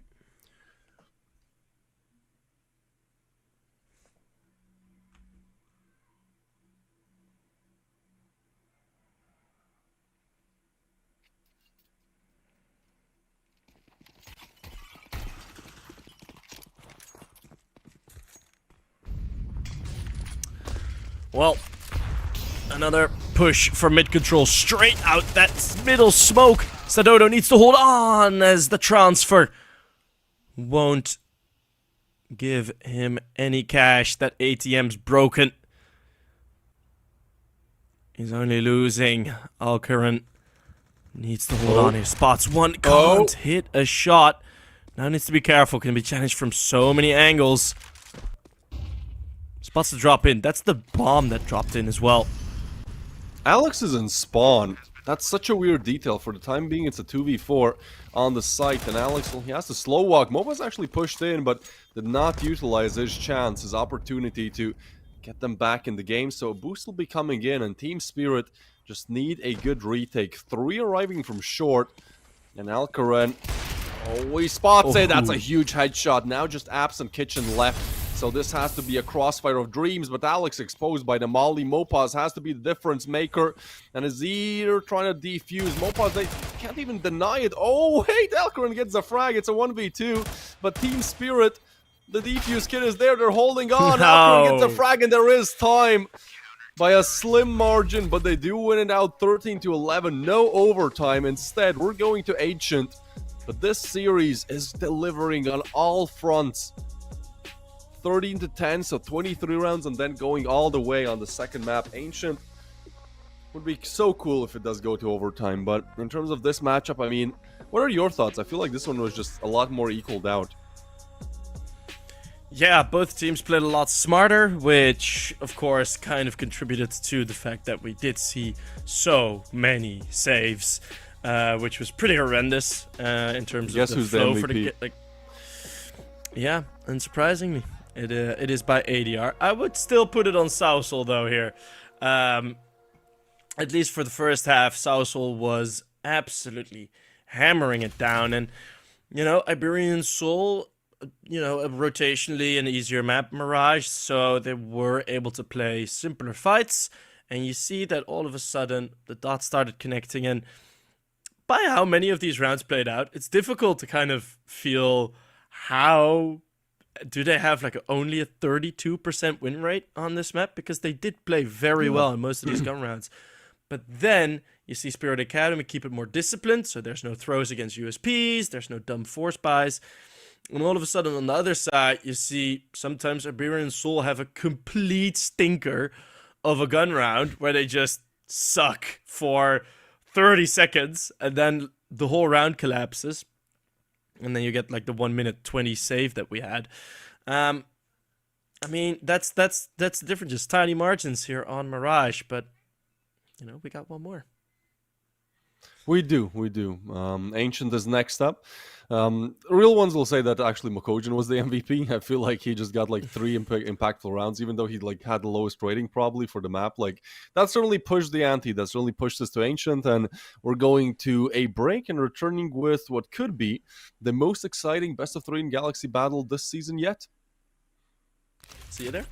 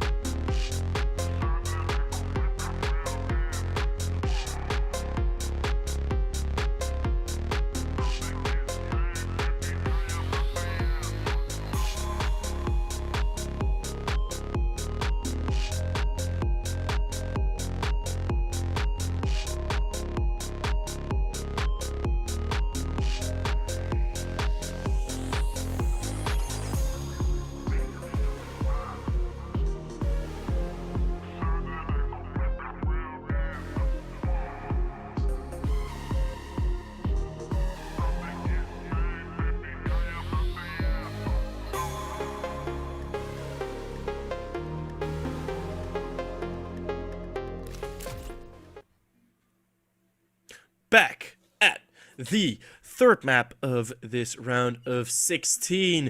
It's taken a bit longer than I think you and I both expected, Twist, but we are here at Ancient. Best case scenario, in my opinion, for Iberian Soul, although they made it really close on Mirage, the middle map, a mid map, if you so will say. But yeah, Ancient gonna be coming up. For both teams, pretty average ratings thus far. Any expectations from you specifically? I'm kind of expecting a blowout. I don't know why. I feel like you can't keep this up for 3 maps. You can't have these 23 rounds and 24 rounds. I feel like something's gonna break, and alongside with that, you know, everything will break for one team. Maybe I'm being pessimistic. I don't know, but yeah, I don't know. My call is 30-7 for Spirit Academy. I'll go with that. Just throwing it out. Yeah, throwing it out in the ether. All right. We'll keep our eyes on it. I do think Spirit Academy will take this one as well, but we're gonna have to wait and see, of course.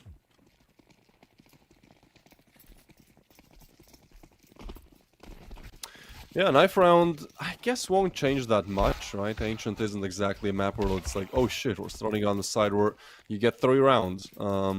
Should be kind of equaled out. Actually, we can check what the T and CT side conversions look like for both teams. So both have actually played 16 maps.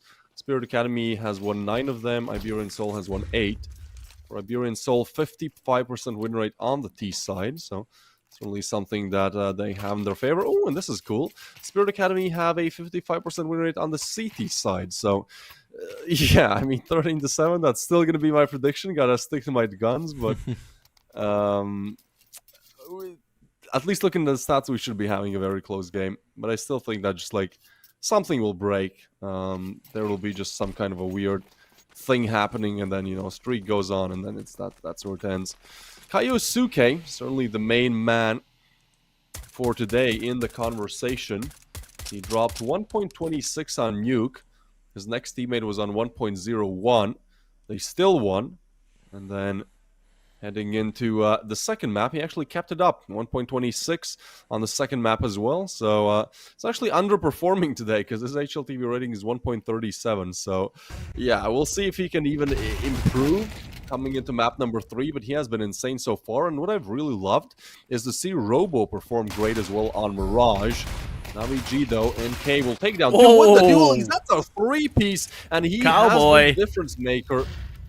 He was the reason they shut down Nuke as well, right? He had like one of the sickest 180 flicks ever, and then, well, that was Nuke. And seems like maybe he was missing a little bit on Mirage, but Ancient in his pocket. Mopaz, alright, converts it. And Spirit Academy, after what seemed to be their round, they just get blown out of the water. Mopaz tagged down to 6 HP, but Sypho goes down, and Iberian Soul, yeah, crazy stuff there.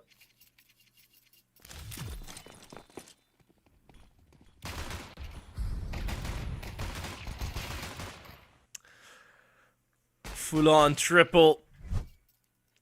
The dualies, they can be... I talked to this with M and J about the dual Berettas. I feel like the dual Berettas have like a mana bar where you buy the dualies every single pistol round. Most of them you're gonna get 0 kills. You're gonna get completely annihilated. But then there's always some rounds where it then delivers its potential, which is then the triple kill of Davy. That round was quick cleanup. Nice that these eco rounds don't take 3 minutes. Mirage. Yeah. So this is good. You know, the only person that has been actually keeping up with Kaiosuke rating and kill-wise is Mopaz, right? That's actually rating-wise, Saucel is there as well, but you know, from the first 2 maps, Mopaz has done 40 kills, Kaiosuke has done 41, and then the rest is like in the 30s and 20s. So yeah, it has been a battle between these 2 titans in the series, and now so much early damage. Alcorn will actually take down Mopaz, and well, that's, I guess, your best player gone. Hopefully Saucel can maybe bring something to the table, albeit just with the MP9. Spirit Academy want to head back from B, relocate, but Saucel, hey, talk about the devil. He gets one. Oh my goodness, that's 2 AKs taken down. And now Alcorn wants to pursue the B-side player, but has to be careful. Davy G gets the frags. The Dodo still has a good crossfire with Alex, and they might be expecting 1, but surely not 2. They push in together. Low HP, Mokojin still gets the flick in, and he has been the impact player so far. Mirage, 1 kill and 10 deaths, and then out of nowhere, he converts 3 of the biggest impact rounds you could have. So certainly this guy just wakes up from sleep and delivers huge impact. Looking to do it again. 28 HP.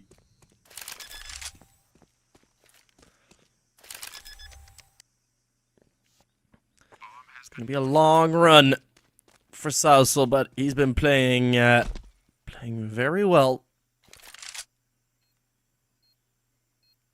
There's a smoke in a defuse kit.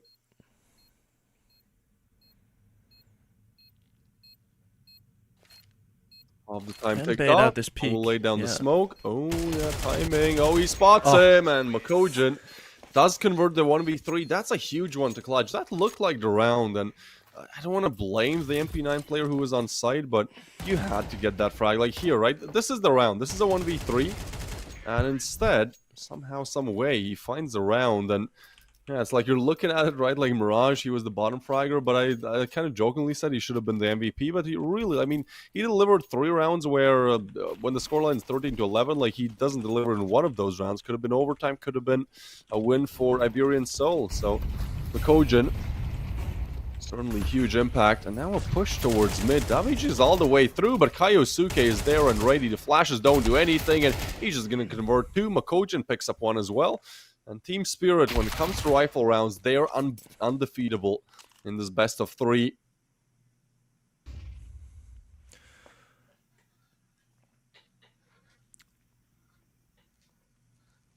Yeah, it doesn't look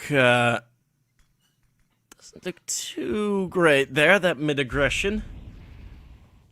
Maybe some extra flashbangs lacking. A couple of HEs maybe, but it's going to be an easy pickup from Mokojin there on middle. One thing, sort of rolling back to the previous round that I did in the 1v1, one of the pet peeves that I have is when players are in 1v1s, they like underhand the smoke onto the bomb and then proceed to, for a good 2 seconds, to just run out in the open before the smoke blooms. I don't know, right? There's a flashbang available. You are able to make that cross safely. I don't know. It just annoys me because we see so many potential 1v1s just get sort of have like a dead ending just because someone gets caught running into a smoke. But yeah, small annoyances with several sheep. Beautiful. Stadodo will save the AWP. Is it gonna be worth much? We'll have to wait and see. I feel like you always bring out the small details that actually matter a lot, so keep it coming. And sometimes I don't notice everything either. Gotta appreciate the small things in life, right? Otherwise, I would have no self-confidence. So,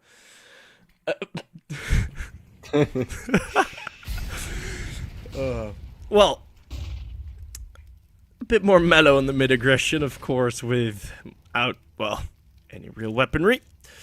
That's a cool angle. I haven't seen it before. Like, you can actually see if somebody is kind of coming out of double doors. So, Dodo holding it steadily.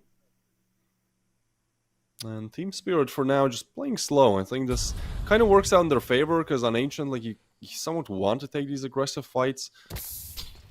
Get some information. Mopa as well. He's with 25 HP for this little poke and prod mission he was on. And so Team Spirit just wait for the rest of the crew arrive. This is going to be a 5-player push towards side. Oh, he was boosted. That's why he side there. All right, makes sense. But actually, that information does go a long way because you just see, I'm not sure if that was a bomb or not, but you just see like the player rotating in. Like, you're going to be ready for it. They should be ready. What are we doing? I know it's just the USPs, but... Alright, well, A site is certainly not under attack. Instead, it's Team Spirit going like, what? Alright, I guess they stacked aim. This might be like a very obscene scheme to prevent Team Spirit Academy from getting the op out of the hands of Stadodo. Have like a whole supporting crew around him, early warning systems. But the result of this is, if no one dies to the bomb, we're gonna have had a round that took approximately 2 minutes and 50 seconds, ending with a total of 25 damage done. Oh god. Yeah, that's a unicorn round for sure. Everyone will survive.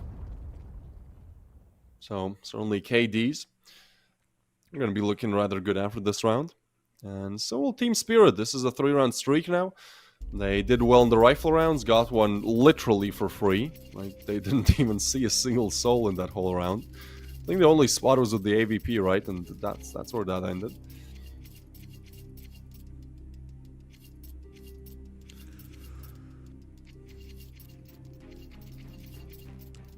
Bit of a lot of early tag pauses.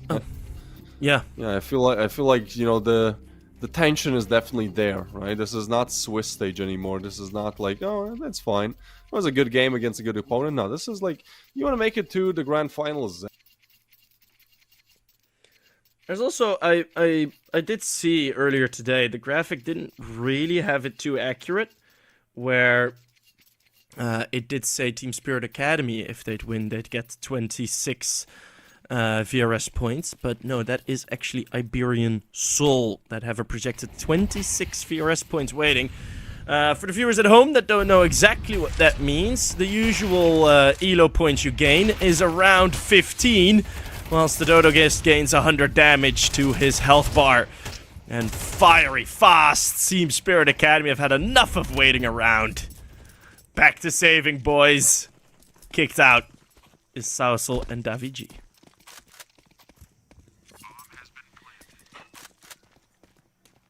Yeah, Team Spirit wasting no time here. Rifle rounds have looked really good. I told you, man, 13-6, 13-7. That was my prediction. One of those. Kaiosuke gets us a headshot closer to it. And in terms of how the second half might go, we don't know. Navy Jax will get a nice double, but at least stats-wise, both teams are playing respectively on their better side right now. 55% win rate for each. So it shouldn't really change much as we head into the second. Team Spirit find a way to 4, and this has been what we've seen all throughout this best of 3. Like, Nuke is close, Mirage is even closer, but if you look at like the amount of rifle runs both teams have won, I'm pretty sure Team Spirit has like twice the rifle run victories, and that's a crazy statistic to keep up. If not more. Yeah. I mean, they literally won like in the first 15 rounds of Nuke. It was 7-8, let's say, and there was a 1 rifle round win for Iberian Soul. So this would be a perfect round for them to win. Look at the buy. Oh, Jesus. And it continues this kind of trend that you talked about on Mirage, where it's just Iberian Soul, even though, yes, they've won a game, or they've won a map on Nuke, and they got it close from Mirage, the control still never really feels on their end. Right? It feels like they're just like hanging by a thread to the bumper of the car called Team Spirit Academy. We're driving approximately 110 miles per hour through the desert, trying to take some lynxes with them. Yeah. Wallbang kill to start it off. 2v3 or 2v5. I'm not good with numbers. 3v4. No, there it is.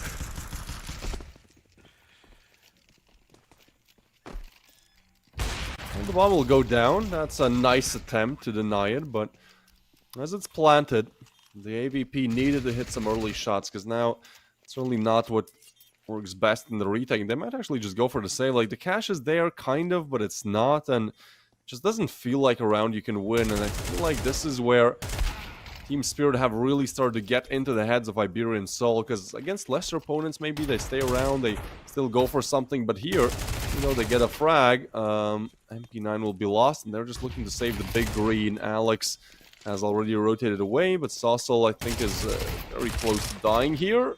Hasn't been having the best third map, hasn't lived up to performance that we saw in the first 2. And so Team Spirit will put the 5th on the board, and even though Alex saves the op, cash should be there to buy, or at least close to it.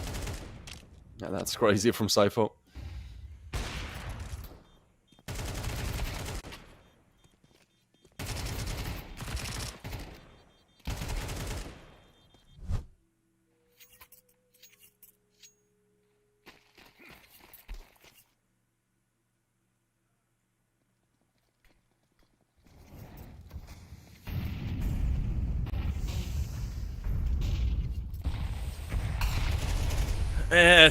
Jeez, feels like Iberian Soul have really been traumatized for this mid-control by a couple rounds back, where they just got demolished there. 2 kills out of Kioske. And, well, let's see how Spirit Academy work with this open space. 2 nades, good damage onto the CTs. But much more than a default out of both teams. Not quite there. Expecting in around 20 seconds the B-bomb site's been taken over by Spirit Academy.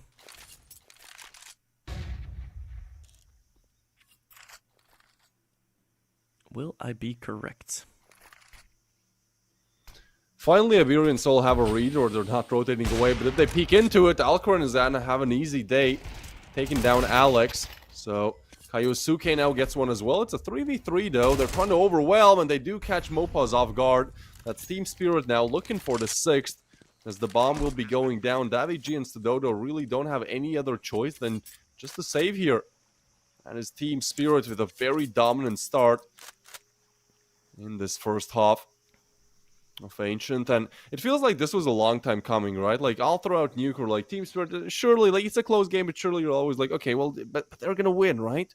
And then Mirage is similar, and I feel like this Iberian Soul freight train that they were able to put together on the first 2 maps, like, it just, you know, the fuel is out. Team Spirit keep playing like they did on the first 2 maps, and Iberian Soul, albeit on their best behavior, are unable to keep up the performance, at least in the first half.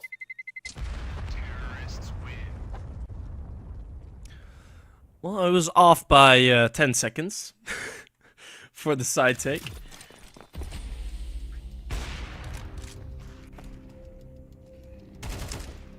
but again, pretty decisive. I mean, it's a decent hold. I mean, the kills are coming through, but it says something that the second timeout gets taken before round number 9 even starts.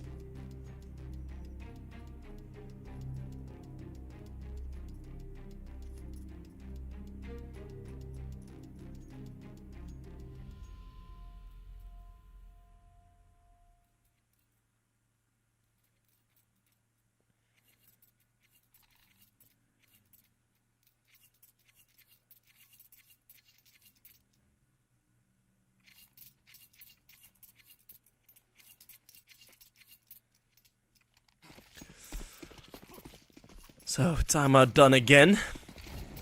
Will there be a change up, or will it just be more of the same, but hopefully more accurate?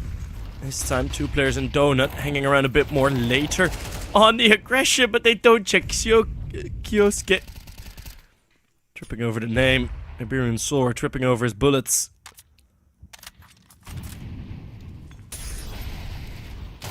But this has been a team effort, right? Even though Robo goes down here, like, it's not Kaiosuke anymore, just like doing all the heavy lifting. Oh boy, alright, that's one way to eliminate him. One of the only ways you can deal with him if you just have the advantage. Alcarin though, nice flick. This still keeps the round alive. A-side is actually open. They're just going for the quick plan. They know there's nobody nearby, but Sypho has to be careful. This frag on Alex could be huge. He spots him, gets some damage in, but looks to retreat back. In the meanwhile, Alcarin wants to switch places. They bait them in with Sypho. Never mind, he still gets a frag, and there's a very long-winded backstab coming in, but I do think Mopaz has the timing beat, and there's no way Sypho clears this, and surely Mopaz, oh, timing, no way, Sypho, how is that a double? Mopaz chokes on the advantage that he has there, and it's just Alex left in a 1v2, and at this point, there's nothing to be done anymore. No kit, no nothing. Team Spirit recover a 2v4, 2v5 even, perhaps. I mean, it's not a round you can afford to lose when you're Iberian Soul, when these rounds have been so spare on the third map. Yeah, 2v4 indeed, and well, we haven't seen that many 2v4s or somewhat of these more clutch rounds from the Spirit Academy side, and we can already see what it does to the flow of the game, right? As soon as Spirit Academy start winning these rounds, it's instant destruction. 7-2 is now the scoreline. Yeah, there's another, well, I wouldn't say full buy. FAMAS, MP9. The CTs have been wounded throughout. Yeah, for sure.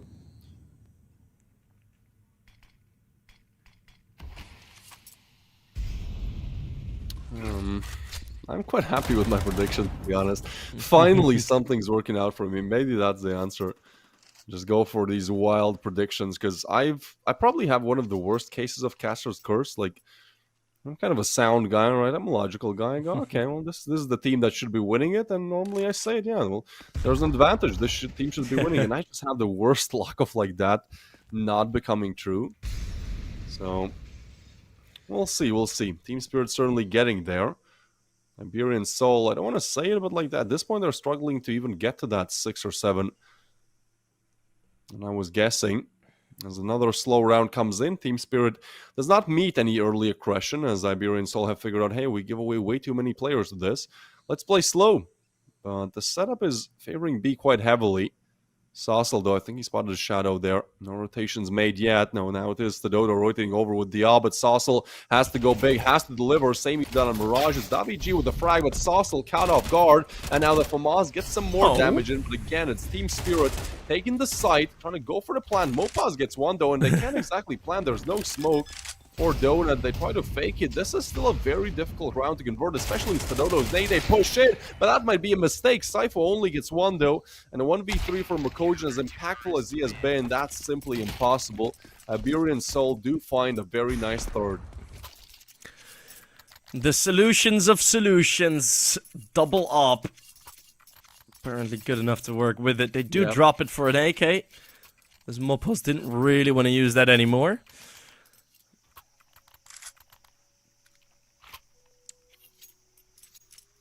But the third secured. Will this finally continue a bit of a spree for Iberian Soul, or will it remain Spirit Academy game.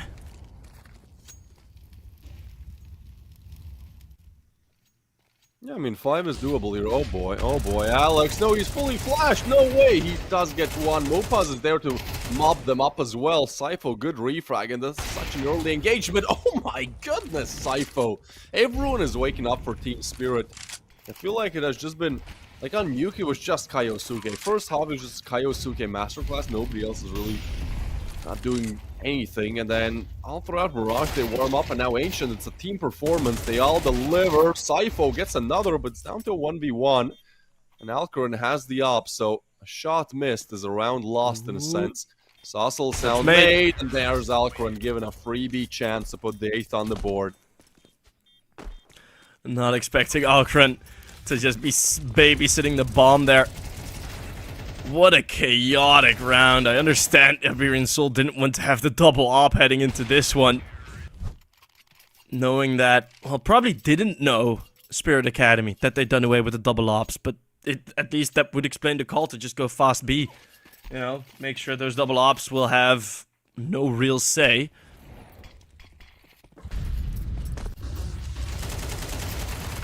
Ooh, out in the open. Vision returns just in time for Makojin. But eventually it all quiets down. Oh, Robo, alright. He has been a little bit quiet, right? He was literally out-fragging Kaiosuke on Mirage, so we need more of him. We need more of Sypho as well, if they want to keep up this performance, but maybe Robo can just sit back, relax, right? That double negative KD won't change much. It's actually weird, like, look at the kills on the side of Team Spirit. Like, we have 3 players that are negative, and 2 of them by quite a big margin, so I don't know how they're pulling together a 9-3. Like, if you just look at the kills, you'd go, man, it's probably 6-6. Actually, maybe Iberian Soul could believe in a 7-5. 9-3 is crazy. They've just always win out the very important 1v1s. And now we have a very important case spin. Possibly the last one of the day. Unless we head into overtime, of course. Then we do another one. Ooh, saw a red there. And the tilted for Petroquinho CS. I've seen that name before in my last cast, and I am somewhat afraid that that was also the exact same skin. Oh, no. Also the Designated Tilted. So this man might have just received the same skin twice now. I don't know for sure. We'll have to get into the chat for a bit to find that out, but should be alright. Chat is very active today, by the way. Usually you don't see chat this active. We're pulling the big boy numbers, man. We peaked at like 7.5k. I feel like I wasn't the only one who made a change in plans to literally watch this game. Kaiosuke, maybe not delivering as much as I expected. I mean, my guy's on 6 and 10, but at the same time, I mean, Nuke was just a masterclass from him, and he certainly did well on Mirage as well. But I mean, 7k viewers, the pressure's on then, right? yeah. The joke is he probably won't feel that pressure.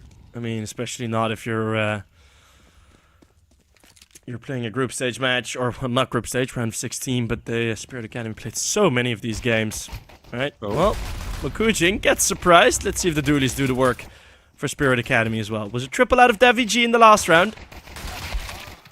Nothing! Well, only 1 kill for Alcaran. Jesus Christ, Hold these on. pistols.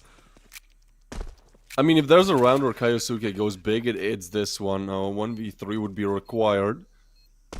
Dualies, they say they have that X-Factor potential, gets a headshot, and both are actually low, so he wants to isolate them. No Kiddo needs to find them, and Saucel will take him down, so... Iberian Soul, it's a close round. It's a close 1v3, you can call it that. They do find the 4th.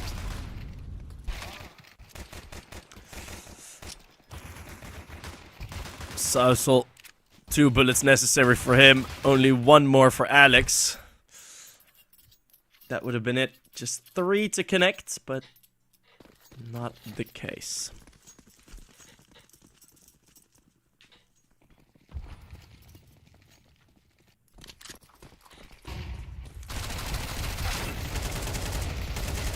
Well, full rush in this eco round, and thank you very much, Spirit Academy, for not force buying this. I don't want to call Saucel a eco-fragger, but he certainly has like a very peculiar way of just getting in all of these positions. Where it's like, oh, I guess I'm just gonna pick 3 up. All right, no problem. Just call him an ego fragger. Eco-fragger. I feel like a lot of eco-fraggers are eco-fraggers. Like, no, I need to get my kills. Come on, leave them to me. 2021 Blame F. Yeah. Shout out to the boy. The OG. I mean, yeah, it hasn't really changed with that. Casted Fnatic and previous Galaxy Battle, it was just, the chat was going crazy with the spams and the replays. Alright, aggressive towards mid. No, wait, they want to push through it? Yeah, no, we're going back. They're lucky that they don't have to pay for that with another death.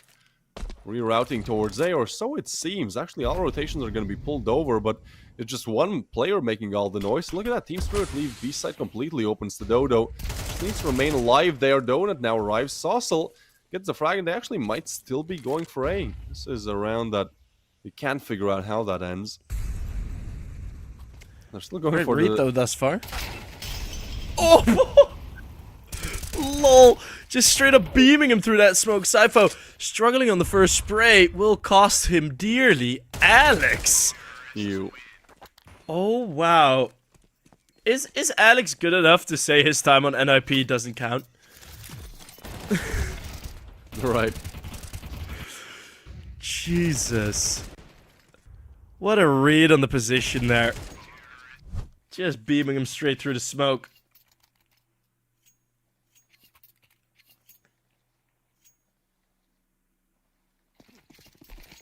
I love all of the Dawn comparisons in the chat. I mean, it is exciting. I get why, like, I get the big talk, because if Kaiosuke plays like how he did on Nuke today, then I think he's gonna be like in HLTV top 10 for sure on the first year in Tier 1. But then we also see performances like this, where although his team is still winning, like, this would be the map to actually perform, right? You're on the 3rd map, like, this is the most impactful one, so I hope the Nico curse, since their aims are similar, I hope that also their kind of tilting isn't the same.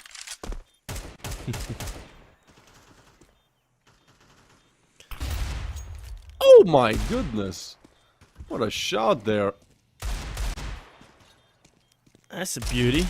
Has he made a budget Deagle Flame? Do you see those stickers on his Deagle? Yeah, I had one of those as well. He's made the budget flame.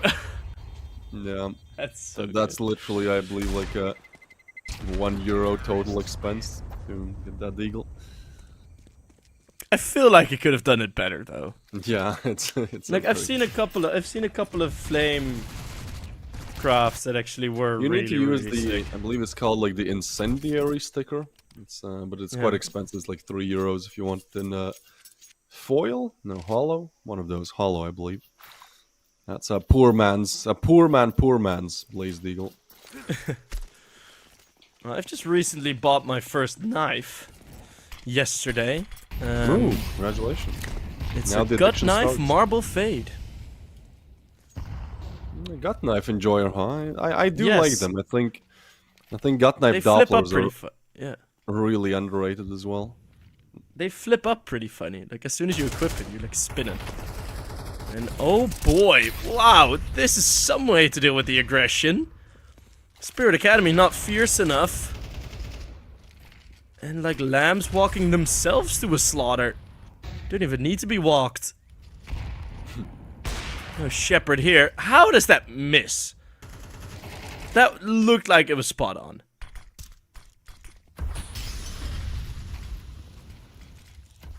Rotate coming in, another save, very likely. Iberian Soul, they're looking good here.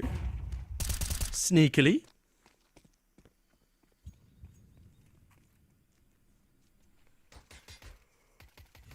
Yeah, really solid, and I love that they've always had this ability to just punch back, right? Like, we saw Nuke as well. We thought Nuke was going to be, well, somewhat easy win for Team Spirit. Could have been like a 13-7 or 13-8, actually.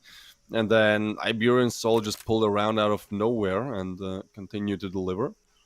And now here as well, this is 9-3. That now is, I'd like to call it a tied game. The experience really shines through. Yeah.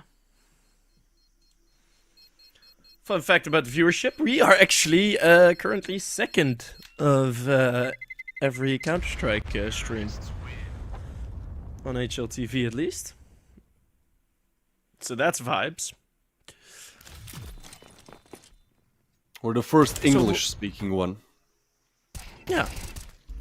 So, if you guys haven't yet, time for some shameless promotion in this tactical pause. If you haven't yet, hit the follow. Also, what you can do, of course, is you see it being spammed to death in the chat. Use your channel points. If you've watched long enough, you can enter the giveaway. Of course, with games like this, where we have many, many viewers, the giveaway is a bit more crowded. But just make sure you spam as many channel points as you can. And if you don't have any channel points, or not a lot, make sure to enter in the map predictions, as we have those going as well. Submissions are closed now, though. Spirit Academy is favored to win 63% here, Twist. By our viewers.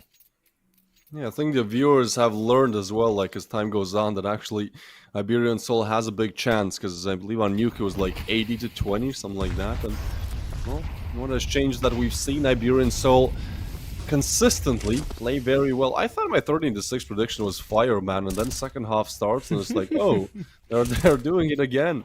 And I feel like when Iberian Soul, you know, dialed up a gear, heading into the late stages of the game, that's where Team Spirit actually struggled. That's where they're not so sure of themselves no more.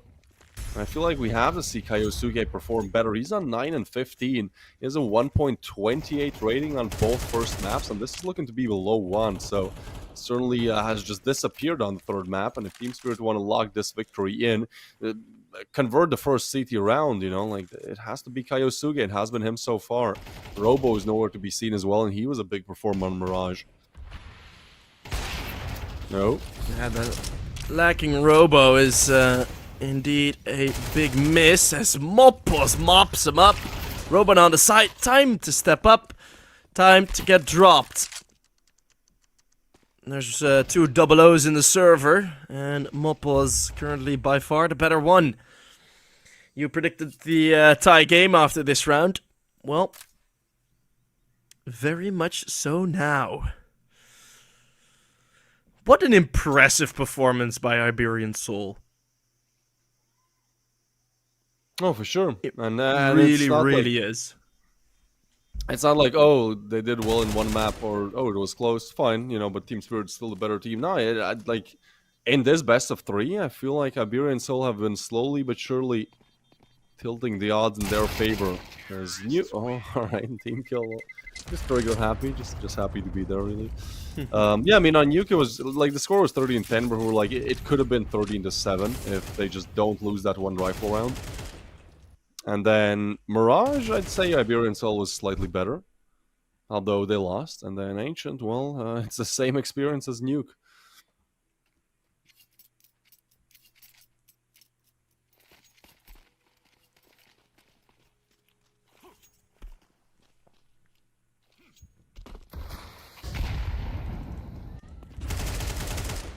Well, this is starting to unravel a bit.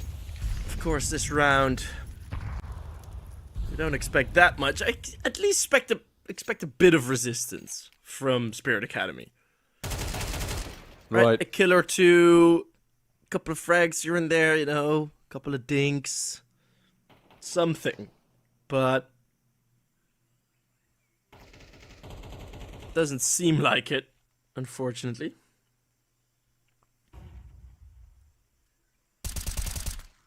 They're going for a different setup. Oh, and Saucel is actually accounted for, so that's huge.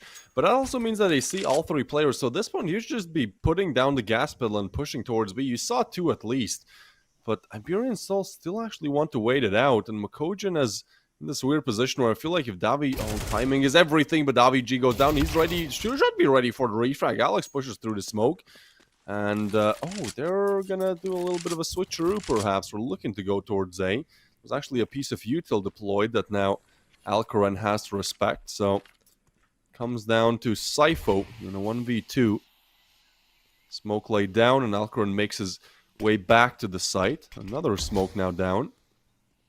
Should allow Stododo to go for the plant. It's 20 seconds, and at this point, like, you can have this slight 1v2. Oh my, why? Wanted to get an early heads-up position. That's an easy round for Team Spirit there at the end. That was a 3v5 as well. And I mean, right in the round where I'm talking about, I want to see something from Spirit here. They go for a triple push down middle, catch Iberian Soul napping, and it's enough to deliver them around. So, where you have the caster curse, I feel like I often have the caster blessing. When a player is not doing well, or a team is not doing well, I'll mention something about it, and all of a sudden, ba-boom. What happened for this round again? We really need something, but it doesn't look like it's gonna happen. Spirit Academy, the first at double digits, is the result.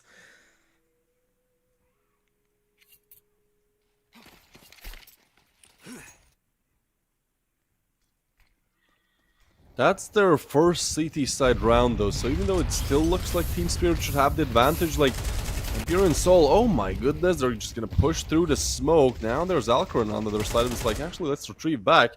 Robo is 5 HP away from dying somehow. And Mopos, that's a beauty, just chucks it in. Now the mid aggression comes through. Alcoran gets a frag. They're low. Saucel still gets it. A 2v3. And at this point, you just want to go back. But Alcoran is hungry. He's hunting for the refrag. And he won't miss. Site taken, though. My Iberian Soul. They get the bomb plant down. And this is a difficult retake. So much map control here for Iberian Soul. More than enough util available. Look at Alcoran trying to blow up that smoke, trying to give himself a bit of a sideline. As the Dodo looks to push in, looks to sit right on top of that little beeper. Tap in. Oh, that's such a smart Spraying play. accordingly. It is a smart play, but there's another smoke here. Siphon can still fit. Oh, Siphon can still. No, he can't fix this. Oh, the smoke, it dissipates. An equal game yet again. Iberian Soul once more not willing to let go here. Yeah, no, this tug of war, I guess, is just gonna go the distance. Like, overtime, right, it's quite likely. When you go from 10 to 13 to 11 to 13, and now double digits for both again. This has been the closest best of 3 I think I've casted in this season. It's not often you see, in general, you know, all 3 maps going the distance of 20 or more. Quick push in, but Saucel ready for a Dabby. G punishes it well. Damn. And Team Spirit still on 1 CT round so far, and this one would wipe their economy as well. This is Iberian Soul looking to lock in the map point, looking to lock in the victory. Alcoran will get the shot off though, and they've already lost 1 3v5, so you gotta... Yeah, I really hope that doesn't happen again. That should and would break them.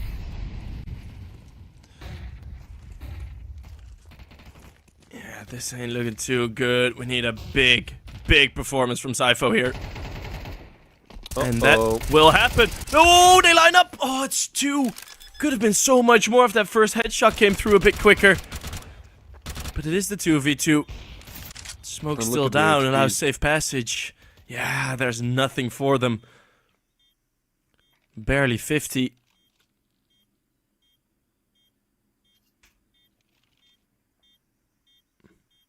They're trying. No kit. No util. Yeah, no kit, no util, no HP, no time. Team Spirit are slowly but surely getting beaten out of this best of 3. What we thought to be a rather likely 2-0, surely a 2-1 for Team Spirit. Iberian Soul have just played so well today. They deserve all of the rounds they have here. And actually, no saves either, so 3.5k for Alcoran, but I think the rest of the squad is in an even worse position. This is a big call to be made here. Do we want to force? Kaiosuke also has just not delivered, I believe. Last 4 rounds, not a single kill that he has found, so Maybe he's a little bit tilted, as the chat is saying, maybe some other issues, but he's just not performing how he did on the first 2 maps. 1.28 rating on both, and this is looking to be probably one of his worst maps, I think, in a long time. This was a 9-3. Single CT round for Team Spirit, and when Kaiosuke goes quiet, so does the rest of the squad. He is the X factor.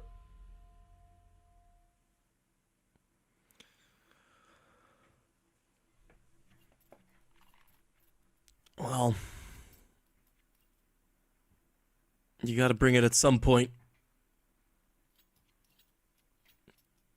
And in this force buy, in this half buy, that would be a perfect moment.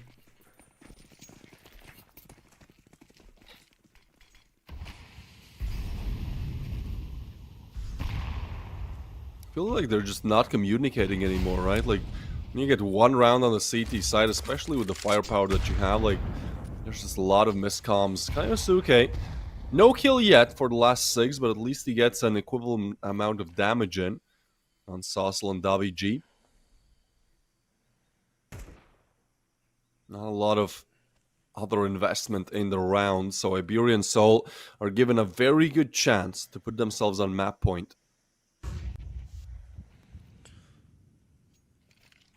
At least that early damage is going to be worth something.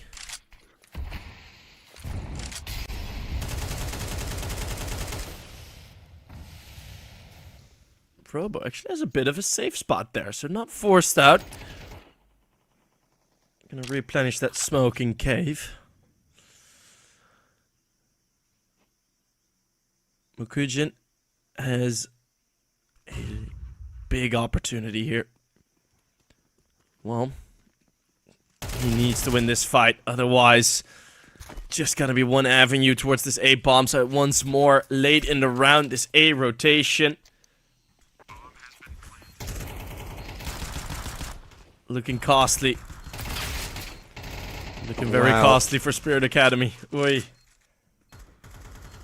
I mean, they will have the cash for the next round, but like, that's your only chance. That's your only opportunity. Iberian Soul have farmed up quite the cash here as well. So Team Spirit, if they just want to push this to overtime, they have to win 2 rifle rounds against a team that has given them only 1 in the CT side. So Team Spirit, like, if there's no timeout, I'm really asking questions what's going on. Because, like, at this point, you're up 9-3. And it seems like the second half, for some reason, they're just completely tilted. Kaiosuke has not found a frag for, like, 7 rounds now. And the rest of this team kind of follows suit. So, surely we get a timeout, right? I mean, I think a lot of the Spirit Academy fans do hope so.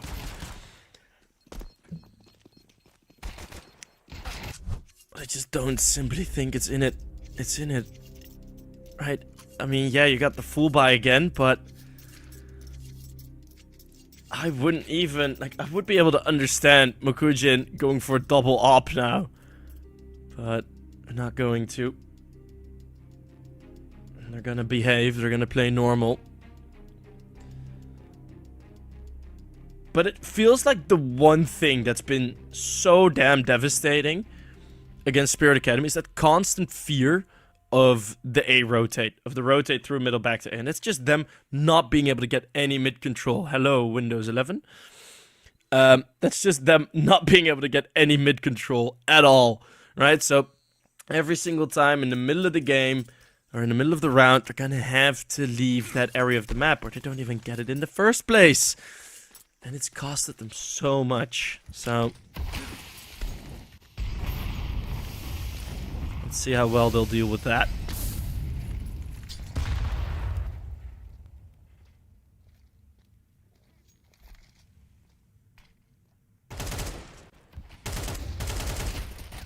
Potentially our last round here, but there's again a lot of early damage.